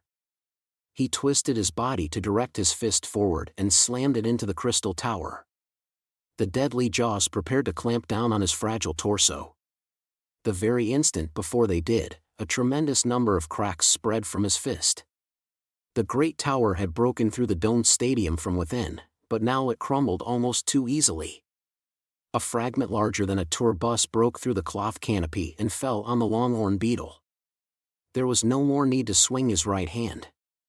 The element shrieked as more of its master's betrayals rained down on top of it. Wah, wah, wah, wah. Kamaju was not safe either. He initially dove down onto the artificial grass, but he did not feel at all safe with the boulder-like fragments pouring down. Not to mention that the crystal tower as a whole was shaking unsteadily. He could not just get down on the ground. Staying here would get him killed. The fear of death drove his heart and all of his organs out of control. He sprang to his feet and ran with all his might. He made a beeline for the domed stadium's exit. He spotted a few smaller elements on the way, but he did not have time to fight them. Translucent remains poured down like rain and crushed the elements that did not even try to dodge or defend. At the end of his mad dash, he just about rolled out of the crushed dome just in time for the crystal tower to topple over. That thing was mankind's enemy to the very, very end. Of all things, the giant sword swung down toward him even though he had changed direction. You've got to be kidding me. Does my misfortune never end? He desperately threw out all shame and respect. He tripped, rolled, and crawled to move as far to the side as possible. He continued his flight. He avoided a direct hit. However, the collapse stirred up an intense cloud of dust and scattered small fragments of broken concrete and asphalt like a thick sandstorm. He frantically got down on the ground, but the repeated blows to his body sent him rolling. When he came to a stop, he saw a piece of rebar stabbed into the ground. It was mercilessly embedded in the asphalt just a few short centimeters from his neck. Pant, pant. He did not feel like he was alive. Nor could he believe what he had done or what that had accomplished. He grasped the reality of the situation when he heard the explosive rumbling overhead. After flying through the orange sky for a while, Makoto noticed him, weakened the bluish-white light of her boosters, and slowly descended to hover nearby. I destroyed 3 of them in the air. The others were swept away by the atmosphere. Based on the angle, they definitely ended up in the Pacific. Judging by the corpses we've looked at, their specific gravity is pretty high, so they shouldn't float back up in the water. Are you sure that's okay? They aren't going to arrive at Tokyo in a few months like a kaiju movie, are they? I have no way of knowing that, but I'd like to believe the adults are smart enough to check with satellites and send out underwater probes. Either way, they had no way of finding out immediately from inside Academy City. They would have to settle the chaos inside the city before they could deal with a problem outside it. So did we settle this for the time being? Looks like it. It doesn't feel that way at all. But no more elements are showing up. They were sending out tons of their precious 100-meter ones before, but now it's stopped completely. Kamachi looked up into the evening sky, but the human eye could not see into space. If he had known in advance the world was going to end up like this, he might have bought himself a telescope. Racing swimsuit Makoto used her gauntlet to wipe the sweat from her brow and smiled. We need to focus more on monitoring the sky for a while, but this really might have been the only crystal tower. If so, we can assume there will be very few additional reinforcements. If we mop up the elements on the ground, people can return to the streets. It took Kamachi's brain some time to realize what that truly meant. His understanding slowly caught up. If he had let his guard down, the dams of his tear ducts would have burst. They had made it. The people confined to isolated points around the city had made it. Kamachi's school, the elementary schools that probably could not build up a foundation for survival on their own, and everyone else were saved. Of course, they could not let their guard down. No one had kept statistics on the total number of elements, so there was still a chance of a surprise attack after everyone thought they had been mopped up. Still, this was far better than when the elements had ruled the entire city. This was no different than a redback spider lurking behind a harbor vending machine during the winter. They would not let those monsters have their way. It was the humans' turn to find them and crush them. As the whirlpool of information spread explosively through his mind, Kamachi uttered 2 simple words. Thank goodness. Yes, thank goodness indeed. Misaka Makoto softly placed her armored hand on the boy's shoulder. Let's regroup with the others and get back to Tokuwadai. Once things have calmed down, I'll take you to your shelter. Once they know the threat of the elements is gone, every school should see a drop in internal pressure. That will allow them to regain their humanity. Yes. Yes, that's right, he was unsure if he could believe that. But that hopeless worry may have been the kind of extraneous thought that proved he had escaped the stinging fear of death. He spoke while walking back the way he had come. Well, it seems the heat wave is still with us. This would have been a lot simpler if all of it had been on the Crystal Tower's orders. Even if things aren't that convenient, we can overcome this once the flow of people grows more active and we can all work together. The heat wave is caused by an incredible amount of microwaves, so the temperature won't rise as long as you're properly shielded. With help from the chemistry and physics teachers, they can gather supplies at discount stores and hardware stores to apply shielding to their shelters. That will gradually build up larger living spaces. And by cutting the heat off from the infirmaries, the collapsed people should recover faster. It sounds too good to be true. And yet that's exactly what the 2 of us accomplished. Makoto smiled while gently hovering nearby in her machine. Once I have the time to spare, I'll turn my focus up toward space. I want to know what's going on up there. What's creating the elements and the microwaves? I wonder if the equipment and facilities in District 23 survived. If we can breathe life back into that specialized space development equipment, we might be able to reach the source of all this. Come to think of it, we used a mass driver back with the High Priest, didn't we? Kamachi had trouble picturing it, but even if there was a giant UFO mothership or space station up in satellite orbit, they might be able to shoot it down by loading a ton of explosives in a mass driver. But that too would come later. It was different from everything so far, which had been focused on the survival of the children who made up 80% of the city's population. The space stuff could be handled by the adults who made up the remaining 20%. But if their circumstances conflicted with Kamaju's, then they might end up clashing. After thinking that far, Kamaji smiled. He smiled because he could actually think about things more than 24 hours in the future. They had entered a new era. Let's get back. Right, they easily regrouped with the girls who had remained in the nearby multi-tenant buildings. The glass shattered by the shockwaves had left cuts in the chests and stomachs of their racing swimsuits, and some of them had injuries on their fingertips, but that was the only noticeable damage. Kamaji was grateful that the ultra-high-pressure water cutter and rubble from collapsed buildings had not hit any of them. Fue, Misaka-sama. Oh, yes. We dealt with the crystal tower, so it'll be okay now. Let's get back and take a shower, okay? I just hope the power comes back up soon so we don't have to use a compressed air pump. When Kamaji saw Makoto comforting the sobbing racing swimsuit girls, he could really tell she had become their psychological support as a proper Onisama. But then a few of the girls hesitantly spoke to Kamaji himself. They sounded as nervous as before, but... You Thank you very much for, protecting us and Misaka-sama. When they looked straight at him, he could not decide what to say. He had been saved more than anyone. He had only delivered the finishing blow with his right hand, and it had been these girls who had paved his way there. On his own, he would have been killed while trying to figure out how to even get close to the crystal tower. And that was why he said what he did. No, thank you.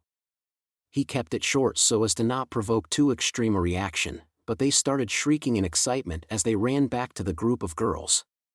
He was still having trouble deciding if he had gotten closer to them or farther away. At any rate, they began their return to Tokuwadai Middle School.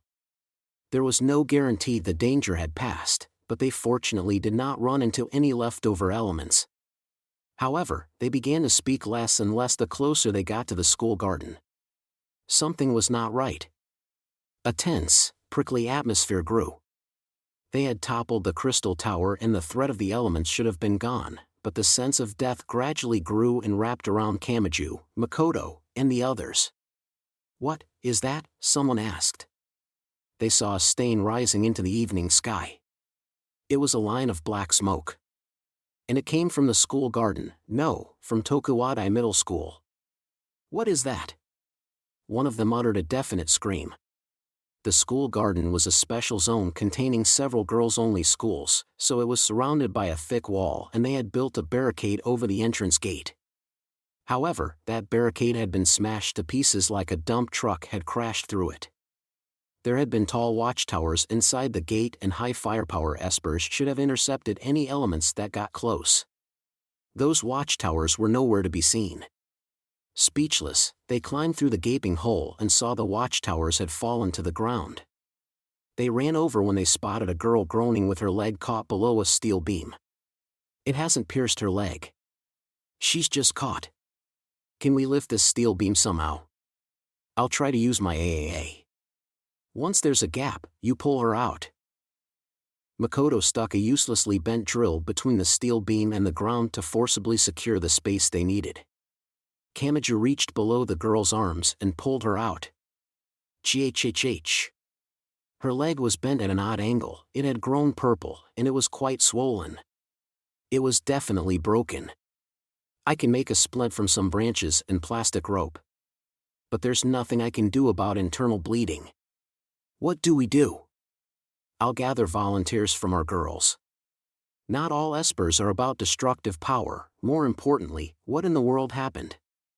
The racing swimsuit girls quickly set to work relieving the pain, stopping the blood, disinfecting the wound, removing the pooled blood, and setting the bone. They made quick progress. Kamaji honestly did not know if his school could have done this well. He could only imagine they would have laid the injured girl down in whatever bed they could find. The elements, while they treated her wound, the guard girl forced out a scratchy voice as if desperately holding onto her consciousness. The elements. Had they really attacked the school garden? Even with all these defenses in place? Kamachi could not picture it. He had to admit the school garden would have been helpless against that 100-meter lizard, but a sporadic attack by normal-sized elements should have been easily wiped out by the high firepower girls. Or so he thought. However, the injured girl had more to say. That person was leading the elements. That person, he asked back. What do you mean? Who is that person? But that was as far as she got. A large tremor ran through the girl's shoulders. Speaking and giving her report must have relaxed her enough to pass out. It's okay, it's okay. She has a solid pulse. Let's let her rest. When another girl said that from the side, Kamachi could not argue the point. Even if someone's Esper power was reducing the pain, it would have been cruel to wake her back up with that broken leg. But who is that person? And they were leading the elements? Until now, he had thought they were led by the Crystal Tower, giving them an entirely mechanical chain of command. But that did not explain this conversation. The girl would not have referred to something mechanical or inorganic as that person. However, Kamachi had found himself viewing the more powerful ones like thinking beings. It was possible there was a more human-like element out there. He wanted to believe that. He could not imagine anything else. But what if that person really was a human like them? That would mean whoever it was had the power to lead and command several elements. Did that mean they had not overcome the threat of the elements by destroying the Crystal Tower? Just like people gathered in a crisis, could that person be gathering the surviving elements to make a comeback? He did not want to think about it. He did not want to find that was true. And so he avoided that line of thought. He shut down the workings of his brain. Then he slowly looked over to Misaka Makoto. Their greatest power in a racing swimsuit made her decision in a calm voice. Let's head back. We need to find out what happened while we were gone. All right. They left the other girls there. They did not know what dangers lay ahead and they did not know how many were injured. Setting up a first aid base as a portal would be better than taking everyone with them. Kamachi and Makoto continued on alone. The school garden's European-style road was a complete mess. Glass had shattered, walls had crumbled, and stone pavement had been torn up. However, there was an odd aspect to it all. There was sporadic damage, but not the thorough destruction of a carpet bombing. It was like someone had made a somewhat regulated march while holding the reins of unruly wild beasts. They noticed frightened gazes here and there. When Kamachi looked over, curtains were pulled over the windows in the partially destroyed buildings. The people inside did not want anything more to do with what was going on. They had destroyed the Crystal Tower and supposedly freed the city from the elements, but the atmosphere of fear was spreading once more. What happened? Everyone refused to respond, so that question remained unanswered. Makoto could have flown up into the sky and instantly found the answer, but she did not. She did not increase her altitude at all. She nearly blocked the road as she made progress near the ground. Just like after the hit from the water lizard, she was clearly worried about a surprise attack. She could instinctually sense something that forced her to let go of the previous victorious mood. Evening was ending and night was beginning. As everything was wrapped in darkness, Kamachi and Makoto returned to that school of despair. They saw Academy City's prestigious Tokuwadai Middle School once more. The density of destruction was no comparison to the street. It was so bad that they were hesitant to even step onto the grounds. Some sort of unseen pressure was holding them back. Then they saw something. Just as they worked up their resolve and took the first step, they saw a collapsed girl with her back leaning against the half-crumbled wall on the reverse side of the main gate. She had long blonde hair, a racing swimsuit, a brand-name purse with its thin plastic strap worn diagonally, and a honey-sweet aroma. Ha, ha, ha. They got us. Shoku. That panicked cry came from Makoto, who actually knew her name. But for some reason, it was Kamachi the girl looked up at while leaning against the wall like an unmoving doll. The blood flowing from her forehead had gotten in her eye, so only the one was open. She must have been scratched by sharp claws because her racing swimsuit had large rips in places. Well, leaving my prince with Misaka-san was essentially handing over my stock of miracles, so this was my choice. You don't need to worry yourself over it, don't be silly. You don't need to force yourself to remember right now. You don't remember anything and you can't remember anything. Right now, you can even think of that as a strength. What happened here? She was in a bad enough state that he hesitated to grab her shoulders and shake her. The White Mansion had not escaped unharmed. The tennis courts and club buildings were a tragic sight as well. But most important of all was Misaka Makoto's hangar. The damage seemed to have been focused there. The crystal tower was bait, the blonde girl spoke in a whisper. No, even that whisper was the result of drawing out all of her remaining strength while her throat was clogged with blood.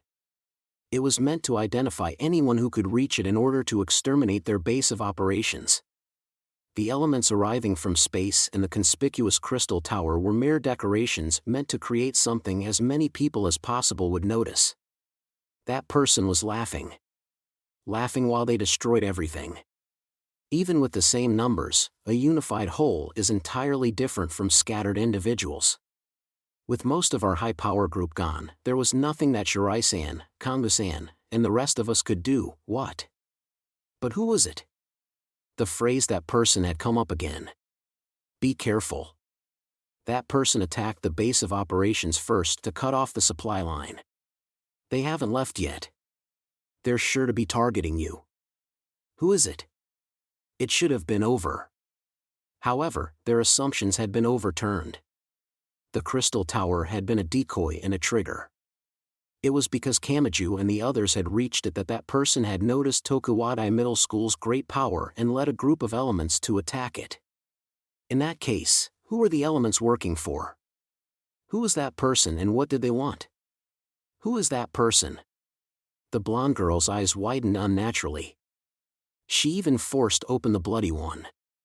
Her dangling right hand started to twitch. She was trying to raise her arm, but it refused to move. However, her intent got through to Kamachi. No, he saw it reflected in her widened eyes. Kamachi Toma and Misaka Makoto turned around in unison. But it was too late. The true threat had silently snuck up behind them and it swallowed up the entire world. Between the lines 3 Academy City Crisis Management Manual Number 1109 Hypothetical Destruction File Name Operation Blackout. Needless to say, a metropolis with a population above a certain level will tend to be reliant on electricity. For example, New York and London are watched by more than 500,000 surveillance cameras, but in a complete blackout, riots will develop in the blink of an eye.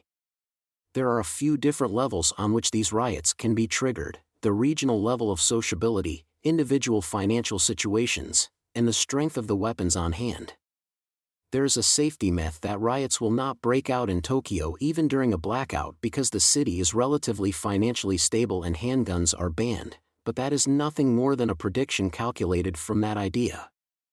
Academy City is a part of Tokyo and yet a unique environment, so it would be especially weak to a blackout. First, students make up 80% of Academy City's population. Their individual psychologies and regional level of sociability are still developing. To put it another way, they are immature. And as they are minors, they have almost no income of their own. They may appear affluent due to allowances from their parents and scholarships from their schools, but they subconsciously hold an oppressive complex about having to live on someone else's yen. This desire for independence can be found to some extent in almost every student, from the lowly skill out to the high-class girls. Then there are the weapons. Needless to say, the children of Academy City have Esper powers from level 0 to level 5, so they are constantly wielding, or can claim to wield, deadly weapons. And the city's excellent technology would allow them to create handguns with 3D printers, so there is a great possibility for misuse of technology if the adults do not manage it properly. For the above 3 reasons, the odds are good that a blackout would trigger a large-scale riot despite being in Tokyo, and that riot would be extremely dangerous. The board of directors that currently leads Academy City seems to be reducing the risk of a blackout by distributing the power generation over countless wind turbines, but there is a flaw in this solution. a large-scale blackout is not necessarily contingent on the loss of the power generation. For example, if a nuclear weapon detonated near the atmosphere, a massive electromagnetic pulse would descend on the city and destroy all of its electronics.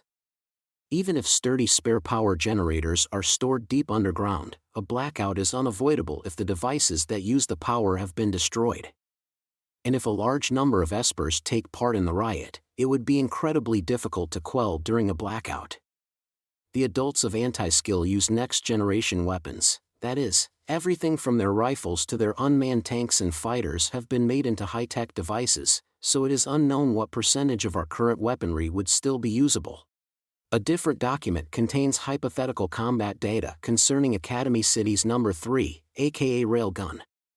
Use it as a reference on the vulnerability of next-generation weapons containing electronics. Also, a complete blackout would affect the management of bacteria and chemicals stored in research facilities. If they were to leak out, Academy City would become a city of death within half a day, without even taking a possible riot into account. The dangerous specimens kept in cold storage would be most affected by a blackout. For the time being, I have a strict policy of installing secondary freezing systems that use chemical coolants rather than electricity. I also strongly recommend that Anti-Skill use old-fashioned iron sights in addition to their high-tech targeting devices. Also, cold sleep devices should be given a thermos-like structure and sealed in with chemical coolants such as liquid nitrogen or helium. However, exposing them to room temperature while still sealed will cause an explosion due to the expansion upon vaporization, so be careful.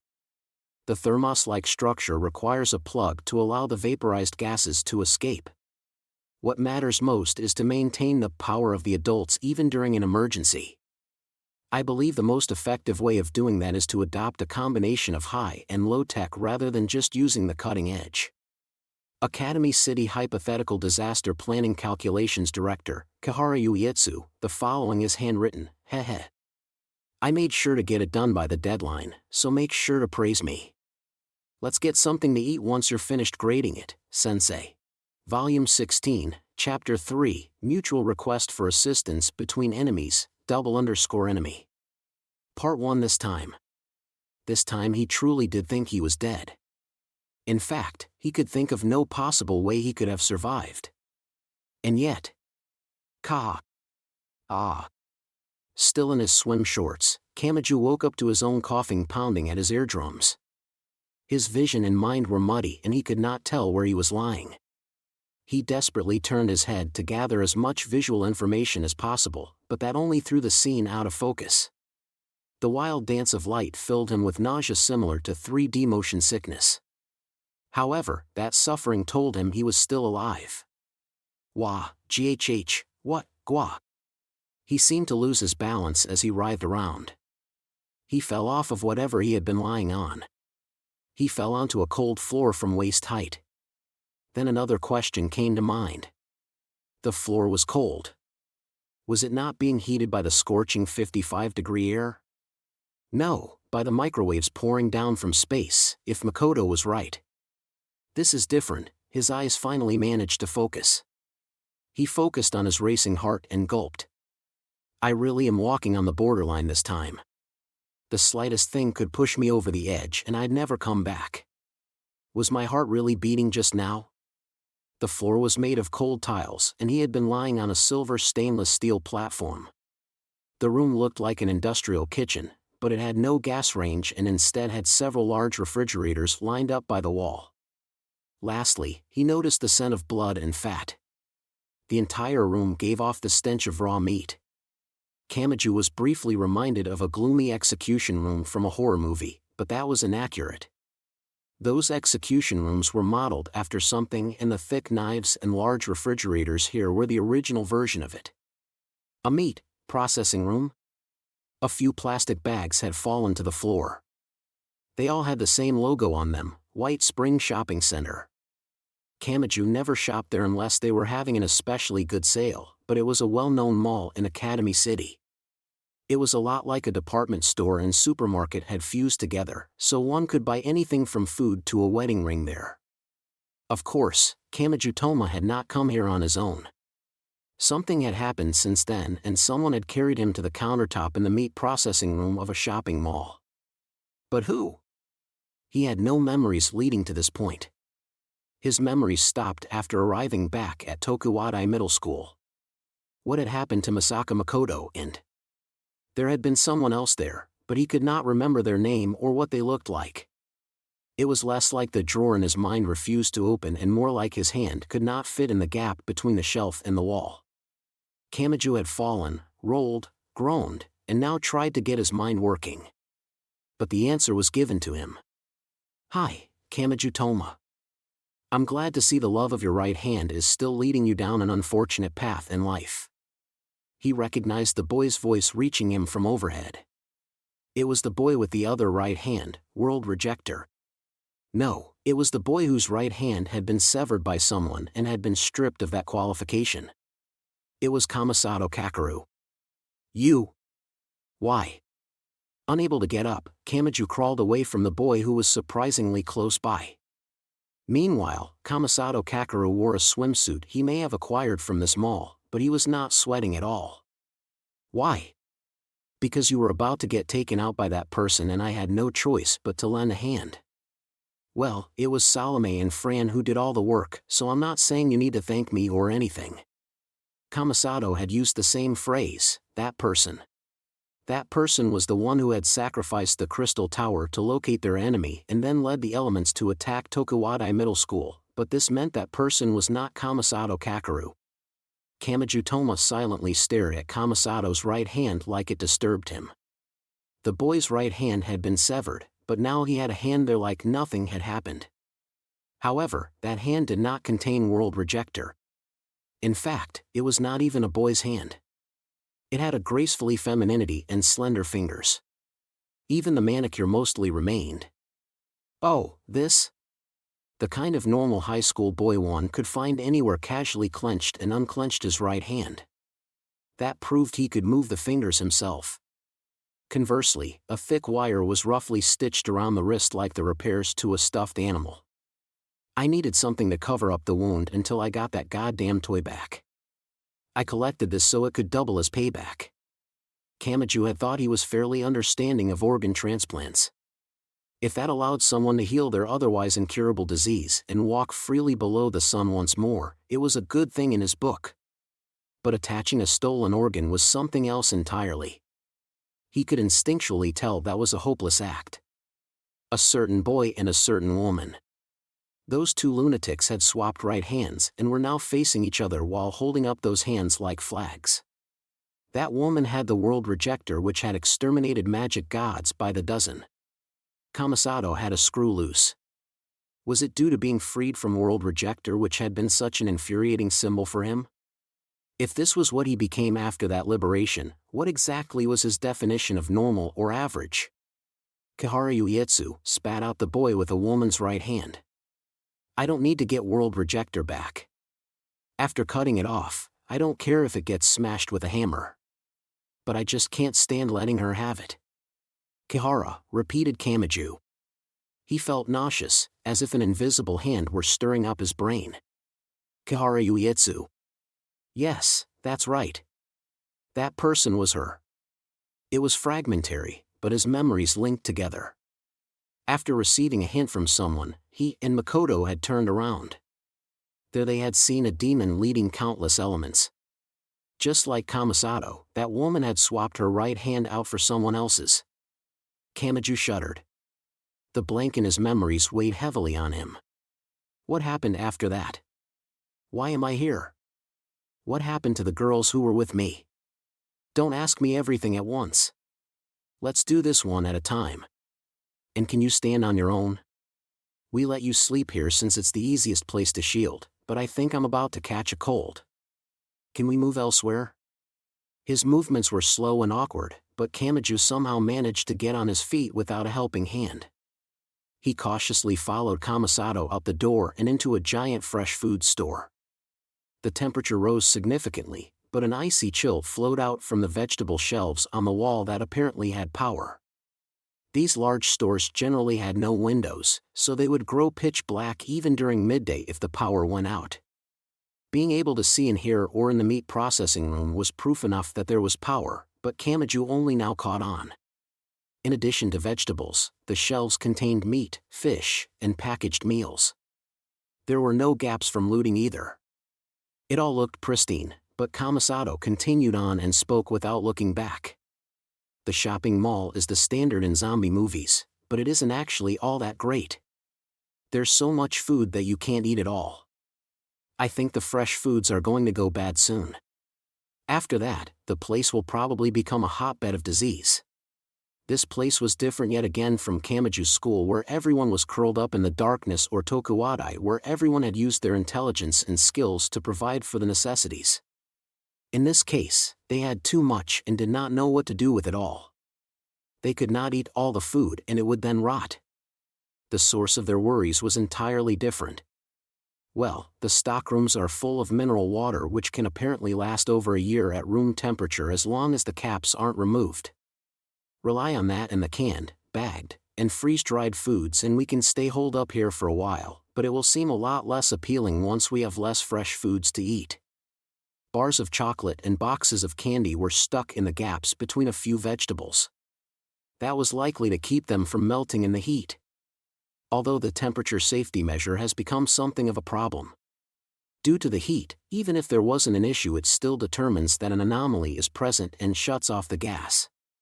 Thanks to that, we've had to eat a lot of our food rare. Calculations alone just aren't enough. If you don't learn on sight, you'll try to strike back and just get your hand bitten. What? Haha. Sorry, I guess my right hand is only a loner right now. No, what did you mean? You tried to strike back and got your hand bitten. Kamachi had thought that person, aka Kiharu Uetsu, was behind all of this. By driving people inside with the heat wave and sending the elements into the dark, cool places, she had filled all the gaps to ensure everyone in Academy City suffered. Then she had used the Crystal Tower to lure out the people and forces capable of resisting or fighting back. From there, she would send out a great force to crush them. Wasn't that the situation? How did that mean Kamasato had gotten his hand bitten? In that case. Oh, you might be misunderstanding something. I was thinking of talking about that after settling down somewhere, but whatever. Meanwhile, Kamasato Kakeru's response was calm. And it was the worst response possible. The heat wave and the elements don't have the same cause. Kiharu Uetsu was the one sending out all the elements, but she has nothing to do with the microwaves. The elements grow a lot less active in an environment above 42 degrees Celsius. Ellen, our forensics expert, figured that one out, so there's no doubting it. Ah. Kamachi had no idea what Kamasato meant. And that was why he forgot to stop the other boy from saying more. We're the ones suppressing their movements by covering the city in plenty of microwaves. Part 2. Boss. Did that kid finally wake up? That rough girl's voice came from the indoor food court. The wall was lined with restaurants serving crepes, chizuki, ramen, yakisoba, takoyaki, donburi, burgers, and more, but none of them were actually in business at the moment. A girl with her hair cut into something like fox ears was using one of the kitchens to cook pancakes. She wore a white bikini. Kamachi could not see her whole body with the counter in the way, but she seemed to be wearing a red perio around her waist. If the gas range was working, it must have run off of a propane tank instead of the city gas. Although if they could gather the microwaves effectively, they probably would not need any other heat source, just like with a solar cooker. Or perhaps they were generating power like that. The roof may have been a flower garden of homemade parabolic antennae. But anyway, can you do something about Claire? She's really having a tough time with this heat wave. She's turning brown all over. Do you think she's shriveling up? Global warming sure is scary. Kamachi looked to the corner of the food court at which the girl pointed her spatula and saw a short girl in a baggy lab coat holding a toy watering can. She wore a frilly two-piece swimsuit below the lab coat and she was pouring water on a glasses girl lying wilted on the floor in a leaf swimsuit. Fugia. More, the others are checking through the home gardening section, so wait just a little longer. I think I saw a TV ad for something like N4 that automatically gives your houseplants water while you're on vacation, but I don't remember what it was called. In addition to those girls, Kamachi saw something like a giant jellyfish caught in a fishing net. It was a pair of translucent raincoats. The person collapsed on a food court table slowly sat up. It was a brown-skinned girl with her long silver hair gathered on either side of her head like ammonites. She was mass murderer Salome. She was also Kamasato Kakeru's non-blood-related sister. She spoke sleepily to Kamachi like someone less than pleased to have been woken up. Oh.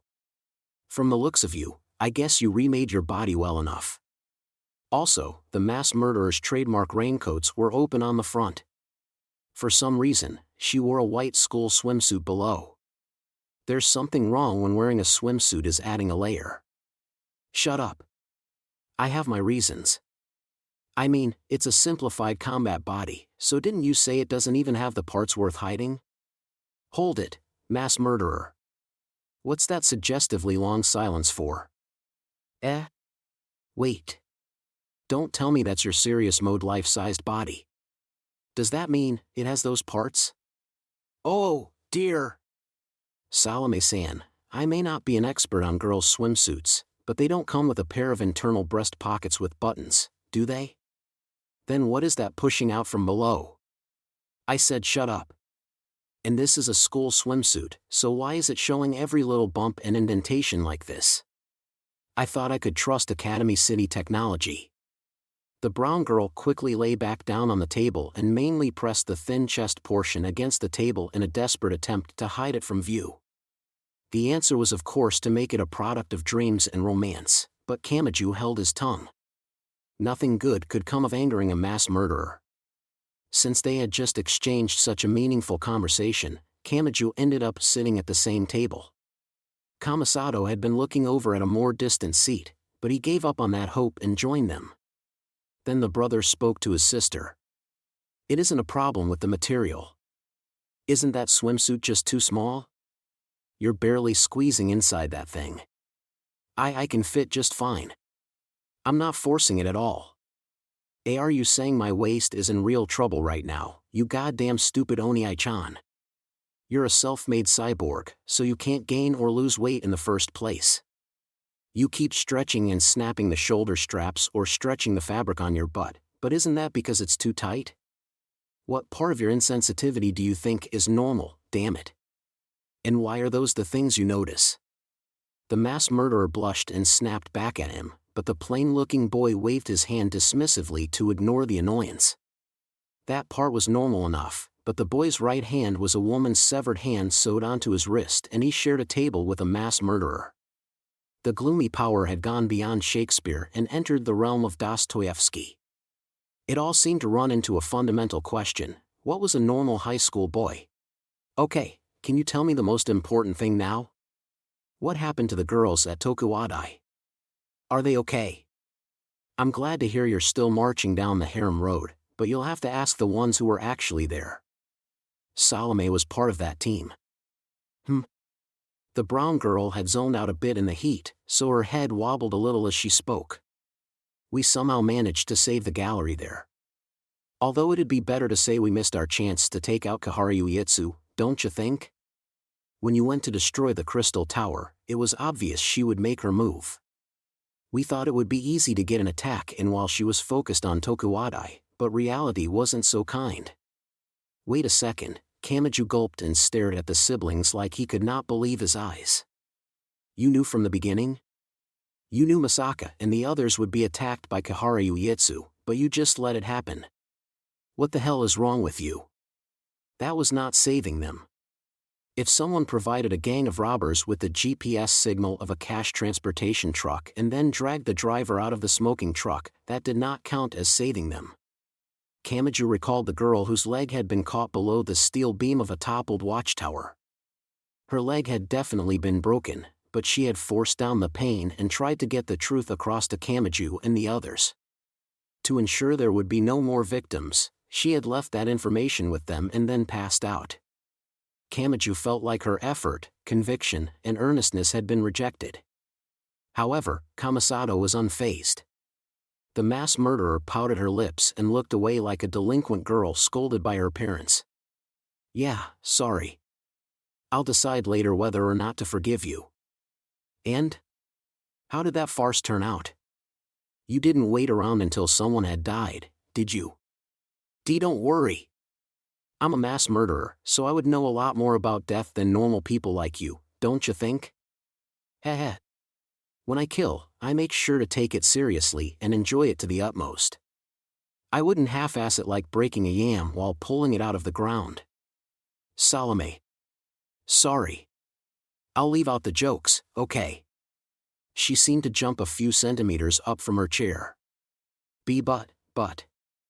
It really was okay. Kihara Uietsu got away, but we smashed all of the elements she brought with her. It was like she got caught in her own trap. She destroyed the hangar and they've lost the AAA that she was so oddly fixated on, so she probably won't approach Tokuwadai again, don't you think? Hey, you say something too, Oni-chan. This guy's scaring me today. The brown mass murderer waved her hands around and for some reason began tugging on Kamasato's arm. Swimsuit Kamasato responded by exasperatedly bringing his, woman's, hand to his hair. Why are you better at acting like her Oni-chan than I am? Not even I can get Salome to be this obedient. Maybe you could get her to conquer her dislike of bell peppers. Leave that nonsense until later. Salome, you have to know who Masaka Makoto is. What happened to her? I won't let you say you don't know. She was really snapping at me. I think she might be half the reason that Kihara Uietsu got away. But if she had it in her to launch a bombardment like that, she's gotta be fine, don't you think? Salome? Okay. I won't say anything bad about those high-class girls. They're all fine. You're scary when it comes to girls other than me. What are you, my brother? The brown girl raised her hands with tears in her eyes. When Kamachi heard that, the tension building in Kamachi's gut finally relaxed somewhat. They were alive. He had not been taken here after being the only survivor dragged from a pile of rubble and corpses. Knowing that was a huge deal. But Kamasato's group didn't leave me at Tokuwadai. And Makoto's AAA should still have been able to fly, but it doesn't seem like she pursued them when they ran off with me. The level of damage was still an unknown. They at least had their lives, but Tokuwadai's facilities and equipment may have been destroyed. Now he was worried both about his own school and Tokuwadai. There was no real causal relationship, but he felt like a god of death or god of poverty. Everywhere he went ended up falling apart. No, that isn't it.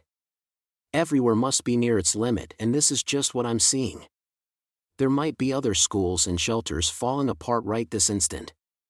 Salome awkwardly looked away and distracted herself by snapping her white school swimsuit's shoulder straps with her thumbs. She was like a small child sulking because her parents would not forgive her no matter how much she apologized. Kamachi was not aware of it, but did he really have that frightening a look on his face?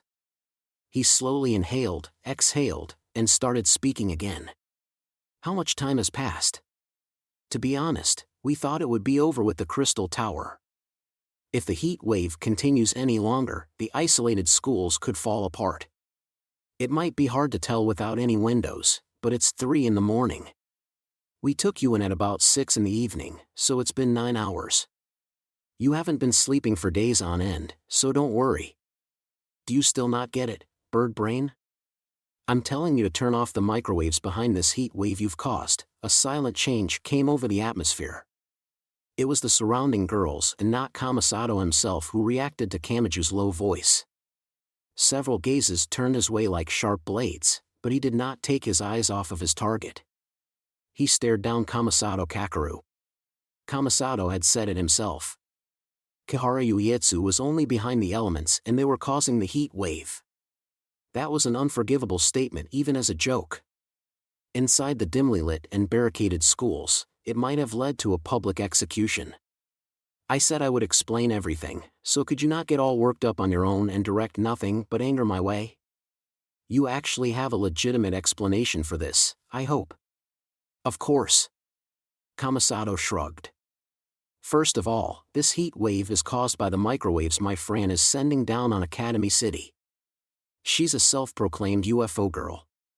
She has an implant in her head, she flies around on a giant balloon, she gathers wireless signals from around the world, and, well, she does a lot. With the feats she can pull off, you can think of it as sending up an entirely handmade space station. Kamachi looked down at the exhausted brown girl. Again with this. She was supposedly a handmade cyborg that had replaced her own body with an artificial one using her own techniques completely unconnected to Academy City. W.H. Watt. You're not going to get anything out of me. I'm not very tasty. The mass murderer trembled with her hands on her head like a small cornered animal, so Kamachi sighed and looked back to Kamasato. So? Are you saying this Fran person can flip a switch and end this? Well, why don't you do that? Are you saying you aren't aware what's going on out in the city? I said Ellen found an effective countermeasure against the elements, right? Let me ask you this instead, what do you think will happen if we switch it off? What would happen? Kamachi tilted his head. What was this guy talking about? Ending their heat wave would free 2.3 million suffering people. The conflict over water and food would end. The threat of heat stroke and dehydration would be gone.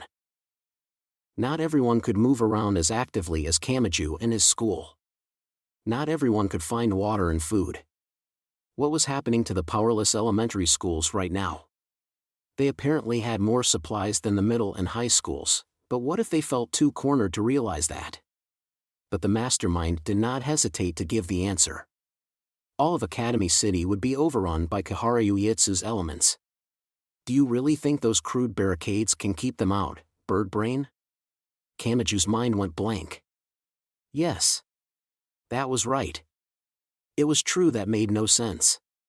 While Tokuwadai had methodically constructed a defense system, Kamachi's school had only moved desks and chairs around to cover the obvious windows and doors. If the elements had sniffed them out and made a real attack, even the 3-meter class ones could have easily broken through. The city would have been unrecognizable if the 100-meter class SIXS had been free to rampage. But that had not happened.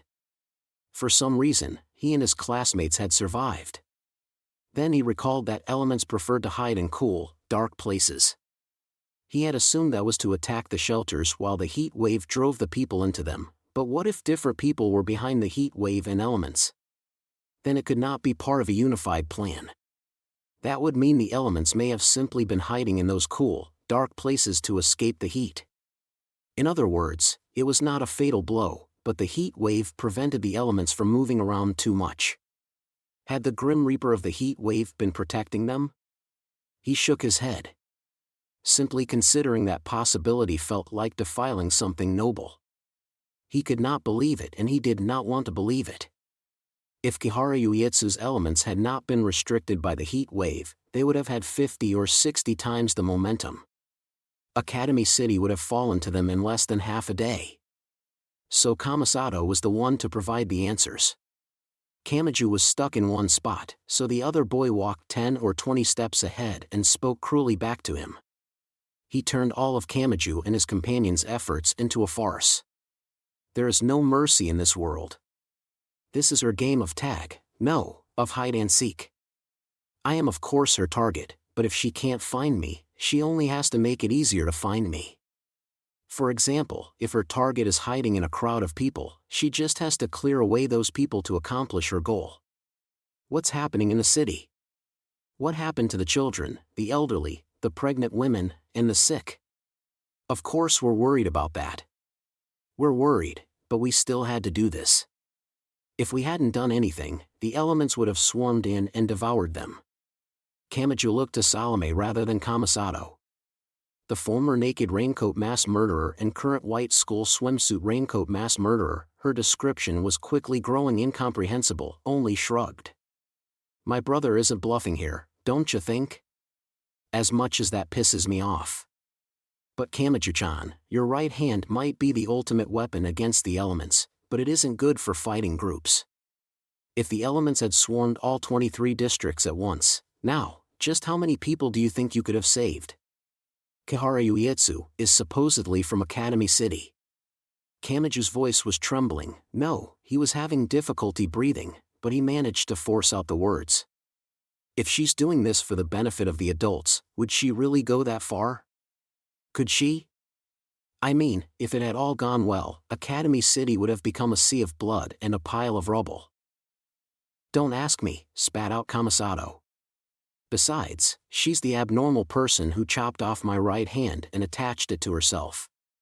She's willing to go that far for that awful world rejecter. I don't know how sturdy Academy City's system is, but can they really control a monster like that? Your higher-ups might be at their wits' end now that she's escaped her cage. Were things really that bad? Was the situation really that out of control? At first, Kamaju and his classmates had simply thought they needed to outlast it. By securing potable water and avoiding conflict with the others in the same shelter, they could pass the baton and let the adults deal with the rest. But if Kamasato was right, things were very different. The adults had failed to do anything.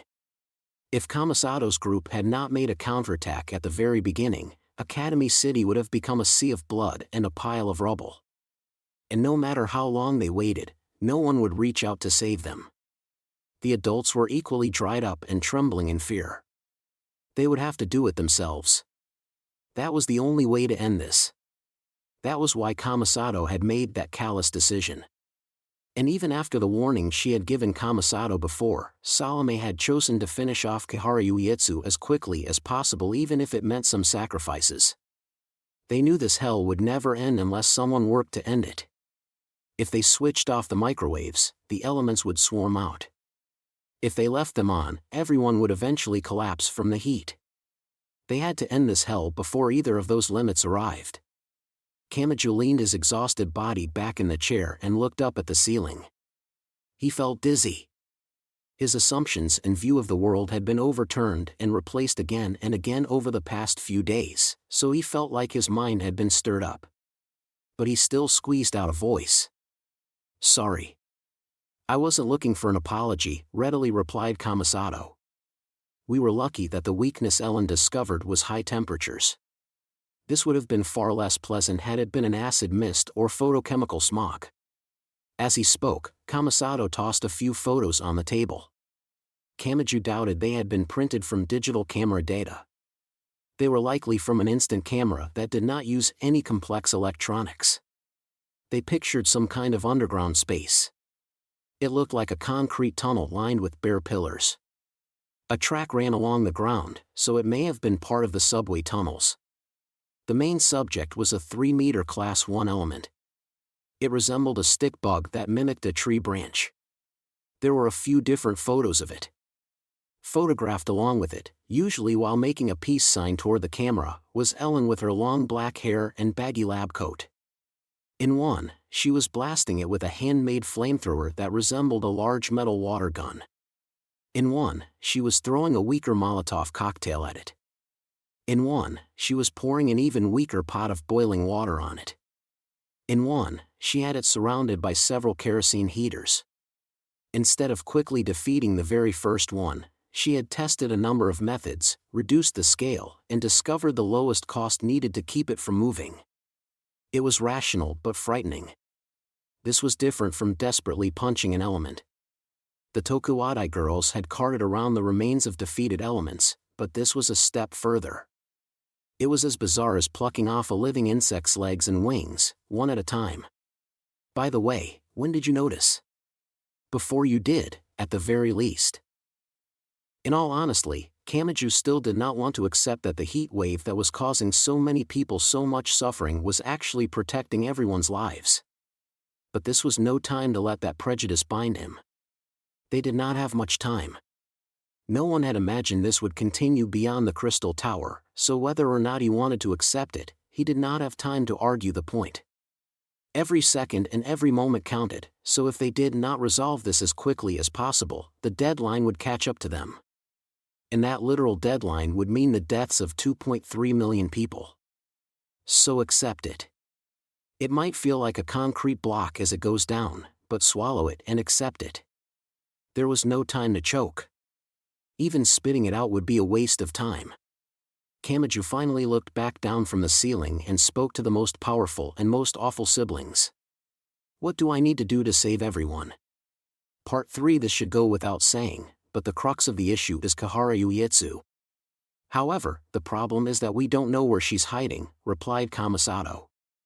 So we set our sights on that conspicuous crystal tower. It was bait for a counterattack. That's why it was using a flashing signal in the visible spectrum of light instead of using ultrasonic waves or electromagnetic waves. Anyone who took the bait would be marked by Kihara Ueitsu. We waited a few days, but the only group that had enough power for an attack but didn't suspect it was a trap was Tokuwadai Middle School, in other words, the prestigious school that took you in. Don't give me that look. They actually did quite well. If Tokuwadai hadn't made their move, we wouldn't have been able to locate Kihara Ueitsu. Kamasato Kakeru cut even deeper into the issue. She got away, but just getting her to show up gives us some important clues. What direction did she come from? Where did she appear? How long did it take to lose sight of her? Which direction did she flee in? And what important facilities are located in that direction? That will naturally narrow things down to a few candidates. More importantly, the elements are like chess pieces to her. She'll have surrounded herself in those pieces so she, the king, won't be taken. We don't need to stop thinking just because we're up against a crazy woman. We just have to choose the most likely path. Kihara Ueitsu will be hiding in the most comfortable location along that path. And where is that? We don't have time. The strongest, sturdiest, surest, and safest spot, said Kamasato in a sing-song voice before giving the answer. Academy City District 7's windowless building. Directly below that seems most suspicious. The windowless building. Directly below it would mean an underground space.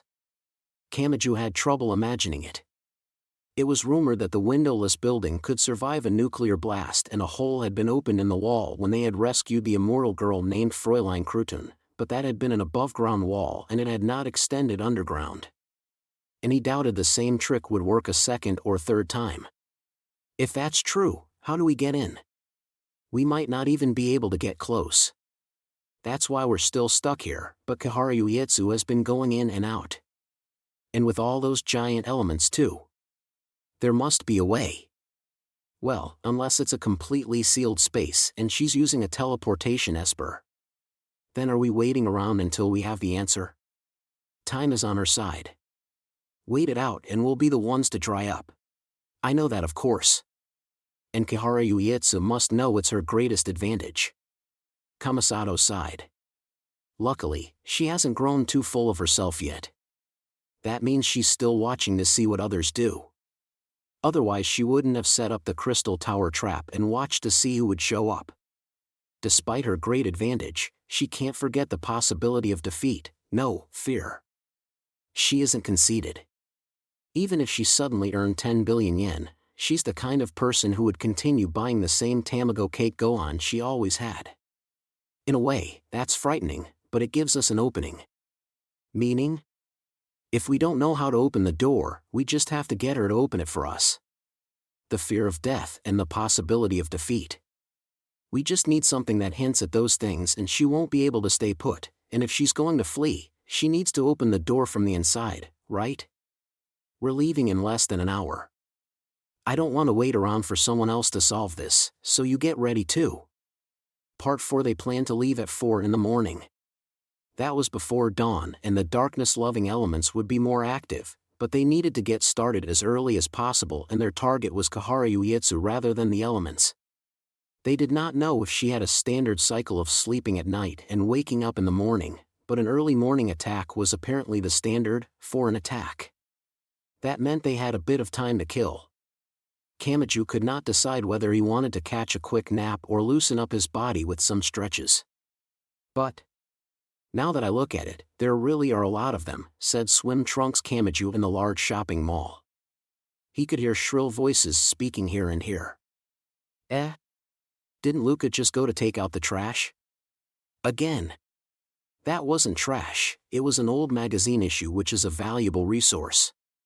Maya, what is it you're so obsessed with even after dying and turning into a ghost? A manga one-shot?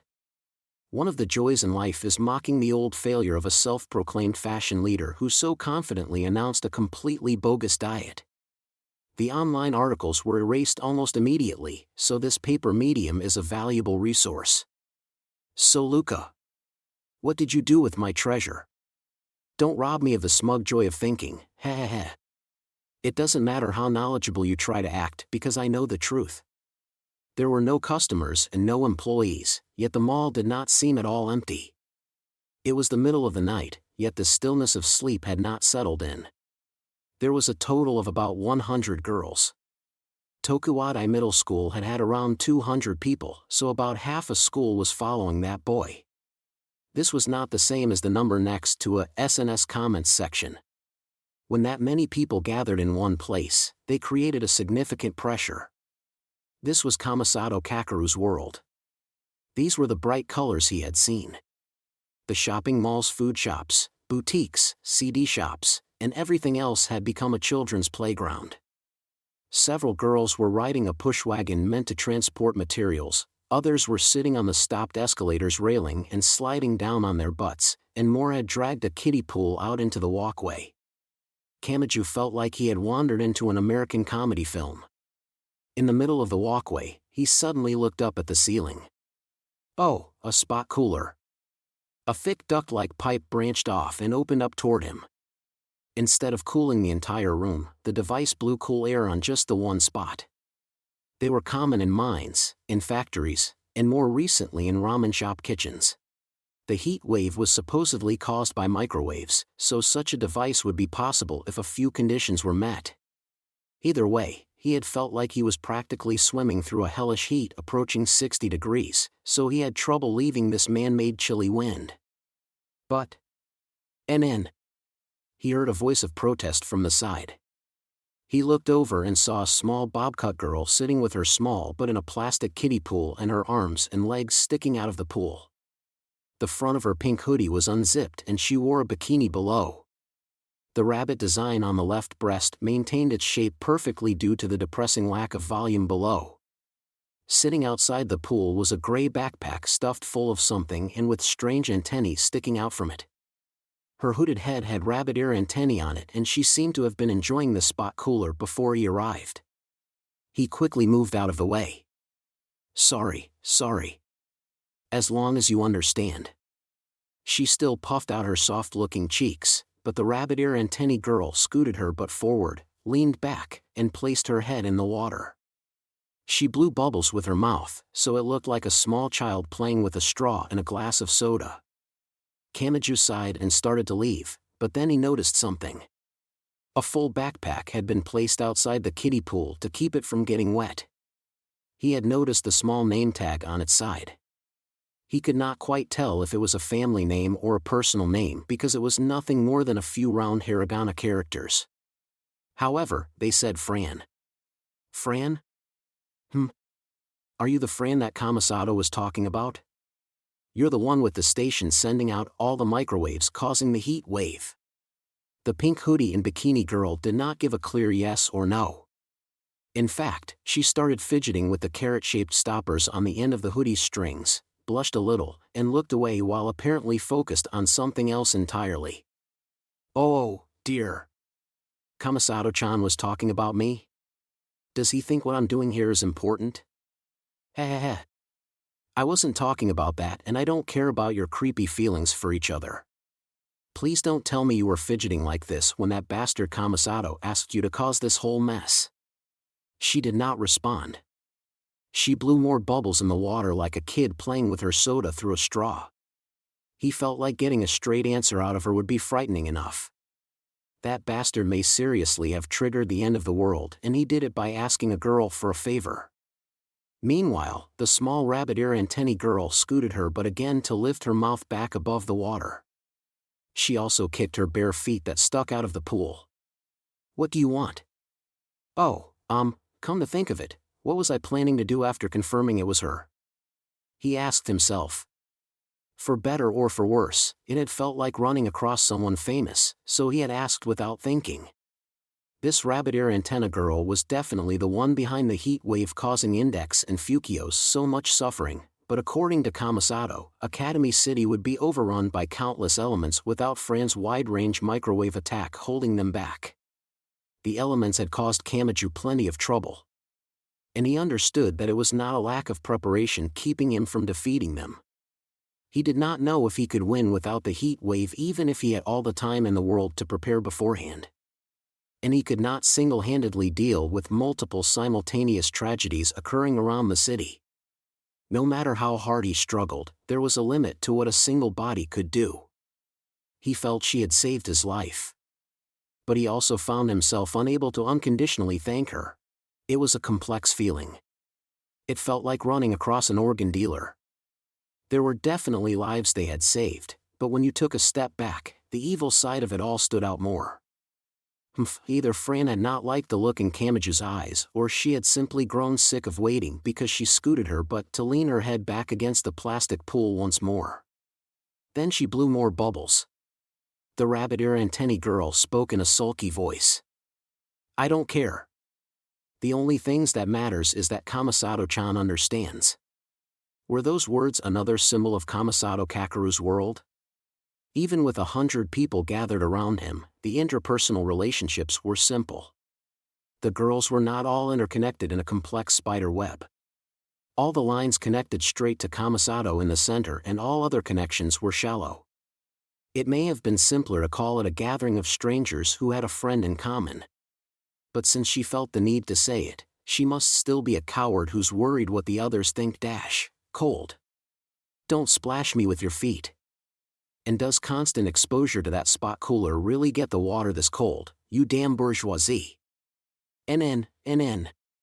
Cold water was the greatest treasure at the moment, but he discovered it was toxic to a body so accustomed to the boiling heat. While it was only an unconfirmed urban legend, Kamachi had heard that someone could die of shock if you shoved ice cream onto their bare chest while they were blindfolded.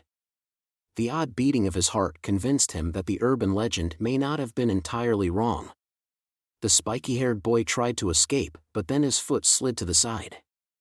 And of course, this was not due to being well-versed in kendo foot-sliding techniques. He had slipped on the water Fran was splashing at him. His field of vision spun around. By the time he realized what was happening, it was too late to stop it. Kamachi dove face first into the kiddie pool. And that sent him right into the small rabbit-ear antennae girl who was nearly sprawled out in the pool. Part 5 Rust-proofing spray, a sock stuffed with pachinko balls, a disaster strobe light, a crowbar, a utility knife, instant glue, plastic sheets, synthetic fiber rope, and canned food. You sure are packing a lot. Kamachi spoke to Kamasato who was filling a large tote bag with products from the shelves. Kamasato replied with a skeptical look. What about you? Are you heading out there entirely unarmed? I'm afraid I'd stab myself in the leg or something if I brought a weird weapon with me. Is that so? Well, you don't have as strict a category of allies like I do. You even throw your enemies into that category, so I suppose anything that can do real damage would only be in the way for you. With that simple comment, Kamasato lifted the tote bag in one hand. Just watching was enough to tell how heavy it was.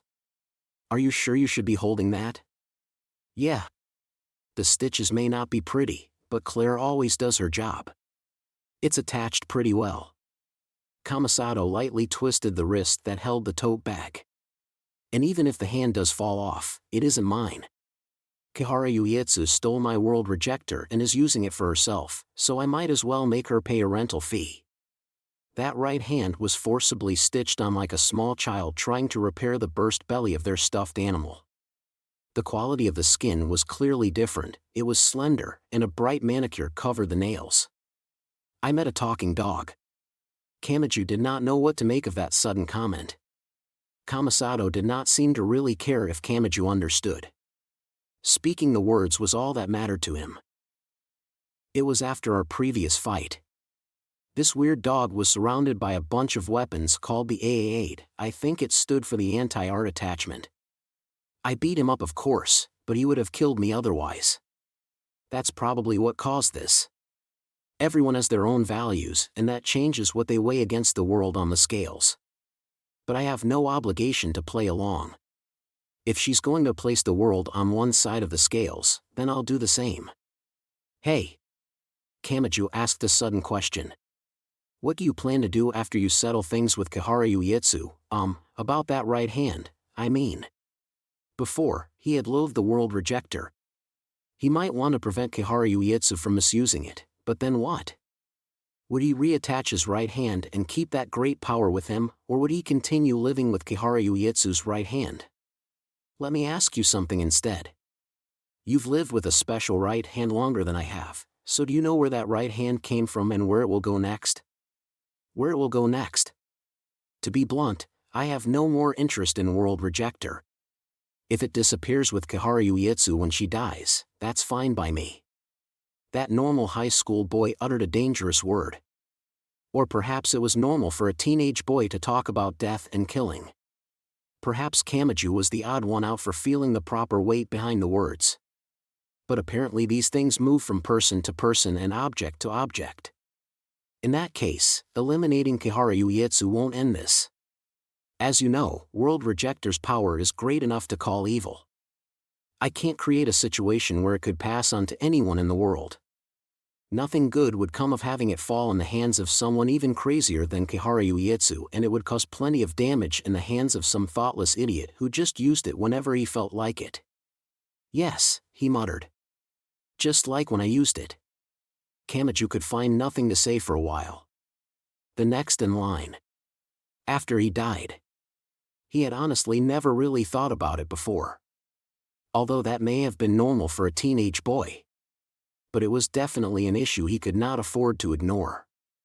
His Imagine Breaker was not as directly destructive as Kamasato's World Rejector, but it could still be used to greatly influence both the science side and the magic side.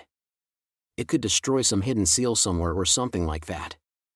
It may have only caused as much damage as it did because it had ended up with a Japanese high school boy.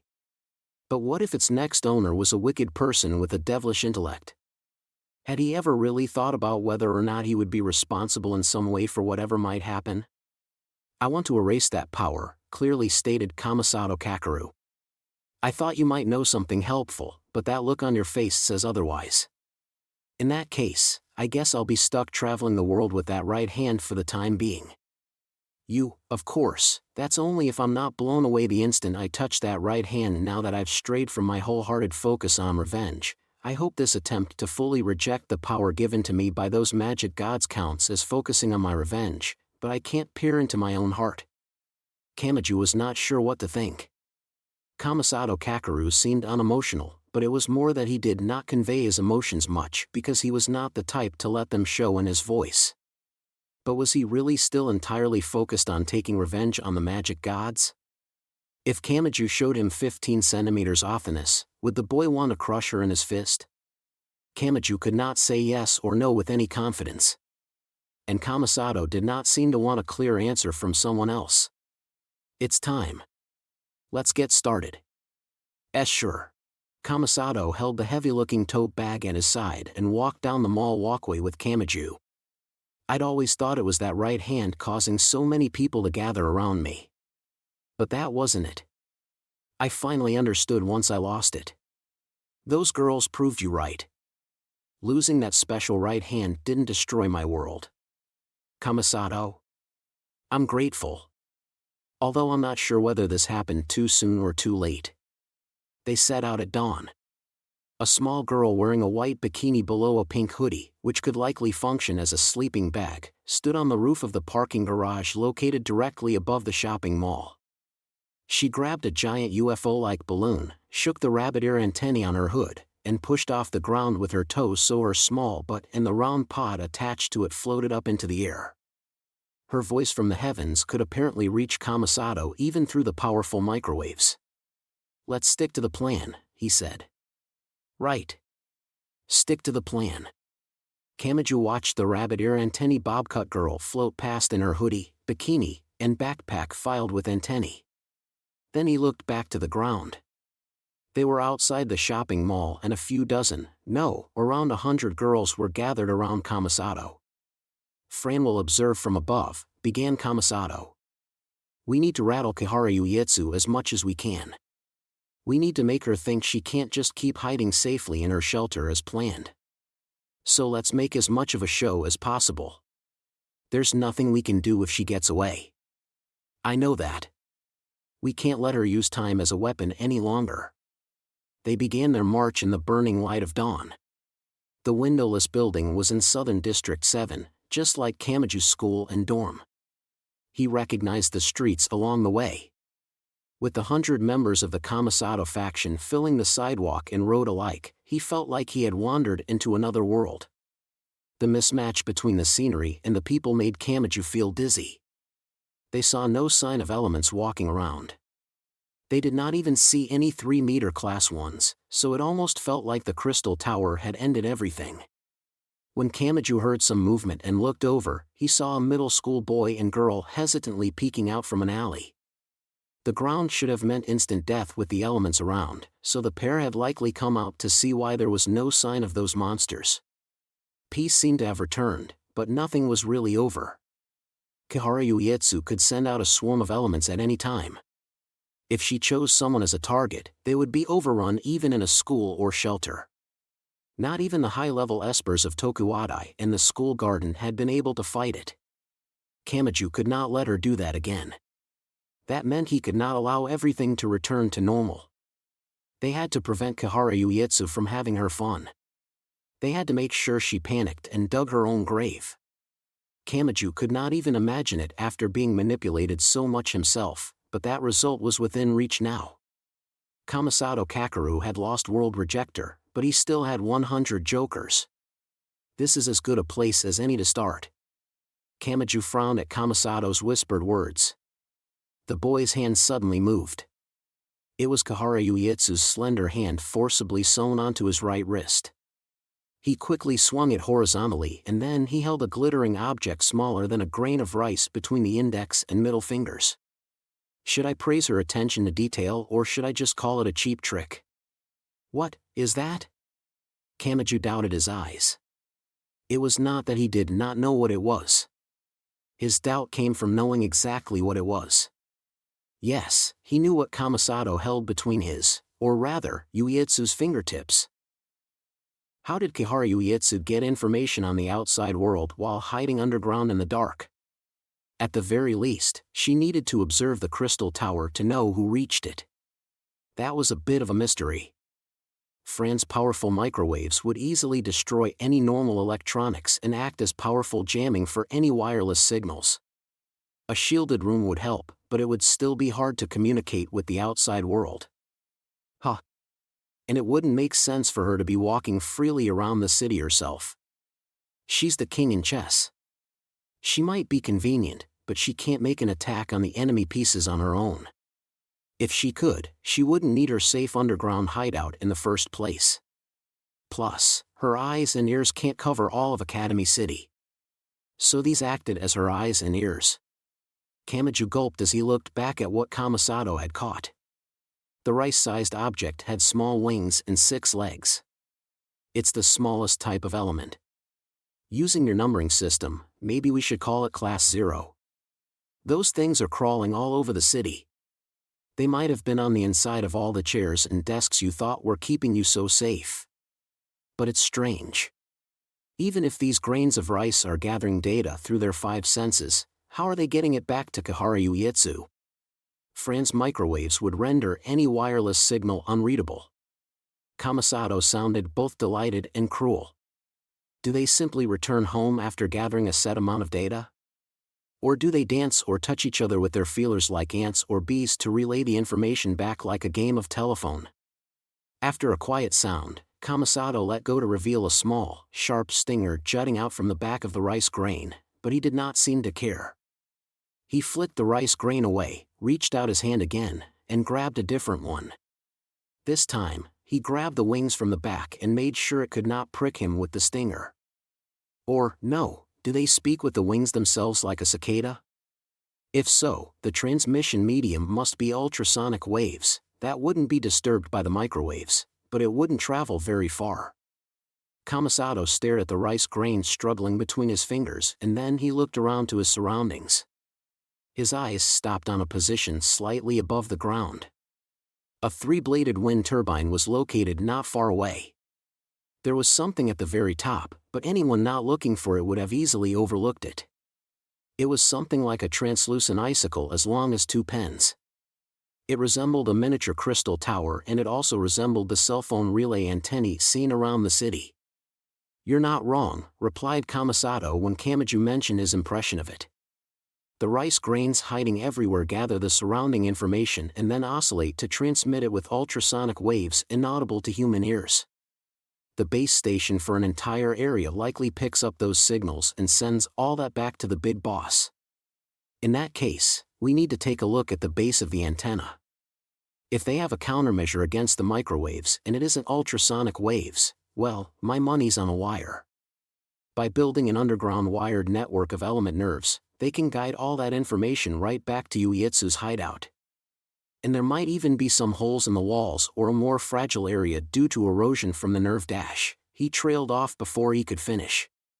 A giant element had appeared to block their path. At around 100 meters, it was a Class 6. It placed its large body before them like a translucent wall, and it had a plesiosaur-like silhouette. Kamachi lacked the knowledge to tell him what this was. What? They can be dinosaurs too? Of course not. This is a eupathecia, a type of inchworm from Hawaii. In other words, it's a moth larva. They're originally less than 5 centimeters, but I think I read it takes them less than 0.1 seconds to extend what you saw as a neck to catch their prey. Let its size fool you and you'll have your head taken off by that killer crane. You're kidding. I went to Hawaii, but, oh, hell. All I can remember is that crazy bearded president. In addition to the long neck, a will-o'-the-wisp flickered and the body left almost forgotten on the ground. It was red, so this was a fire element. At that size, it could turn the ground into utter pandemonium just by breathing fire from overhead. It would perhaps be something like a fire engine spraying gasoline instead of water. But Kamasato was unfazed. The kind of normal high school boy one could find anywhere even side. No matter how big you make it, did you really think you could win by repeating yourself? That was all. He did not even snap his fingers. Several explosions of noise sounded as if the air had burst around Kamachi. By the time he realized it was the sound of the surrounding girls kicking off the ground, the fierce and unilateral attack had begun. Misaka Makoto had used altitude and distance to fire down on the enemy from the safety of the sky like a bomber or a gunship, but the girls of the Kamasato faction were the exact opposite. They were more like attack fighters approaching the enemy aircraft. No, they may have been more like missiles tearing through the sky after being released from the fighter's main wings. They had overwhelming speed and mobility. One was a bikini girl in a pirate hat. One was a girl in a suit of armor who wielded several swords, spears, and axes. One was a mass murderer in a white school swimsuit and double raincoats. They kicked off the ground, jumped over guardrails, and even used building walls and wind turbine pillars for footing as they charged toward the plesiosaur-like monster with sharp curveball-like movements. Of course, the enemy fought back. Its claws and beak gave a roar as it scattered flames as sticky as heavy oil. But none of it hit. Instead of keeping their distance or flying into the sky, the girls moved as close to the monster as they could, prevented it from moving, and cut off the carnivorous inchworm's view to create blind spots. The girls sometimes slipped between its legs, circled behind it, ran up on top of it, and passed blade after blade through it. To a 100-meter element, a blade wielded by a human was nothing more than a toothpick. But definite cracks formed. And they spread and grew. By some twist of physics, the giant form fell apart even though they used no poison, electric currents, or blood-sucking. They used brute strength to defeat a monster over 50 times their size. It seemed to entirely ignore the rules of nature.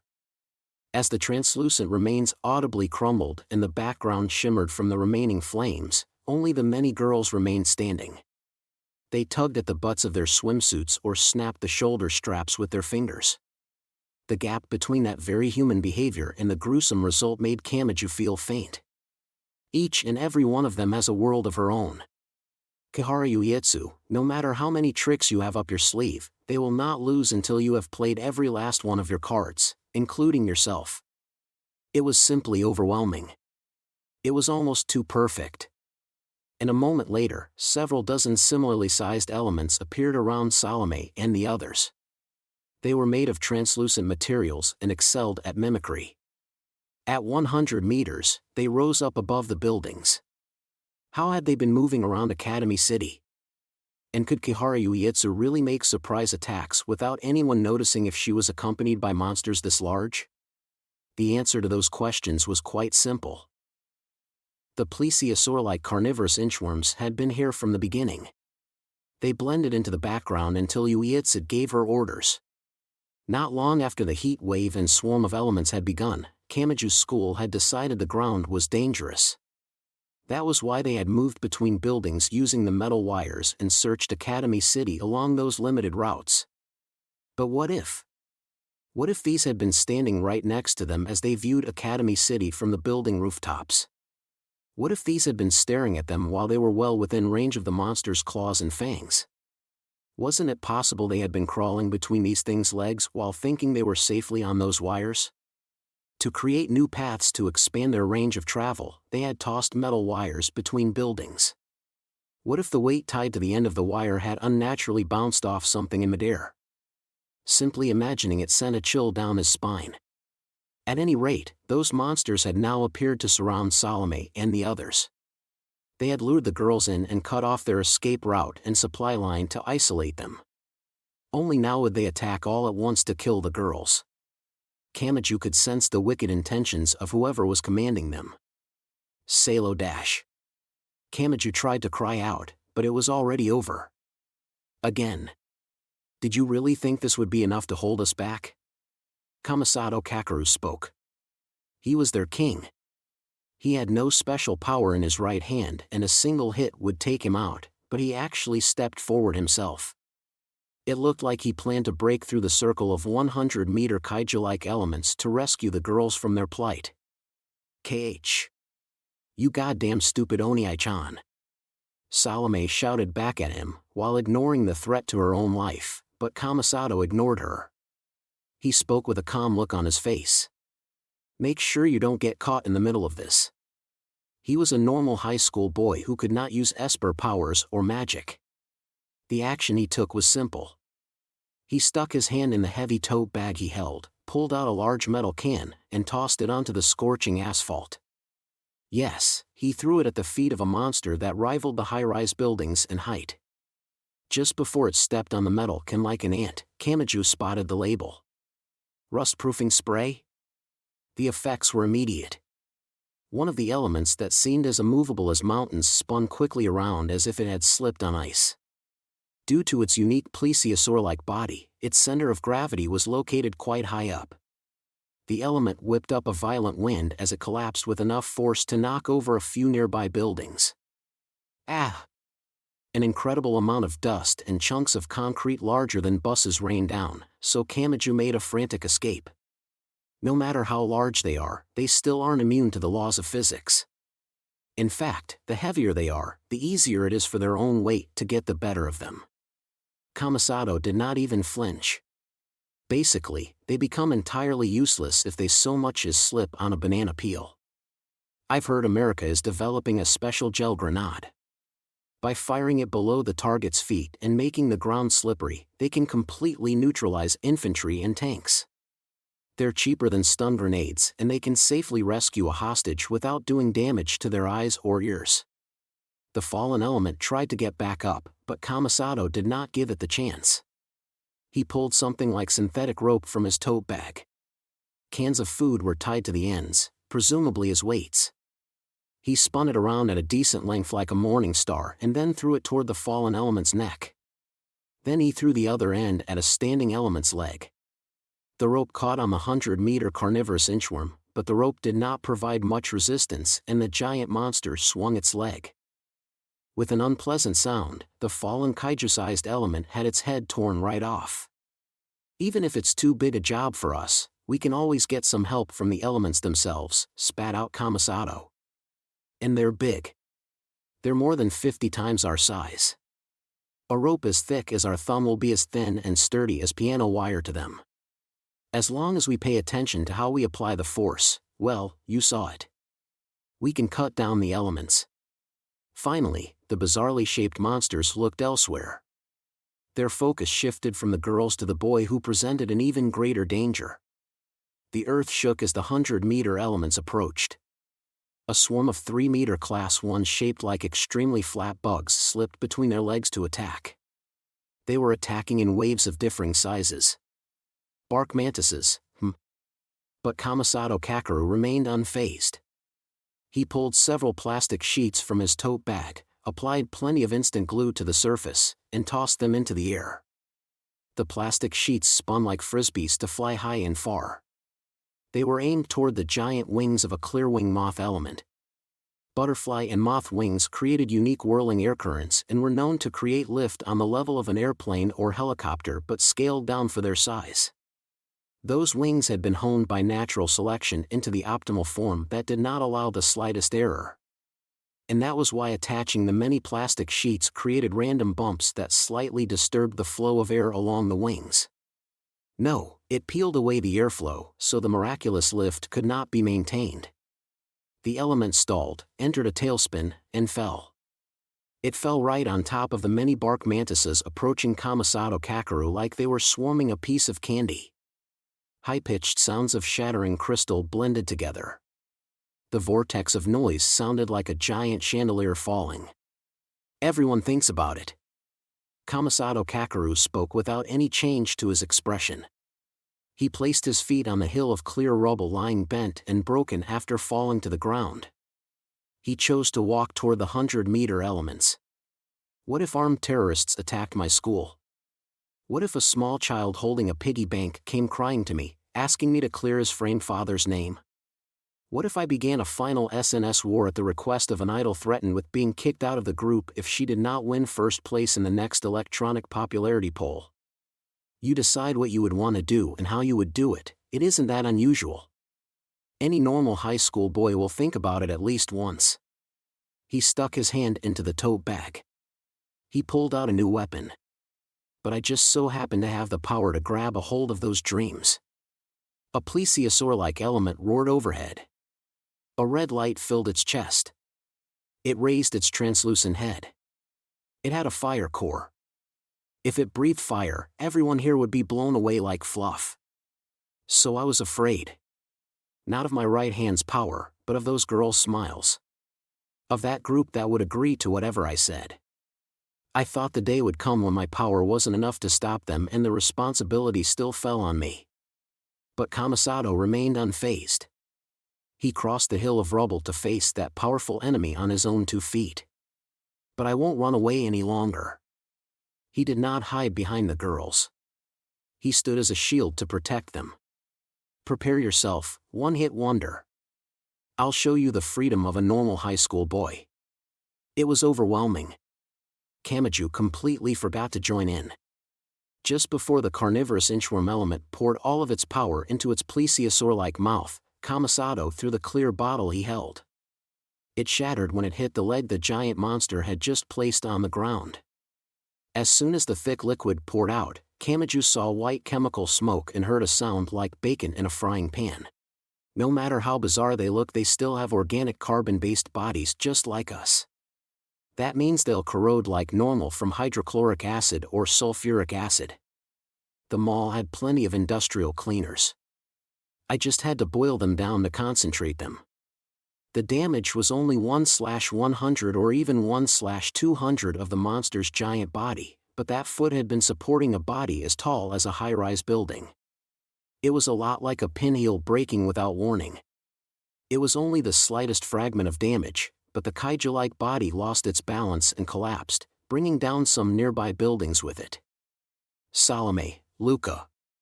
Finish it off. Oh. Sure thing, goddamn stupid Oni-chan. Oh, no. Oh, no. If I don't stay focused, I'll end up sitting here watching in awed admiration. Shudder.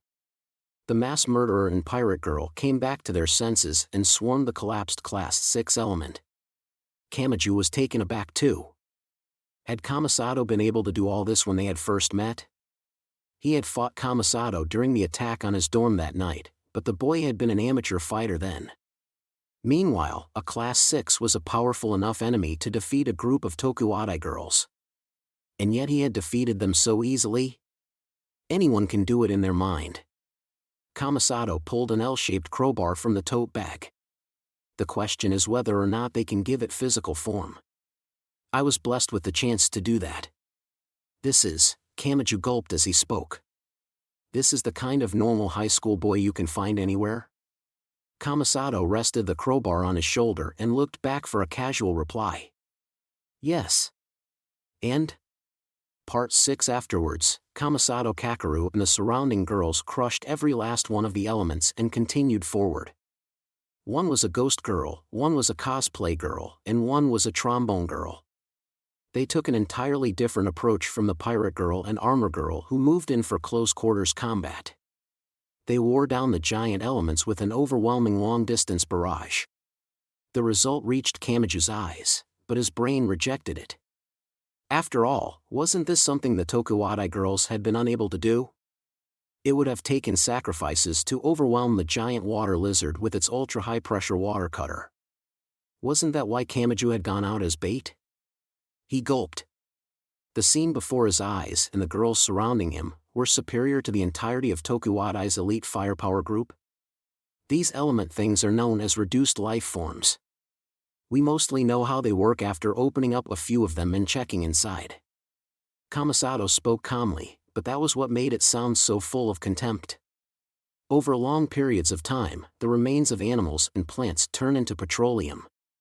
So would it be possible to reverse the process and differentiate petroleum into any animal or plant? Maybe you could call it a heretical science that does the exact opposite of stem cells. But no matter how much kinetic energy their giant bodies give them, they're only borrowing it all from existing plants and animals. The movable direction of their joints and the extension of their muscles all follow set rules.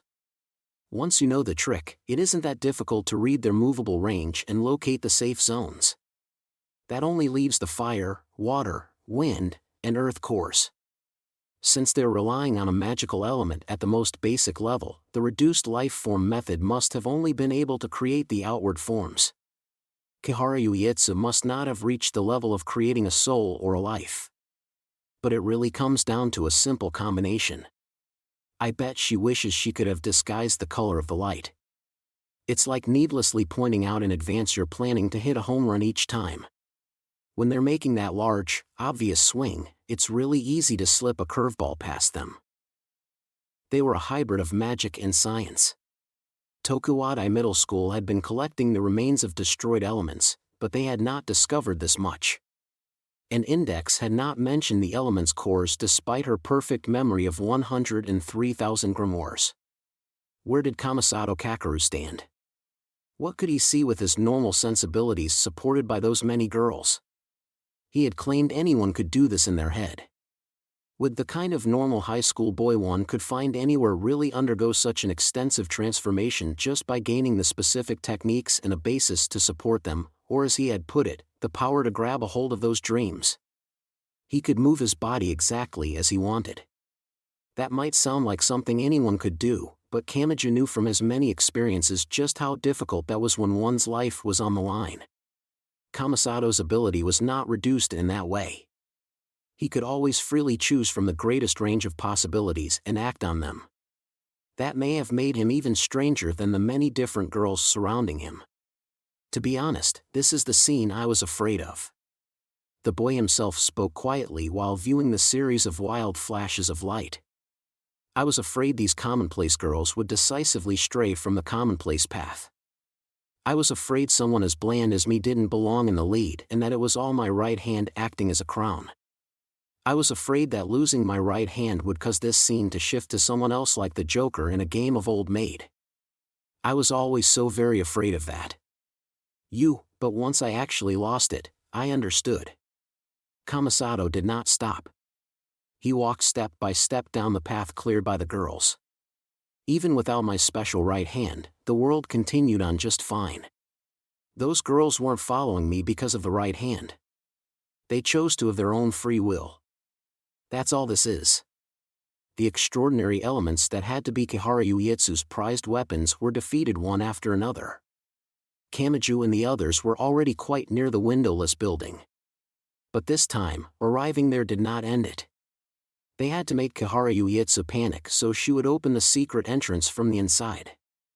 And they could not exactly march around and around the stationary building. Do you really think Kihara Uietsu will come out? She will. Kamasato did not hesitate to reply. The trick when making a bluff is a lack of information, not an excess. Just like showing someone a series of film frames will make stopped images appear to be moving, human beings fill in the gaps with their own mind. We don't need to build up every inch of the stage. As long as we gather the necessary factors as unconnected dots, she'll draw her own line between them and imagine the worst. 1. Kamasato raised one of his borrowed women's fingers. We intervened in the incident at Tokuwadai Middle School. We saw what Kihara Uietsu was especially focused on destroying. It may have looked like a symbol of violence if you weren't paying attention, but that thoroughness was a sign of fear. We just had to pick up on that. The answer was the star player in the element battles even among the powerful espers of Tokuwadai. Misaka Makoto's hangar. And what had been built in there. 2. Kihara Uietsu escaped us, but we picked up something else at Tokuwadai Middle School. That would be you, Kamachi Toma. It doesn't matter how much knowledge you actually have. She just has to think you've taken the baton from Tokuwadai. It may have been like the defection of an engineer. The engineer's actual skill did not matter. The fact that someone from a secret research lab was in another country's hands was a major diplomatic card. The other country could claim they were building new weapons with the information. The first country might be skeptical, but proving it to be a bluff would be quite difficult. And 3. I'd rather not say it, but the Kamasato faction is a collection of heretics. Fran has a power generation station capable of scattering microwaves all across Academy City, and Salome completed her cyborg surgery on her own. We're another black box to her. Could it be? What if? We just have to inspire those whispers of doubt. In other words, the AAA. If that demon rises into the dawn sky, I doubt even Kihara Uietsu will be able to keep her cool. Something passed by overhead. Special armor covered the arms and legs, and countless cannons of various sizes grew from the back. The steel-winged silhouette tore through the sky with the 2 boosters around the waist. Upon seeing it, Kamachi spoke without thinking. He may have taken the optimistic view of at least she's all right. What is that? Is it Misaka? But he was wrong. That girl was Claire. The plant girl. All of her body cells have changed to something almost identical to plant cells. And by bonding with them, she can absorb metal or anything else to mass-produce plant chainsaws or homing missiles or whatever else. You don't mean she could absorb metal? And hadn't Kamasato mentioned the Tokuwadai hangar earlier? Could it be? What if? Could Claire have consumed whatever had been dug up from the rubble? As I said, we just have to make her think that. We know she's obsessed with the AAA, perhaps because it's related to that talking dog, so I asked Claire to create a misunderstanding. Oh. Not even Claire could do this well overnight. We could only line up the remains of the hangar's spare parts to get an idea of the overall design and general silhouette. She can only fly by volatilizing and detonating plant ethanol, and the weapons on her back are like bamboo or reeds. They don't move at all.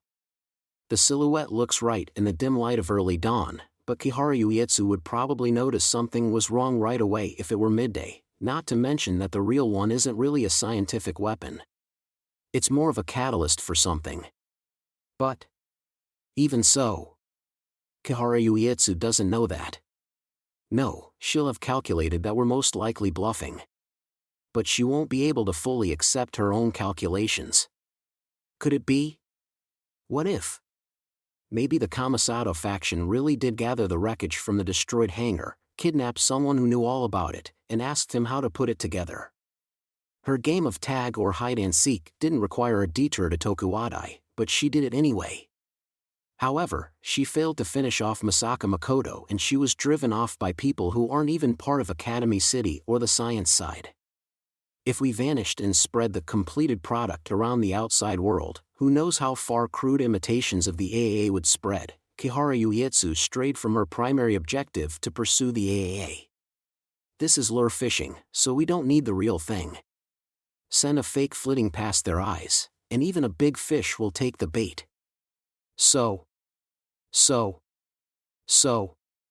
Come on out, Kihara Uetsu. Staying put or running off were your only options, but I'll give you an unexpected third option. This is your first and last chance. This isn't the time to calculate out the risks. If you don't fight now, you'll miss your chance. A heavy metallic noise reverberated across Academy City. Something rose from the ground like smoke or steam. It came from more than one place. There was a single spot at the same distance from all four cardinal directions of the windowless building. The roads were cut apart and perfectly square holes over 10 meters across opened up. Now, let's go. Scammers pretending to be a relative would employ a great number of excuses. They were in a traffic accident, they knocked up a girl they barely knew, they embezzled money at work, etc. The stories tended to sound flimsy and unrealistic after the fact, but that worked best for the scammers. Their performance was not looking for reality. If it was somewhat realistic, people would calmly analyze whether or not it could have actually happened. It was best to present them with a situation they could not judge with their own experiences, leaving their mind entirely empty. The scammers did not care one whit if the victim realized something was wrong only after transferring the money. That was what Kamasato Kakeru had done to Kihara Uetsu. After placing her in a dead end of yes or no, he had presented her with a brand new third option. Kamaji had done it plenty of times himself. But Kamasato was using it in an entirely different way. Kamaji had given cornered magicians or espers an alternate route and a way to survive, but Kamasato was cutting off his opponent's escape and crushing the other options so that he could trick them into choosing the wrong thing. This boy was different in every way. Being able to draw out everything in one's mind would not necessarily lead to positive results. Kamasato may have been building something up, but Kamaji could not tell at all what it was.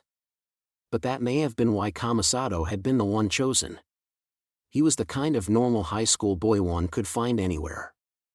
He was someone who had supposedly come back to his senses after losing his special right hand. At that point, Kamaji Tomo recalled something. He remembered the other thing Kamasato Kakeru had built his identity around.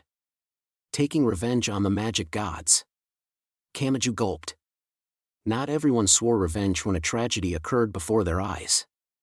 Some lamented and harmed themselves, some desperately built up a new life to forget all about it, some lost all will to begin anything new and grew powerless, and some filled with charity to ensure the same tragedy never happened again. And they all developed from there in their own unique ways. That meant Kamasato Kakeru had some kind of aptitude. An aptitude for being a normal high school boy and yet not hesitating to pull the proper card from the many in his deck. At the same time, swearing revenge was not that unusual. If tragedy befell a class, about one of them might do so. But not many could maintain that spirit of revenge to the point of carrying it out. Some failed to complete the preparations, some could not abandon their current life, some were overcome by guilt, and some grew so reliant on their desire for revenge that they could not afford to actually complete it and bring it to an end. Kamasato Kakeru had cleared both hurdles. People were not defined by their special right hands. They were defined by their actions. If Kamaji was right about that, it meant Kamasato Kakeru had chosen for himself to exterminate so many magic gods without hesitation. He may not have had time to feel any guilt due to how absurdly powerful those enemies were. He may have challenged the magic gods with everything at his disposal because he felt reckless and horribly outmatched. But what if he had known in advance he would settle it all in a single strike? What if he had known a light swing of his arm would erase those magic gods without a trace? Could Kamaji have used such a power? The very first time, he may not have known how it worked and been able to do it. But could he have cornered and defeated the second and third magic gods? Wouldn't he have felt intense guilt once the title of Absolute was removed from those great enemies? Are you okay? Not even Kamachi knew what he meant by that. Kamasato Kakeru replied with a smile. He looked and sounded just like the kind of normal high school boy one could find anywhere. I wish I knew the answer to that myself. Between the lines, 4 people have always said they have trouble knowing what I'm thinking. That was fine with me. Or rather, they may have been right. I'm not at all confident I was thinking anything original enough and world-changing enough to be worth telling anyone about. You can't think about anything too amazing while staring out the window during class. It was only ever things like what to get for lunch, when I needed to start studying for the exams coming up, or how my sister Salome wanted a new food processor even though she's a terrible cook and hates more than anyone to be told so. Dreams of the future? I don't think I ever really thought about it. Instead of planning where I would go, I just wanted the status quo to continue forever. The magic gods destroyed that. They gave someone as hopelessly normal as me a strange right hand for their own convenience. But was that really true? It may not have been the right hand that caused so many people to gather around me. A certain boy insisted as much and the girls themselves proved it. They stuck with me even after I pathetically lost my right hand. Haha. Maybe I've started to waver. If I got World Rejector back now, I might be erased by my own power. That said, I can't ignore that right hand. I don't want it. But I know better than anyone how powerful it is, or I think I do. And I bet Kihara Uietsu will use it even more readily than me. After all, she's crazy enough to release a swarm of elements on the city just to get back at me. She didn't enter enemy territory and make a mess of things there. She attacked the very city she had lived and smiled in, and she showed no concern for the 2.3 million other people living there. I made an enemy of all the magic gods just to get my normal life back, and not even I can understand what she's thinking. If she's willing to cause that kind of damage at home, how far would she go elsewhere? I could only ever think about terrorists attacking my school or a giant meteor hitting and destroying civilization, so this is too much for my imagination. Kihara Uietsu. The starting point for her has to be that talking dog. The AAA. That tool was entirely unnecessary for finding and killing me, but she was so obsessed with it that she strayed from the optimal path to destroy it. And the AAA originally belonged to that strangely mature golden retriever. He was just one of the enemies I had to defeat, and he wasn't even one of the magic gods. He was an unnecessary hurdle that Academy City placed in my path. But Kihara Uietsu must have seen things differently. He must have been everything to her, to the point that his death set her world boiling. The value of things differs from person to person. I know that quite well. So I believe I have an obligation to play along with Kihara Uietsu's revenge. I took what mattered most to her for my own convenience. But, well, if I'm going to do it, I'm going to go all out. Just letting someone kill me isn't my style. Revenge is illogical under the current laws. Uietsu and I hold the vengeance mentality that grew in people's hearts before modern law was established. In an older time, there were a few rules to govern revenge. First, killing someone for justified revenge was not considered a crime. Second, only taking revenge personally would reclaim the deceased's honor. And third, if the target of revenge killed the vengeance seeker in defense, it would not be considered a crime. If revenge was simply considered the killer's just deserts, that system would not have been established. The vengeance seeker would only have needed to corner and kill the killer.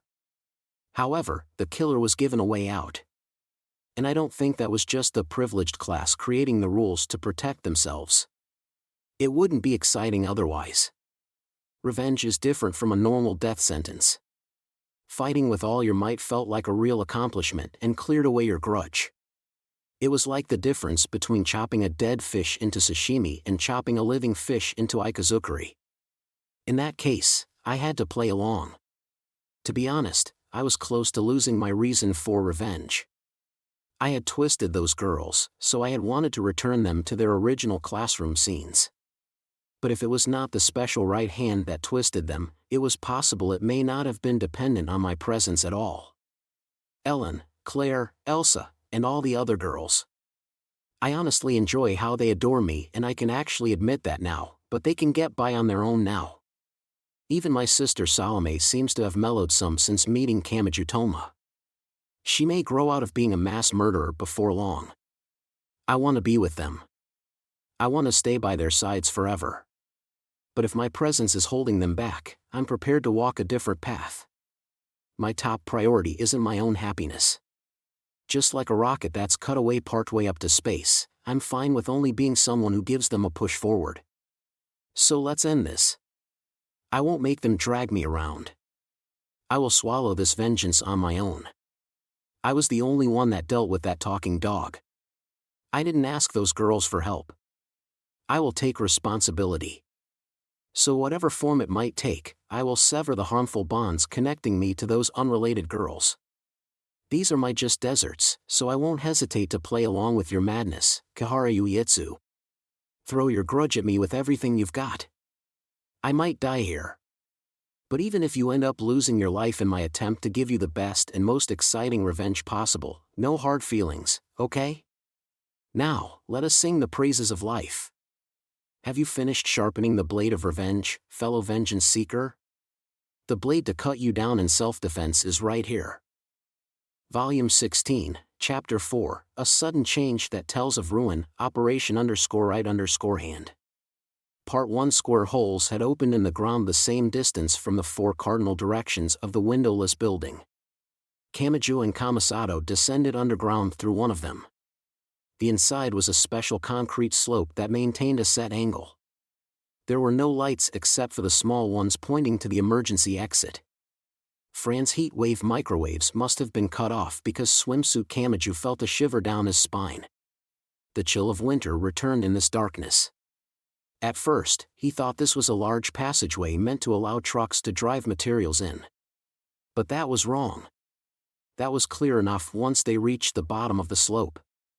What is this? They found an incredibly large space. When filming secret bases for a Sentai series, it was common to use a giant underground pool used to gather concentrated rainwater because those underground facilities were exciting to see, but this was even larger than that. Plus, there was no sign of any pillars used to hold up the earth. It was not supported by inflating it with air like a domed stadium, and Kamaji had trouble deciding whether it was even possible with existing construction technologies. How was the weight being distributed? But the strangest aspect of the underground space had to do with the height rather than the size of the other 2 dimensions. More accurately, it was the ceiling. A great number of giant metal cylinders hung down like icicles or stalactites. The bottom end grew wider like a trumpet, and Kamaji had trouble imagining what they were at first. He mistakenly leaped to the conclusion that he was in a strange metal botanical garden. But he finally managed to focus on reality once he recalled the long slope they had walked down and combined that with the strange objects on the ceiling. Yes, a certain thought came to mind. You're kidding, right? Those things hanging down from the ceiling look a lot like rocket engines to me. You might not be wrong. I've heard rocket engines spray out a ton of water to make sure they don't damage their own parts with their heat, so the slope we descended may have been ducts to expel all the steam during takeoff. That might seem possible when looking at each individual part, but the location of this underground area led to a frightening conclusion. Then, wait. What does that mean? This is right below the windowless building. That would mean the building itself is made to leave the Earth. I've heard it's made to survive a direct hit from a nuke, so it's got to be resistant to heat and radiation.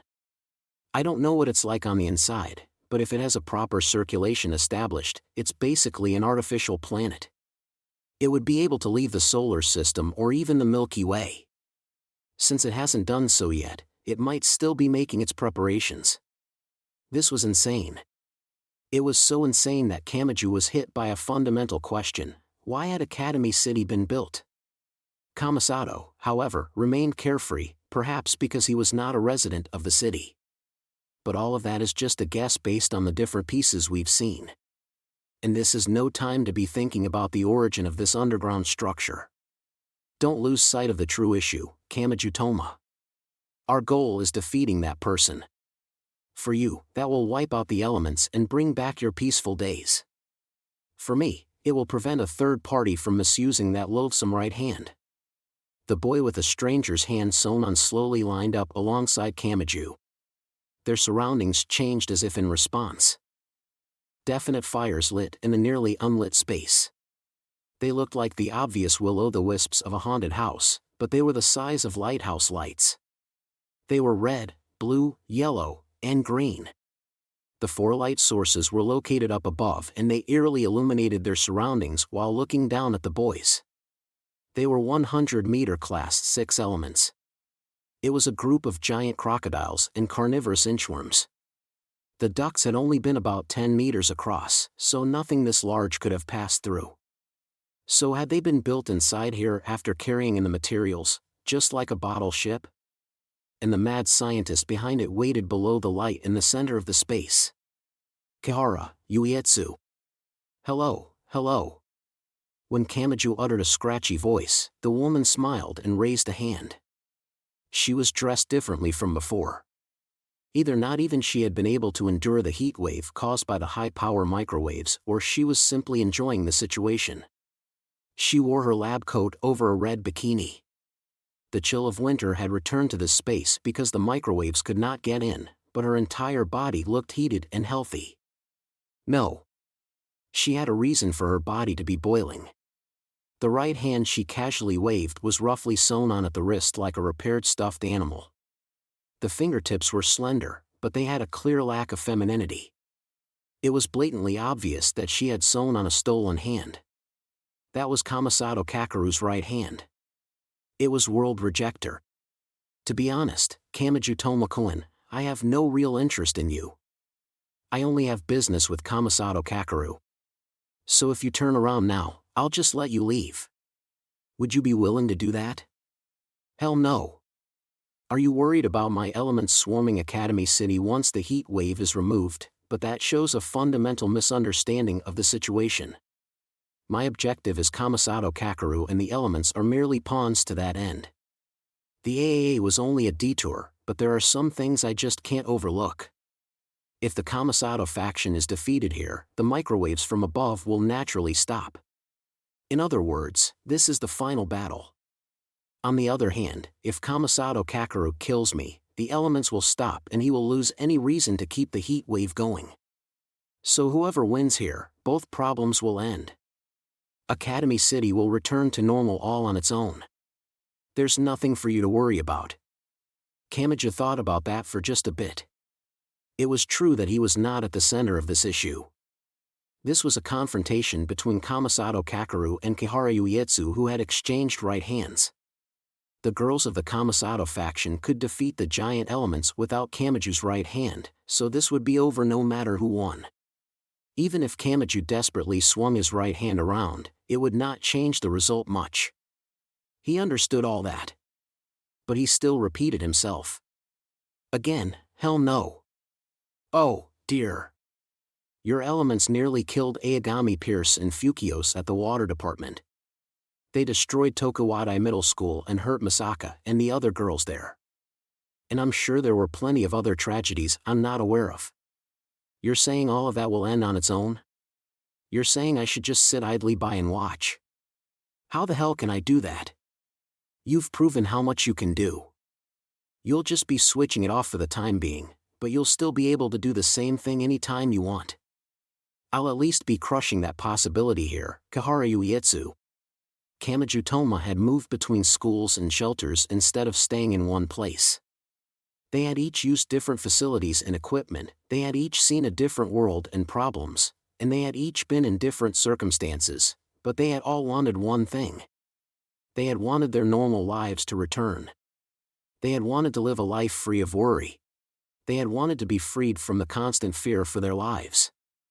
They may have seen things differently and been able to do far less, but that did not mean Misaka Makoto would have made light of Aogami Pierce and Fukio's series' desperate efforts. Similarly, Kamasato had no right to mock Misaka.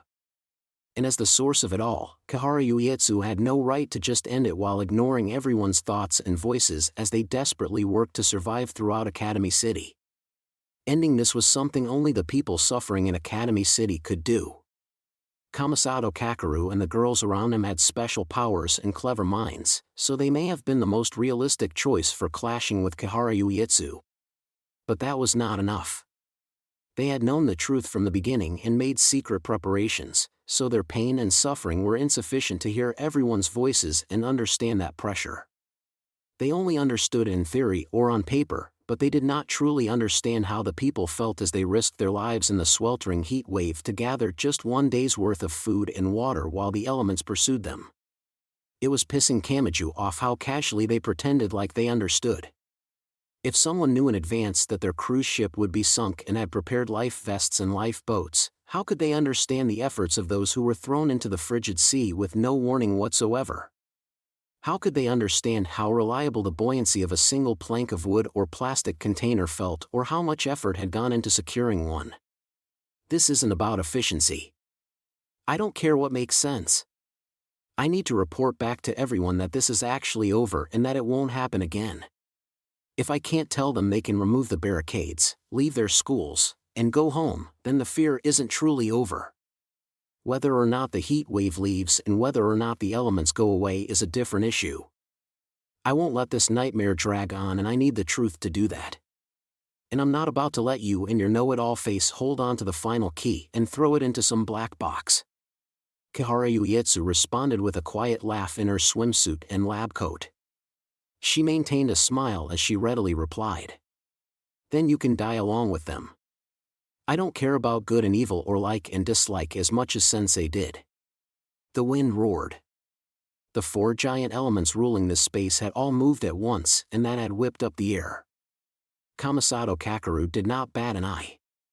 He gently lifted the L-shaped crowbar that rested on his shoulder like the Grim Reaper's scythe. He had already defeated several Class SIXS on the surface, and the girls of the Kamasato faction could defeat them individually. The only question for him may have been how to make use of the large but enclosed space. But what happened next far exceeded Kamachi's expectations. Wadash! The 100-meter elements did not attack Kamachi or Kamasato. Nor did they start with the girls surrounding them. They moved the other way. They rushed toward Kihara Uietsu, their master. Devour! A tremendous sound burst out. At some point a portion of the elements vanished. Kamachi's eyes had not been able to follow what happened. He only heard a sticky and squishy sound coming from Kihara Uietsu's left arm. Devour. Ha. Devour, devour. He had assumed this oddity came from the right hand she had stolen. But it did not. The strange sound came from her unnaturally throbbing left hand and translucent, blade-like claws extended from the fingertips. Ah-ha-ha-ha-ha-ha-ha-ha-ha-ha-ha-ha. Devour, devour, yes, devour. Each time she swung her arm, more of the elements, which should have been her greatest fighting force, disappeared. At the same time, the beautiful bodylines decorated by her swimsuit and lab coat crawled and throbbed in a way that ignored her original muscles and bones. No, Kamachi and the others may have been looking at it all wrong. The elements were indeed toys created by Kihara Uietsu, but they were not meant to attack anyone directly. They had another purpose. My food. Her whispered voice sent a chill down the spine of all who heard it. The back of her lab coat exploded. Sharp, crystalline protrusions grew from her back and created something like giant wings. Other protrusions resembled eyeballs, claws, or fangs. I thought they might be too tough after raising them underground while feeding them the ones sent out to graze, but that's fine for now. I might dislike Misaka Makoto's insolence, but she was perfect for a warm-up exercise. I'm up against Kamasato Kakeru, who defeated Sensei's original AAA, so I need to be able to defeat something like that without any real difficulty. With a high-pitched sound, translucent armor covered both her legs. It was unbelievably cold, but it had a streamlined and biological look. Perhaps to preserve that uniqueness, her hands remained uncovered, but her overall silhouette was familiar. Kamachi gulped. That's another AAA? The bizarre researcher gave a mocking smile. I used a different approach from Sensei and constructed it all on my own without any help from that annoying Alistair. She formed a gun with her borrowed right hand and pressed the index finger against her temple as she spoke. The two long, narrow boosters on her back lit with a red light almost immediately. So let's enjoy this, Kamasato Kakeru. For you, this would be round 2. You don't have World Rejector this time, but I wouldn't hesitate even if you did. Now that you can't cheat, how much can you struggle against an AAA that took a different path from Sensei? I am going to enjoy tormenting you to death just like Sensei should have done with his AAA. Part 2. Kamasato Kakeru, or rather, the girls on either side of him shot forward like artillery shells. Salome, the mass murderer in a white swimsuit and double raincoats, and the pirate girl, who wore a pirate hat and a bikini, were both monsters who had torn through the Class 6 elements as a close-quarters combat pair. But Kihara Uietsu did not care. Hee. She laughed quietly. Her many cannons fired. The girls ducked low like anti-ship missiles charging a warship as they approached Uietsu. But Uietsu had never intended to hit them with that. After getting them to duck down and thus restricting their freedom of movement, she made her true attack along their straight-line path. It had all been preparation for this. Ah. The pirate girl was the first to speak up. Kihara Uietsu swung a ridiculously long anti-special steel chainsaw down from above. TCH. While running alongside her in her white school swimsuit and raincoats, Salome kicked the pirate girl in the side. That altered the girl's path somewhat. A moment later, the chainsaw twice their height dropped down. Salome crossed her weapons, or rather, her arms to protect her head, but instead of being cut, she was knocked to the ground as if she had been hit by a barbell. Her severed brown arm flew through the air and passed right by Kamaju's face. It was destroyed with the sound of something hard being chewed to pieces. At this rate, she would lose her other artificial arm and then her head and torso would be bisected vertically. Once that happened, not even a self-made cyborg would escape unharmed. Kamaju immediately gave a yell. The fat alternative, Kamasato. Heh. The boy pulled 2 plastic bottles from his tote bag and tossed one to Kamaju. They contained the type of liquid glue found in any department store's stationery section. And the two of them simultaneously threw the bottles at Kihara Uietsu from different angles. More accurately, at the chainsaw blade. They burst as soon as they touched it, but that was of course not going to stop the rapidly rotating blade. But something did change. Salome had been protecting her face and torso by crossing her arms, but the blade did not sink any lower toward her. It continued spinning, but it was no longer cutting. Long ago, executioners' axes would apparently grow useless from the human blood and fat that got on the blade. Not even the sharpest Japanese swords were used to cut cleanly through 10 or 20 people in battle. They were really used to beat people down with the weight of the steel. Kihara Uietsu tilted her head a little, snapped the claw-like protrusions of armor, and grinned. Oh, I see. Gah. Since the chainsaw could no longer cut, she swung it straight down. She slammed Salame's body to the ground instead of cutting her. Even the mass murderer who had caused so much trouble for Academy City was reduced to this. And before Uietsu could push the chainsaw forward, the Kamasato faction took action. The Ghost Girl and Cosplay Girl created a barrage of high-firepower long-range attacks that flew toward Uietsu like a solid wall. Hee. But Uietsu still laughed. And she continued smiling as she and the AAA she wore disappeared. Kamaju's eyes widened. She still has the element's translucent mimicry. Before he could say anything more, she made her next move. Kihara Uietsu had approached right in front of him while blending into the background by hiding behind the many cannons and armor. And she was swinging the anti-special steel chainsaw in a diagonal path. It did not matter if it could cut or not. Even Salome had been helplessly crushed. She would have died if not for her self-made cyborg body. Even without the cutting edge, its solid weight could not be denied.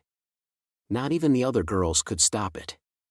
Not to mention Kamasato Kakeru, who was only a high school boy now that he had lost his special right hand. He could not stop it or dodge it now. But if Kihara Yuietsu's AAA was still fundamentally the same as the elements. Kamachi let out a roar. He roared and cut in. He used the yell to force down the instinctual fear of the roaring chainsaw, and he stepped forward. He swung his right hand. One touch to the translucent blade destroyed the part that resembled a rotating bicycle chain with blades attached. It whipped around like a writhing snake and nearly chopped off Kamachi's ear. My elements are reduced lifeforms supported by a magic element, so it is true they are weak to your right hand. But he did not have time to bring a hand to his ear to check on it. Kamachi and Yuietsu were already staring each other in the eye at close range. But your right hand is weak to my right hand. Isn't that right? Kihara Yuietsu raised her crudely sewn-on right hand. Its shadow danced out. If Imagine Breaker and World Rejector clashed, Kamachi would lose. And if he lost his right hand, not even he knew what would happen. Would it devour Kihara Yuietsu, would it turn around and kill him, or would it transform the unrelated girls around them into a pool of blood? He only knew that the unpredictable box did not contain even a glimmer of hope. The flow of time seemed to stall and Kihara Yuietsu's right hand moved oddly slowly. Its shadow tried to cover Kamachi's entire body as he desperately tried to twist out of the way. It successfully locked onto him. And she did not hesitate to speak. Do you wish for a new world? Time sped back up. But as unpleasant sweat poured from his body, Kamachi remained alive in this world. There was a simple reason for this: Kamasato Kakeru. He had pulled a one-touch umbrella from his tote bag, opened it with this thumb, and held it out to hide Kamachi's upper body.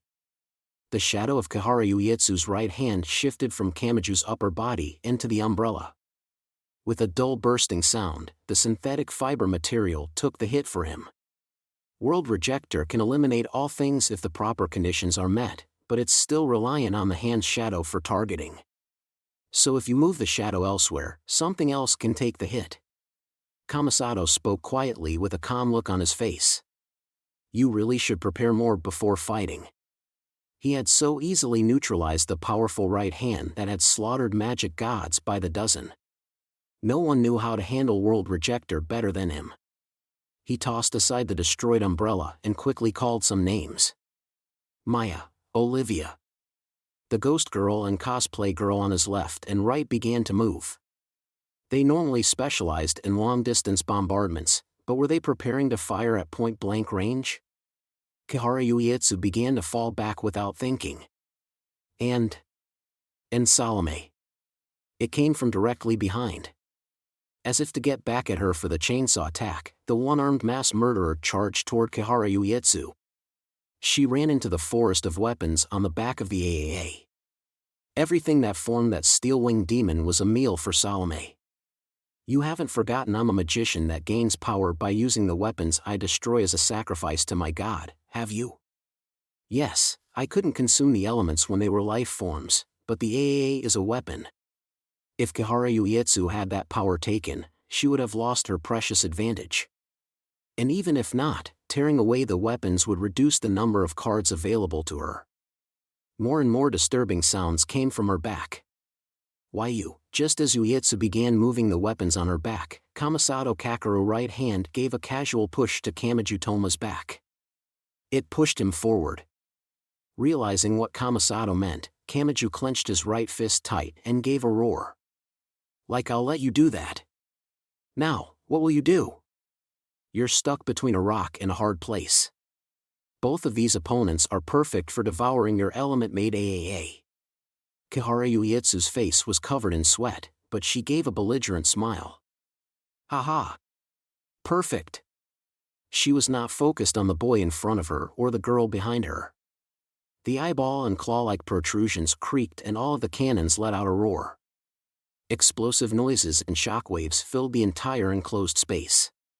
Kamachi felt a dull pain spreading from his eardrums. His feet were pinned to the ground just as he started running forward. It was like a solid wall of sound, no, an acoustic weapon. Kihara Yuietsu had simultaneously fired all of her cannons without aiming. She hit them all with something other than the shells and laser beams, and Salome was no exception.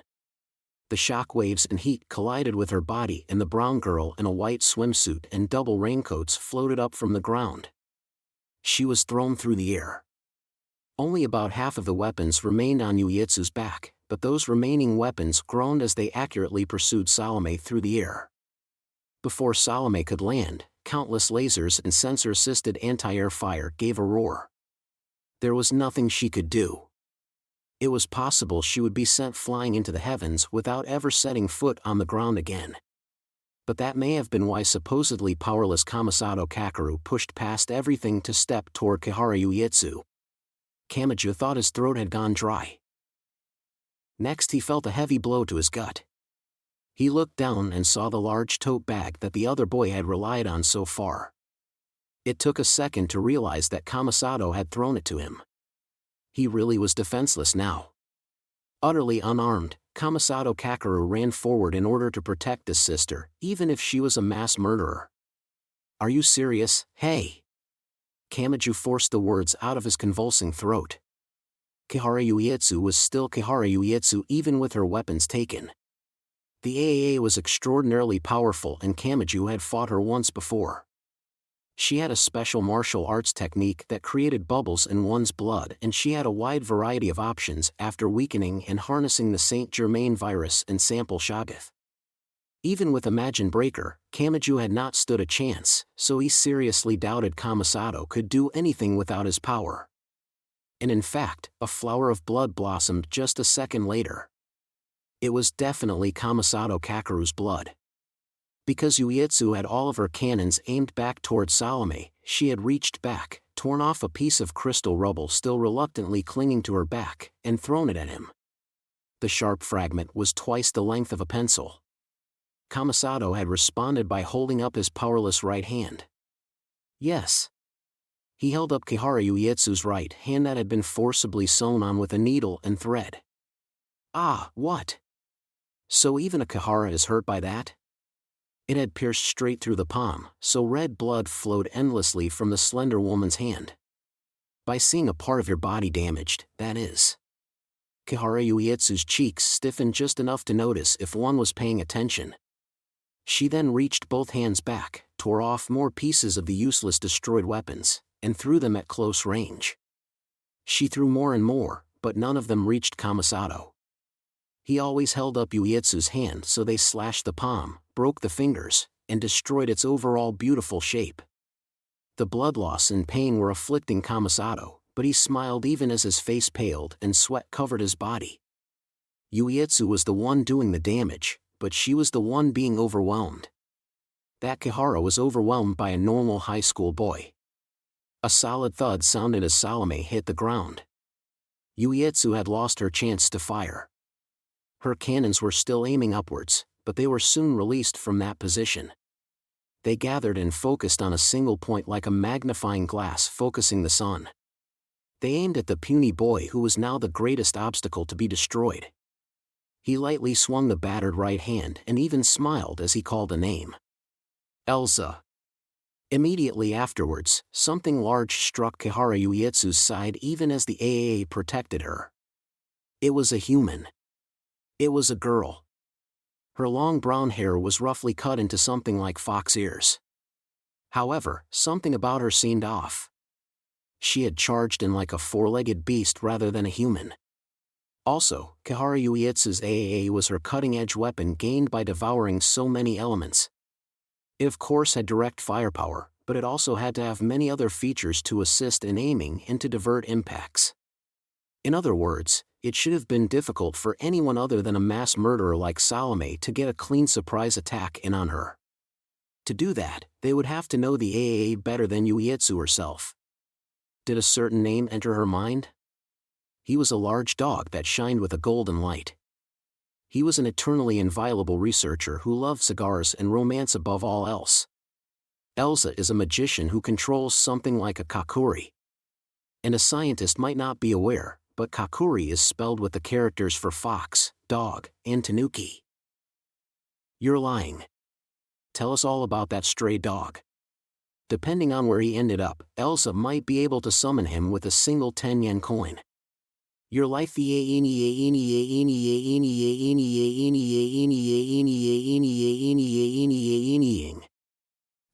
was all Kamachi managed to say.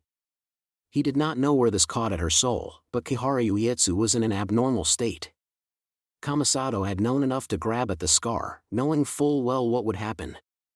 And he had said himself that this was something like a kakuri. That meant it was not actually one.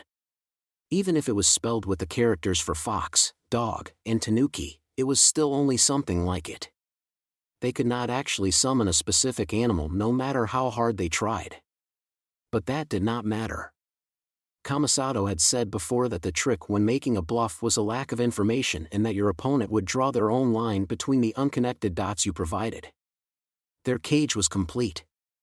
And now that she had been shoved inside the invisible cell, Kiharu Uetsu actually seemed pathetic. Kamasato only had to call some names and the girls rushed in. Kiharu Uetsu was helplessly knocked over along with her AAA and the translucent parts were torn away one after another like ants swarming a doll made of sugar. The armor made of eyeball and claw-like parts, the various cannons, and the thick arms forming the wings were all torn away. The girls of the Kamasato faction all had a solid core as they followed the boy. That meant they lacked conflicting desires and thus the stolen world rejector was useless against them.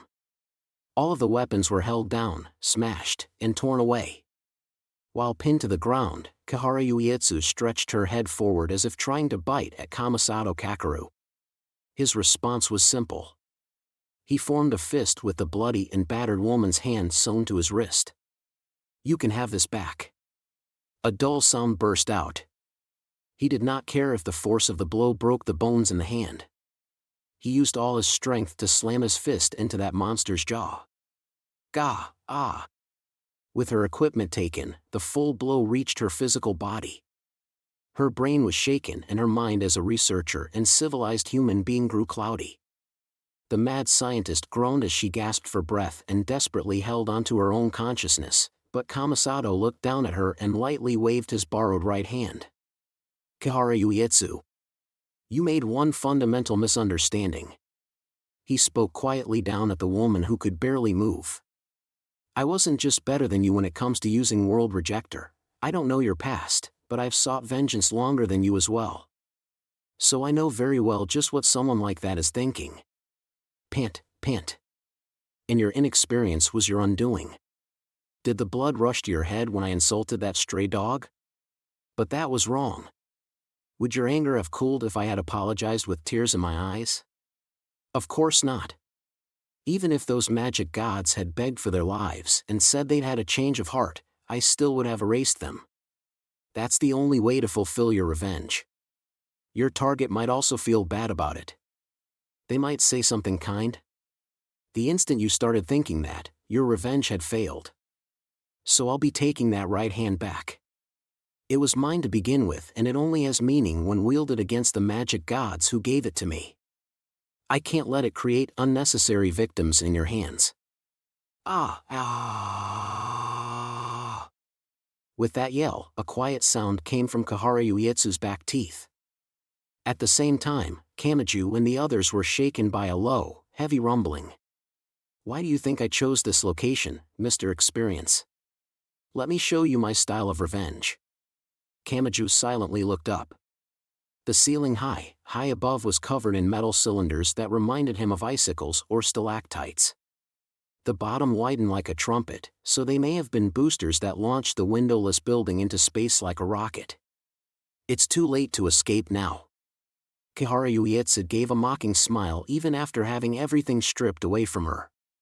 And as someone who knows revenge, I can tell something about you. You've started to waver, haven't you? If revenge was really all you wanted, you would be enraged at having your toy taken and you wouldn't even think about damage to your surroundings. You've gained something else that makes you more than a machine dead set on revenge. You can no longer hold World Rejector. You might even be blown away by your own power the instant you come into contact with the hand. Her voice wavered harshly between strong and weak, but then it grew incredibly peaceful. Unlike you, revenge is all I have. That broke a moment later. She laughed loudly as if the meter had spun the other way. So I won't hesitate to throw my own life away. There is no emergency exit or shelter. Revenge isn't difficult as long that's all you want to accomplish. You just can't take on extra objectives like you did. Kamasato Kakeru's expression did not change. And he once more slammed his stolen fist against Yuietsu's smiling face. With that solid sound, the mad vengeance seeker rolled onto the ground as if he had hit her power switch. The boosters would ignite soon. Once that happened, the entire space would be exposed to heat even more incredible than a crematory. There was not enough time to run away now. The long slope that they had descended was meant to allow the explosively expanding steam to escape. That meant leaving the large space would not bring them to safety. Steam of 100 degrees would catch up to them before they left the slope, and their boiling flesh would create a truly hellish scene. The earth seemed to tremble around them, but Kamasato Kakeru remained calmly silent. He finally spoke. Claire is up above in the fake AAA. Then anyone else who can do it, cut off her right hand and attach mine. But, Oni-chan. One-armed Salome frantically interrupted. She was an eccentric girl who had replaced her entire body with an artificial one without relying on Academy City. Her techniques might be able to attach his hand, but... You heard Kahara Yuietsu, didn't you? Just touching World Rejector could blow you away right now, don't you think? But that's the only way to deal with the boosters overhead. I have to erase them with my power. There are other ways to destroy them. Destroying them will trigger an explosion. Erasing them is the only way. Wait a minute.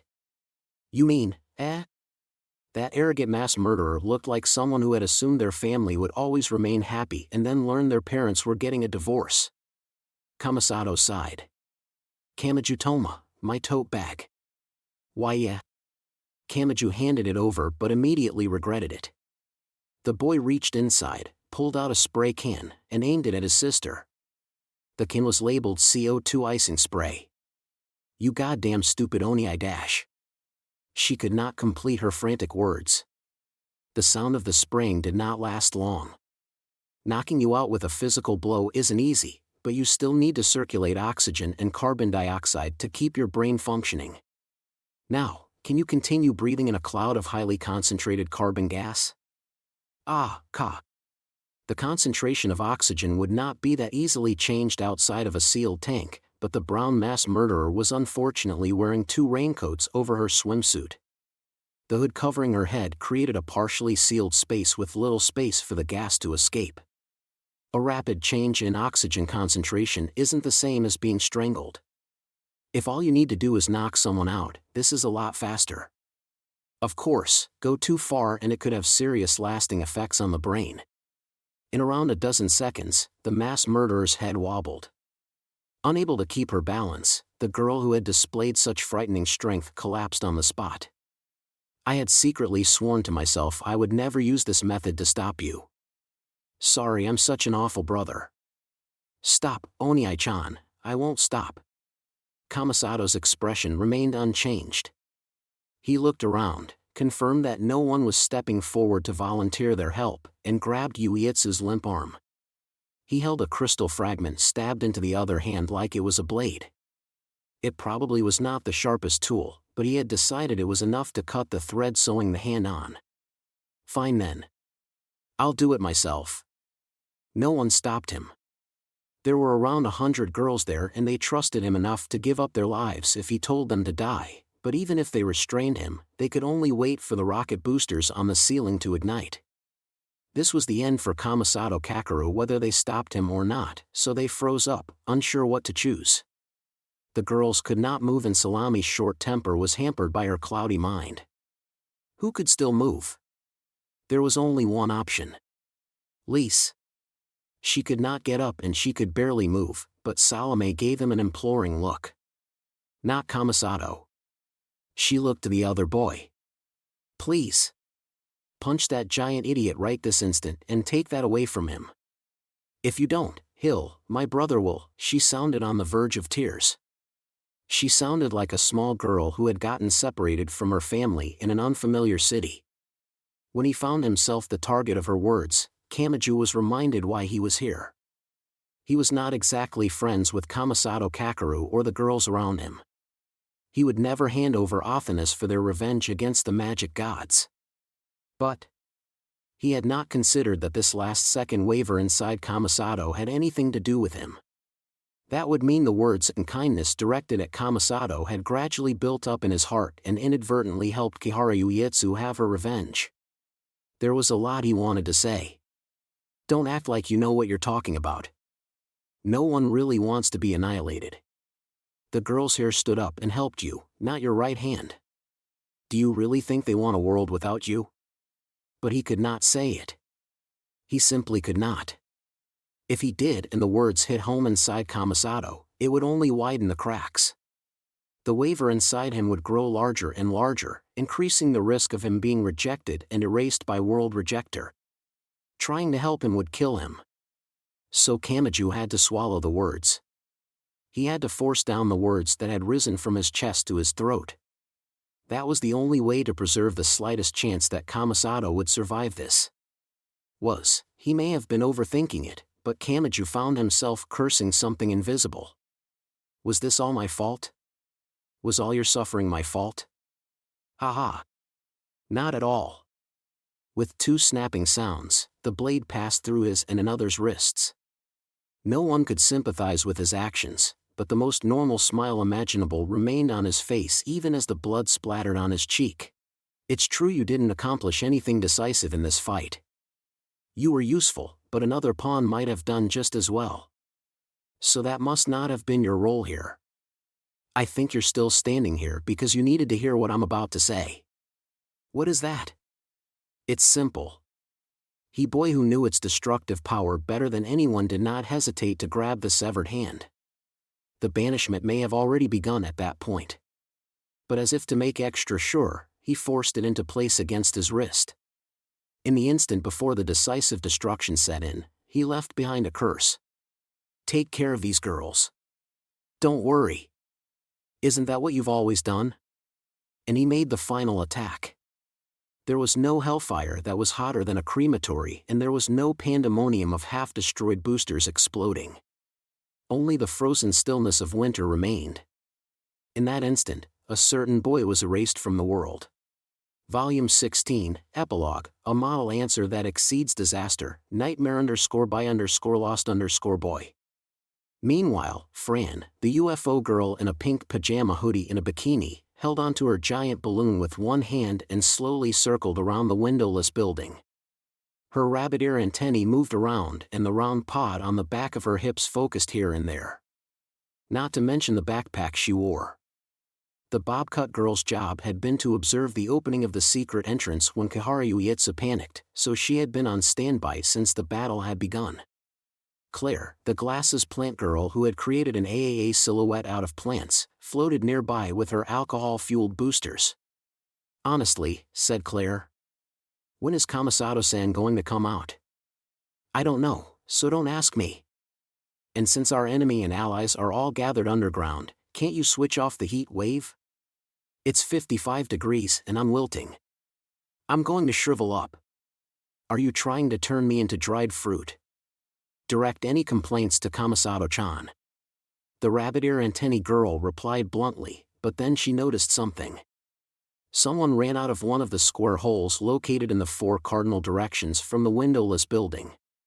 Kamisato-san, no, it's that, what was his name? Kamaji Toma. Fran shook the carrot stoppers at the end of her hoodie's strings and released some of the gas from her balloon.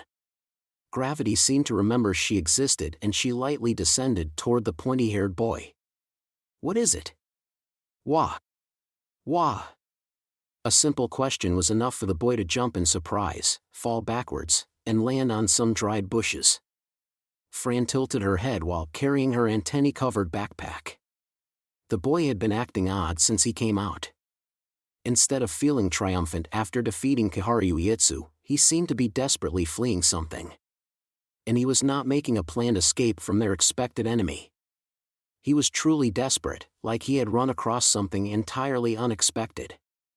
It was like he had seen a ghost or evil spirit. "Where's Kamasato-chan?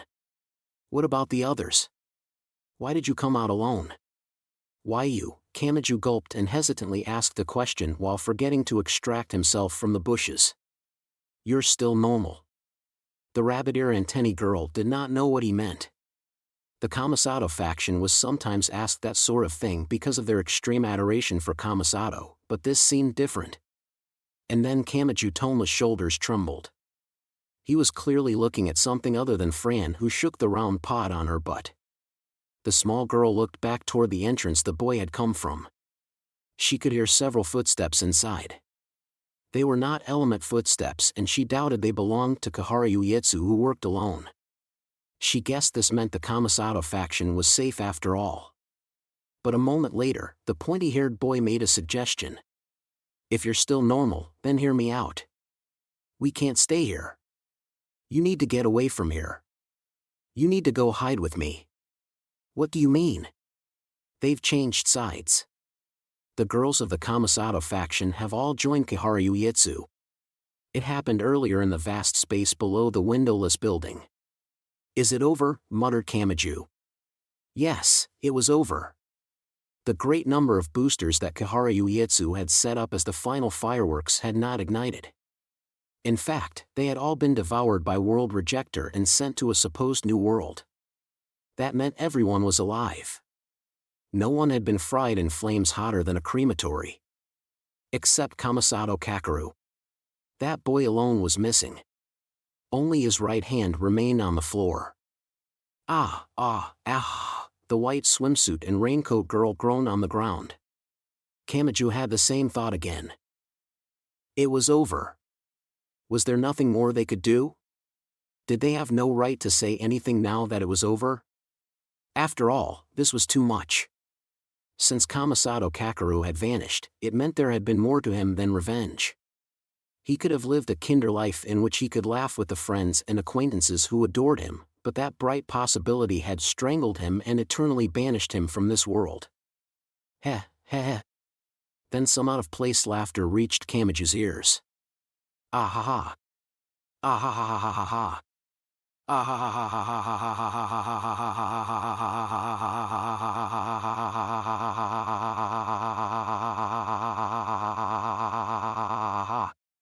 It was Kihara Uetsu. She had been pinned to the ground, her precious AAA had been mostly stripped away, and only the miserable remnants remained of that swimsuit and lab coat woman. A sticky sound came from the stump of her wrist and something half-liquid and half-string shot out. They connected to the hand that Kamasato Kakeru had taken back but never truly reclaimed. The hand was pulled in and sewn on in the blink of an eye. She wiggled the fingers as she laughed. Yes. That was quite amusing. Between good and evil, it was good, but between like and dislike, it was dislike. You don't see that combination every day. Kamasato Kakeru was blown away by his own power. Well, it didn't go entirely as planned, but I'll overlook that since the end result was the same. I have had my revenge. You. Give back my brother's hand. Oh, are you sure you should be saying that? The mass murderer pounced at her like a beast, but Kihara Uetsu got up and held out her right hand. World Rejector was useless against the girls of the Kamasato faction, but Uetsu was not talking about that. The evil inspiration of a Kihara would not stop there. Aren't you forgetting something? Kamasato Kakeru was blown away by this right hand. That is an eternal exile from which he can never return. But this right hand is still the key. If you smash me into mincemeat, you might lose that key along with me. I'm asking if you really want to do that. Yes, this comes with an absolute guarantee that there is not even the slightest chance of him returning, but this is still the final key that might just be able to overturn that, so wouldn't you be cutting Kamasato Kakeru's final lifeline if you did that?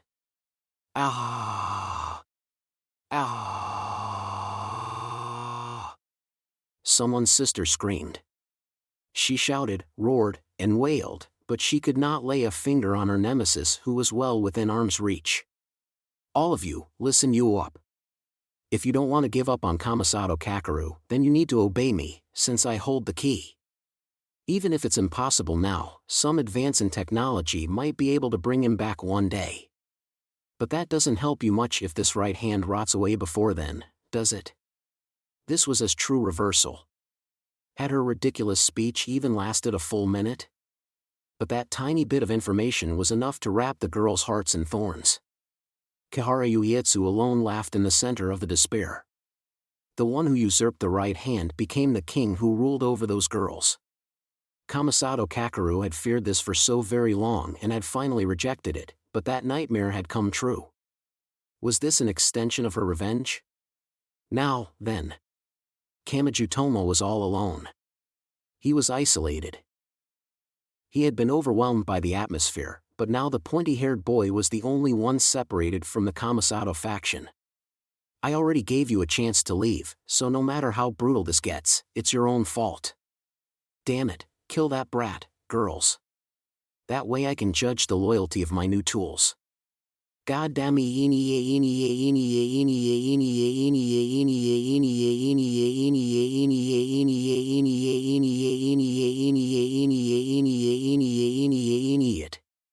He did not want to remember what happened after that.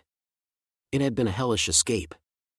Each of those girls used a unique system of special techniques, magic, or esper powers, and they had become an army from hell to hunt down their poor prey. It felt like a miracle he had made it above ground alive. Of course, the girls were probably still hesitating. That may have been what allowed him to survive.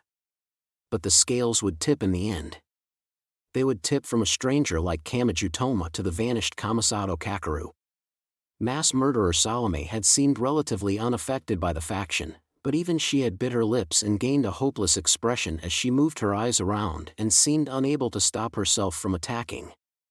He could not blame them. What the girls were doing was wrong, but Kamaju could not blame them given the circumstances. After all, he had been there too. If things had been just a little different, Kamasato may not have been lost. If Kamaju was only standing here thanks to that boy's sacrifice, he needed to think about what that meant. It did not matter if it had been intentional or not. It was still true that Kamajutoma's words had built up inside Kamasato Kakeru and bared their fangs against him in the very, very end. On top of that, he had to think about what to do. What had Kamasato Kakeru said? Was there anything he could do for that boy? He said to take care of them. At the very end, Kamasato smiled and said to take care of those girls. I won't ignore that. I won't let Kihara Uietsu turn the Kamasato faction into her playthings. Whether Uietsu had known it or not, she had fulfilled Kamasato Kakeru's greatest nightmare. This was the greatest insult. Kamaju could not overlook it. He had to prove it was something much kinder and stronger that bound people's hearts together. He felt obligated after being saved by that boy who had worried so very long about this. And then he heard another voice from overhead. I see. So that's what happened to Kamasato-san. Claire? Kamaju looked up. The girl had been waiting in midair with the fake AAA's alcohol boosters, so she had not descended yet. That meant she had not received that shock directly. She had not been bound by that curse directly. She might listen to him like Fran had. Good. I can use as much help as I can get. You help out too. Yes, that's right. I need to think about what I can do to help Kamasato-san. Kamaju was confused, but Fran narrowed her eyes. A moment later, the plant girl was struck by an explosion of light even more frightening than lightning. Kamaju was blinded by the nearby light. As he shouted and writhed around, a small hand tugged at his arm. It was probably Fran, but he could not see her face even from this close. The pajama hoodie and bikini girl whispered to him. Come with me. Claire can regenerate, so that isn't enough to kill her. What? What was that? It's like focusing the sunlight with a magnifying glass. I take the microwaves covering the city and narrow them down onto a single point. The flash you saw wasn't the microwaves. It was like the light from a heated filament. Kamaju could hardly believe it. Or perhaps he should have praised the plant girl who was so tough that something on that scale was needed to bring her down. And blinding him kept him from seeing the approaching despair. It felt nice simply to follow the tug on his hand. The Kamasato faction had joined Kihara Uietsu's side, but this rabbit-ear antennae UFO girl was fine. She would fight alongside him. I would like to confirm a few things. Sure. What happened to Kihara Uietsu? Are the elements still active? They were food meant to build up Kihara Uietsu's AAA. She completed it, but it was destroyed in the end. And I doubt she'll remake it from scratch. After all, she's found a ton of toys she can enjoy a lot more than the AAA. Then I suppose we no longer need the heat wave to suppress the elements. Next, how many of my companions sided with Kihara Uietsu? Pretty much all of them. Salome still seemed hesitant, but she couldn't fight the possibility of Kamasato returning. Putting it in words is sending a chill down my spine again. This means we're up against the entire Kamasato faction that could overpower all of Tokuwadai Middle School. Then one last question. How exactly do you intend to end this? I'm not sure about the specifics, but I only have one goal. Which is? Kihara Uietsu is only able to threaten the Kamasato faction into following her because Kamasato Kakeru was sent to a supposed new world by World Rejector. Kamasato himself said nothing could ever return from that, but Uietsu is intentionally hinting at the possibility. If the right hand is lost, there really will be no chance of him returning, so they have to obey her to keep that possibility alive. He held his aching eyes and forced his eyelids open. A new world. On this entirely unexpected battlefield, only one girl remained to share his fate. He looked to Fran, who shook the rabbit-ear antennae on her head and the round pod on her butt. We need to bring Kamasato Kakeru back ourselves.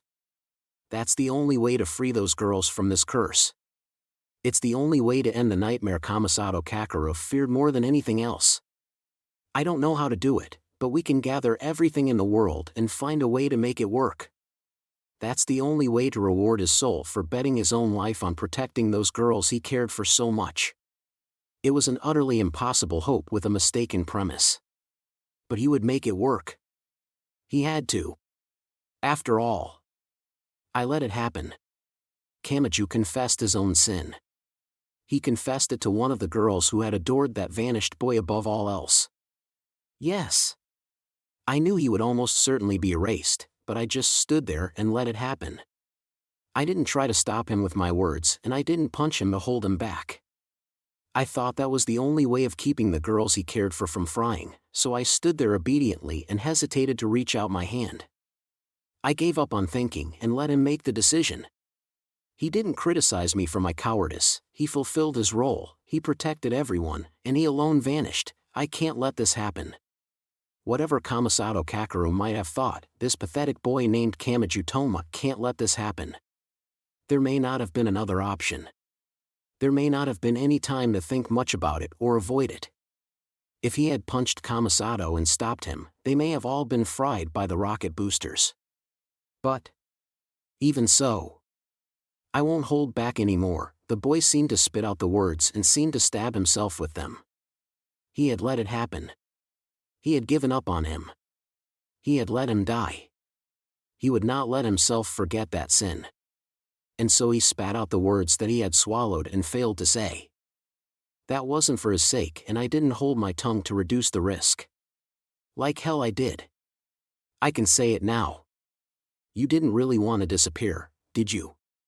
You wanted to stay with the girls who had followed you so far, didn't you? You didn't want to let anyone else have them, and you wanted to keep them for yourself, didn't you?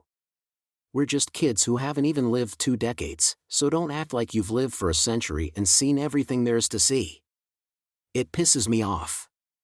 Don't act like you know what you're talking about while you throw away your own life and yet look so satisfied. Let your uglier side show, you idiot.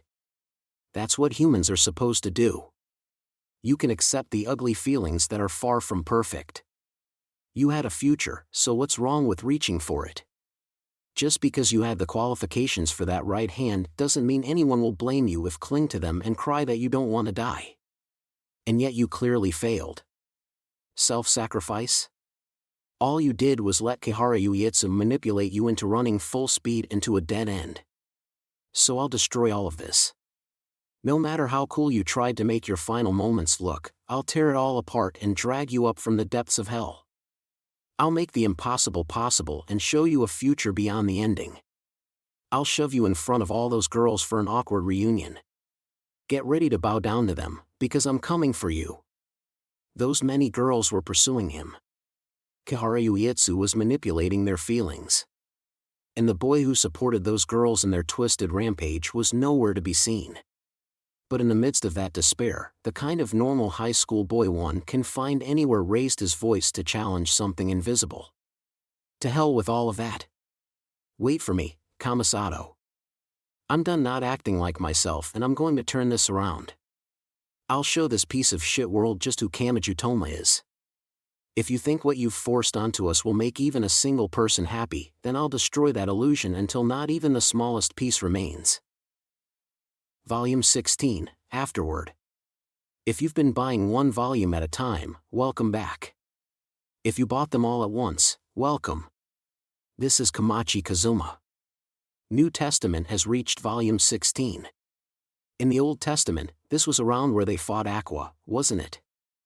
I hope I've been able to make even bigger waves than that, but what did you think of the story this time?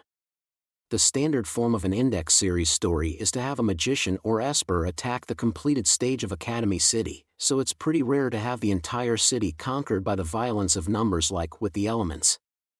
As a combination of translucent crystal and mimicry life forms, the elements use invisibility, which is quite difficult to use in manga or anime.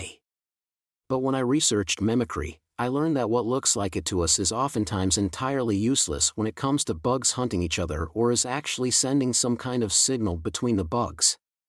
You sometimes find the world is a much deeper place when you research something. The method of dealing with them differed between chapters. Sometimes the characters ran around on the rooftops and other times they slaughtered them with great firepower. By switching between schools and shelters between chapters while remaining in Academy City, I was trying to present the problems and tasks and stages while also showing different faces of the same city, but which chapter's school and shelter spoke to you the most? The idea that the holder of the right hand rules over the girls has been spoken of since Kamasato appeared, but it finally rose to the surface at the ending. And of course we also have Kamaju's response. You could say something similar about New Testament 9, but I wrote this while thinking that Kamachi Toma's courage to say these things, even when he has no realistic basis for it, points to the real meaning in and reason for having him as the protagonist. I'll show this piece of shit world just who Kamachi Toma is. That's a line he wouldn't have been able to say so easily in Volume 1. Now, what did you think? I give my thanks to my illustrator Himura-san and my editors Miki-san, Onodera-san, and Ainen-san. And to continue from last volume, I need to thank Kasai Shin-san for the AA design. Anyway, elements. A city full of barricades and wires. But then there's the girls' swimsuits and the AAA variations. This was probably a difficult volume for the illustrations. I am truly grateful they all went along with my ridiculous demands. And I give my thanks to the readers. This one was divided about half and half between the characters and the situations, and not the locations so much, but what did you think? Thank you for reading this far. It is time to close the pages for now while praying that the pages of the next book will be opened. And I lay my pen down for now. If you let your desire for revenge waver, I guess you're doomed to disappear. Kamachi Kazuma. A perfect miniature garden exists to be utterly destroyed. The world is now faced with a certain problem: go save Kamasato Kakeru.